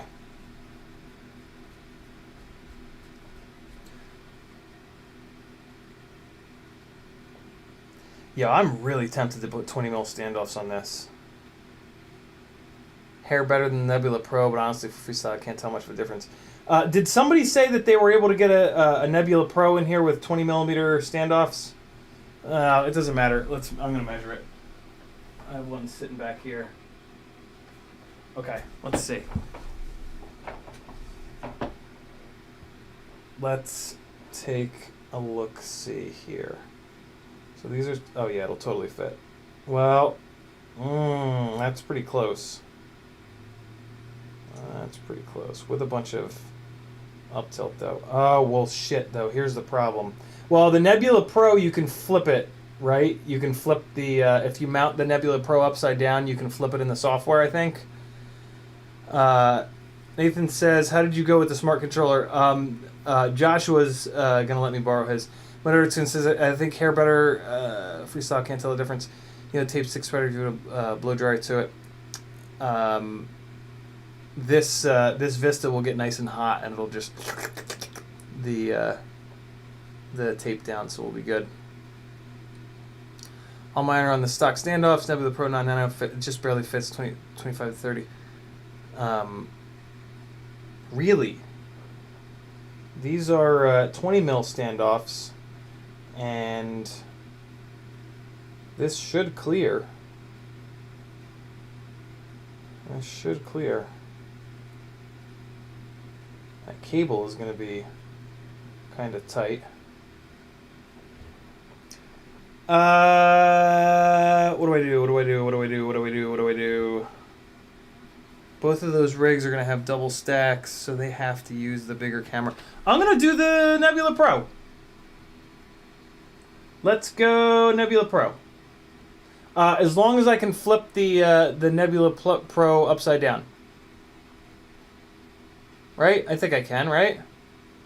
If I can't, yeah, this the 20 mil standoffs will not work.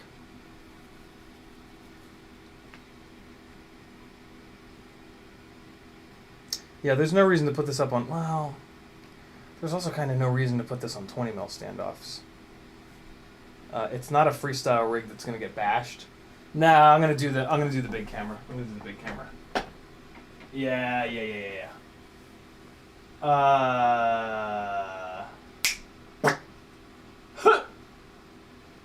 What?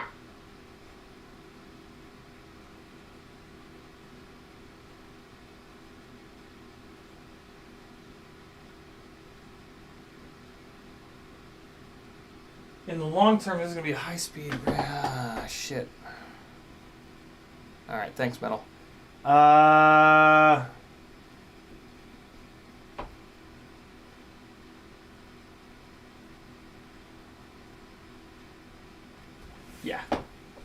Yeah, let's leave this camera. We'll go to 25 mil standoffs. It'll be fine. It'll be fine.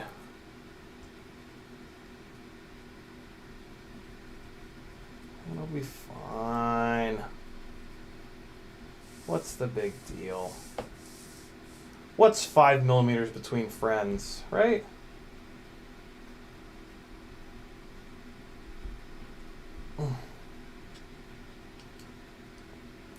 It's stupid though. This is like a very slammed build. It's kind of dumb to have this on such tall standoffs, but if I change my mind down the road, I can just swap it. It's fine.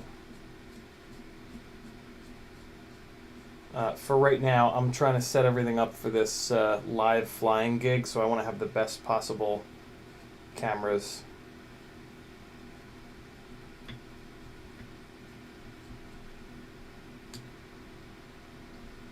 Oh, what the hell? What? What's going on here? Why won't that?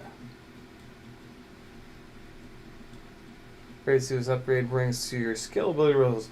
I'll be pretty surprised if I fly any better. Maybe, I don't know. We'll see. It'll be this will be interesting for sure.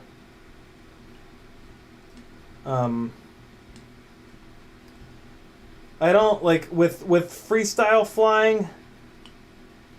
There doesn't seem to be much, like you kind of just get your spatial awareness and then that's it. Like you know the spot and you just move around it.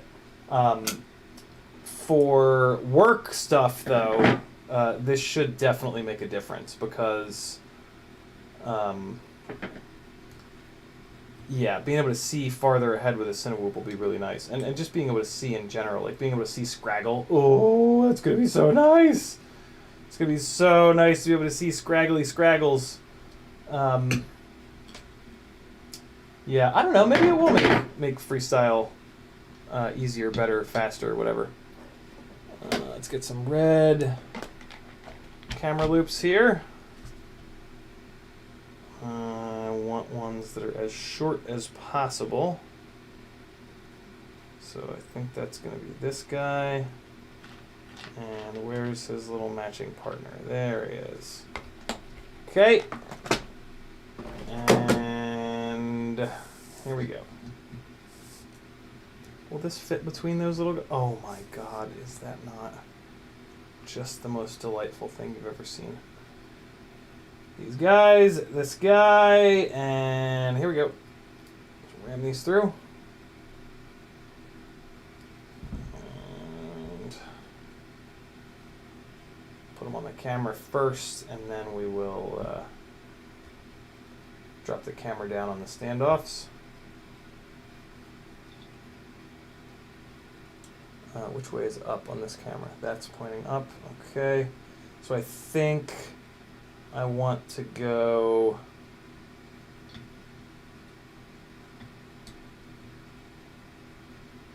I think I want to go bottom, because that'll suck the camera in as far as possible. Hopefully there's enough thread on this to get this tight. Yeah, that's terrific.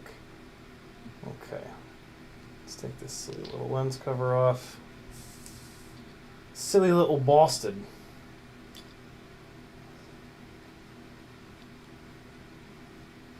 You can freestyle farther away from yourself. Sort of. I mean, all out range analog actually does better, but that's on like big, mega, you know, this will be able to crank up to 1 watt super easily. So yeah, I guess technically I will be able to go farther. That'll be interesting. Never really thought about that. Only really thought about this in terms of like being able to see, which is the main advantage, obviously.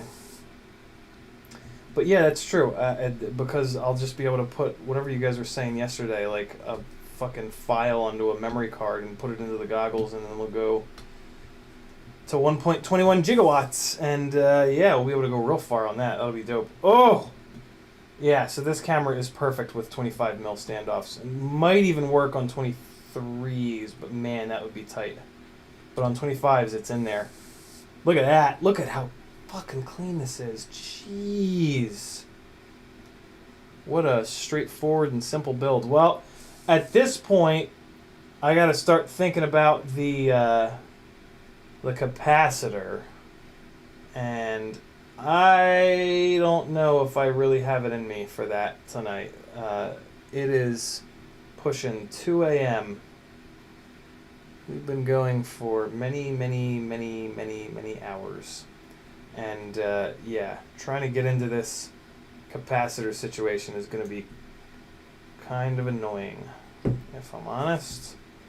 So I think, and I don't have the motors for this build either, so I think what I'm going to end up doing is putting a smaller capacitor on this, and maybe try to sneak it up front here. I could also maybe send it out the side in some way.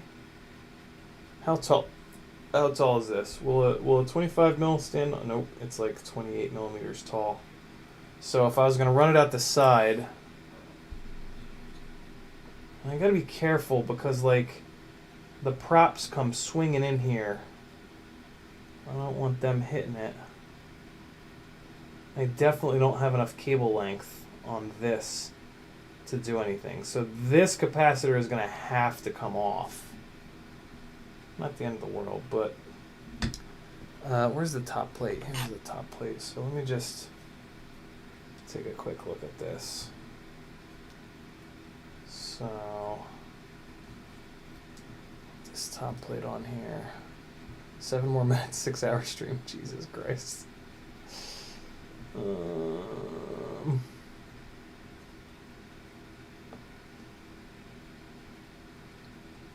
Or I guess I could sneak it upside down.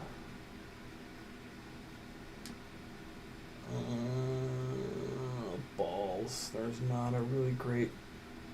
Well, that's actually not bad. Upside down like that? Ooh, and there's a standoff right here. I can just zip tie it to this. I think that this is what I'm going to do. I think I'm going to put it like that, off on the side. And hopefully the propeller should swing in here.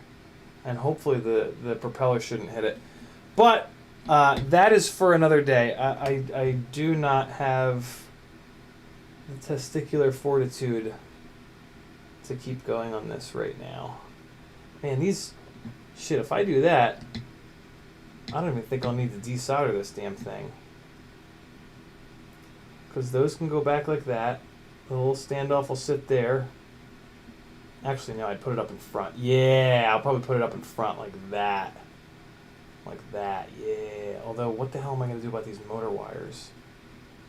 Can the motor wires maybe go over it like that? They're probably not going to be long enough.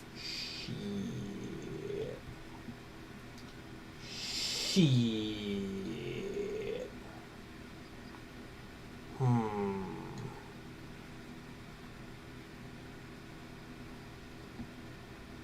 Maybe just on this one side I'll make the motor wires a little longer. So I can fit them down like that. And then put them up under the arm like that. Oh no, I don't even have to do that. I just need to make the one motor a little bit longer. I think this is going to be it. I think this is going to be the capacitor setup on it. Put it over here, stand off there, and then, yeah, I think that's going to be it. Peel this sticker off, try to flip it upside down. Ooh, maybe, I wonder if anybody can print stickers. I wonder if we can print like a Razorback sticker. You know what I mean? Testicular fortitude is an amazing phrase. Cool. So yeah, I don't know of another way of doing the capacitor on this other than putting it out the side vertical like that. But I'm thinking that'll work. I'm thinking that's gonna get the job done.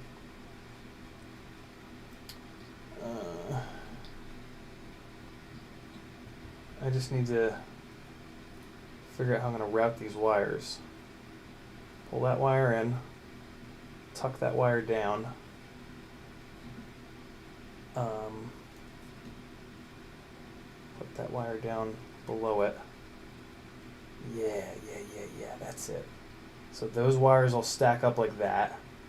And then I just need to rotate this cap in so that this clears the... Yep, that'll clear the standoff. And then these wires can just go ripping around there. Whoo! That's going to be tight, though! It's going to be tight on that standoff. Holy shit! Pull that out a little bit. Other option would be to send these wires out from it. And sneak it up in here like that. But then I'm going to run into issues with it hitting the top plate, I think. I think I need to have it out. Looks like it'll clear. Nope, it will not. It will not. It needs to be farther out. Yeah, so... Okay. That's pretty much what's going to happen there.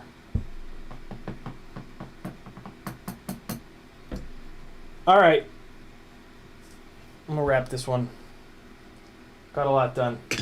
Big stream, Jesus. Huge stream. And it's 2 a.m. Look at that. 6 hours. Fozzie Bear says, where do you get a thing that looks like a Red Bull cam? Race Day Quads. Race Day Quads has a whole bunch of vanity capacitor stickers. They've got Coca-Cola cans. They've got some Red Bull things. And so yeah, they're very, very cool. I really dig them. Oh wait, what am I doing? I'm taking these, I need to take these arms off. Yeah, these arms are coming off. And the, well,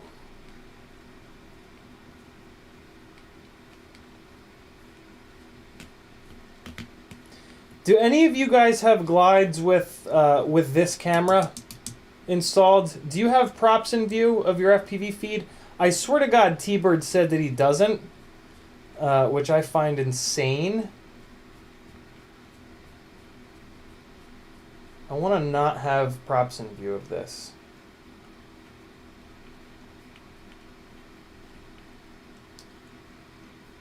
Anybody?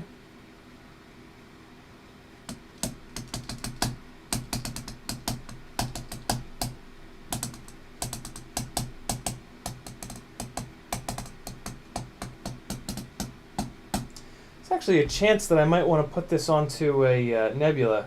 Oh, you know, I just noticed the camera wire is going below the ESC. I do not want that. I want it up above the ESC.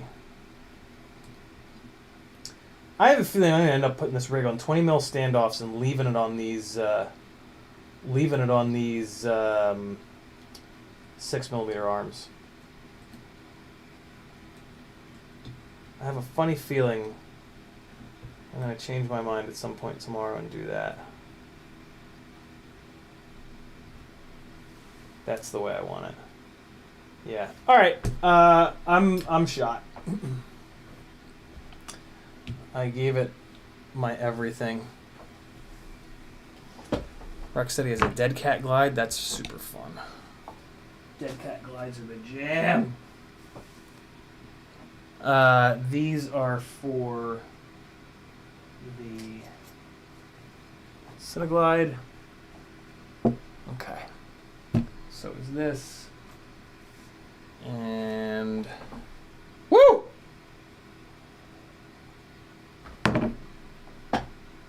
Why are there two of these? No, this is for this. There we go. This is for this. My God. Props in view. Glide Vista. Okay. Thanks, bye, John. I assumed so. I had a feeling. All right, people. I'll see you guys tomorrow night at 8 o'clock for Cine Whoop Wednesday. I'm going to try to finish this during the day tomorrow. I do have a whole bunch of calls stacked up, though. I have talk therapy and then like 2 or 3 sessions. So I don't know if I'll be able to get this done during the day, but we'll see. Love you. Thanks for hanging out. CiottiFPV.com if you want to see these wild live streams continue. Be good. Don't do anything I wouldn't do. See you tomorrow. Here's some flying.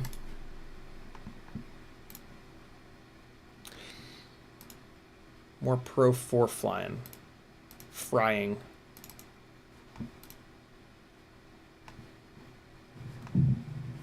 Hey, there we go. Later!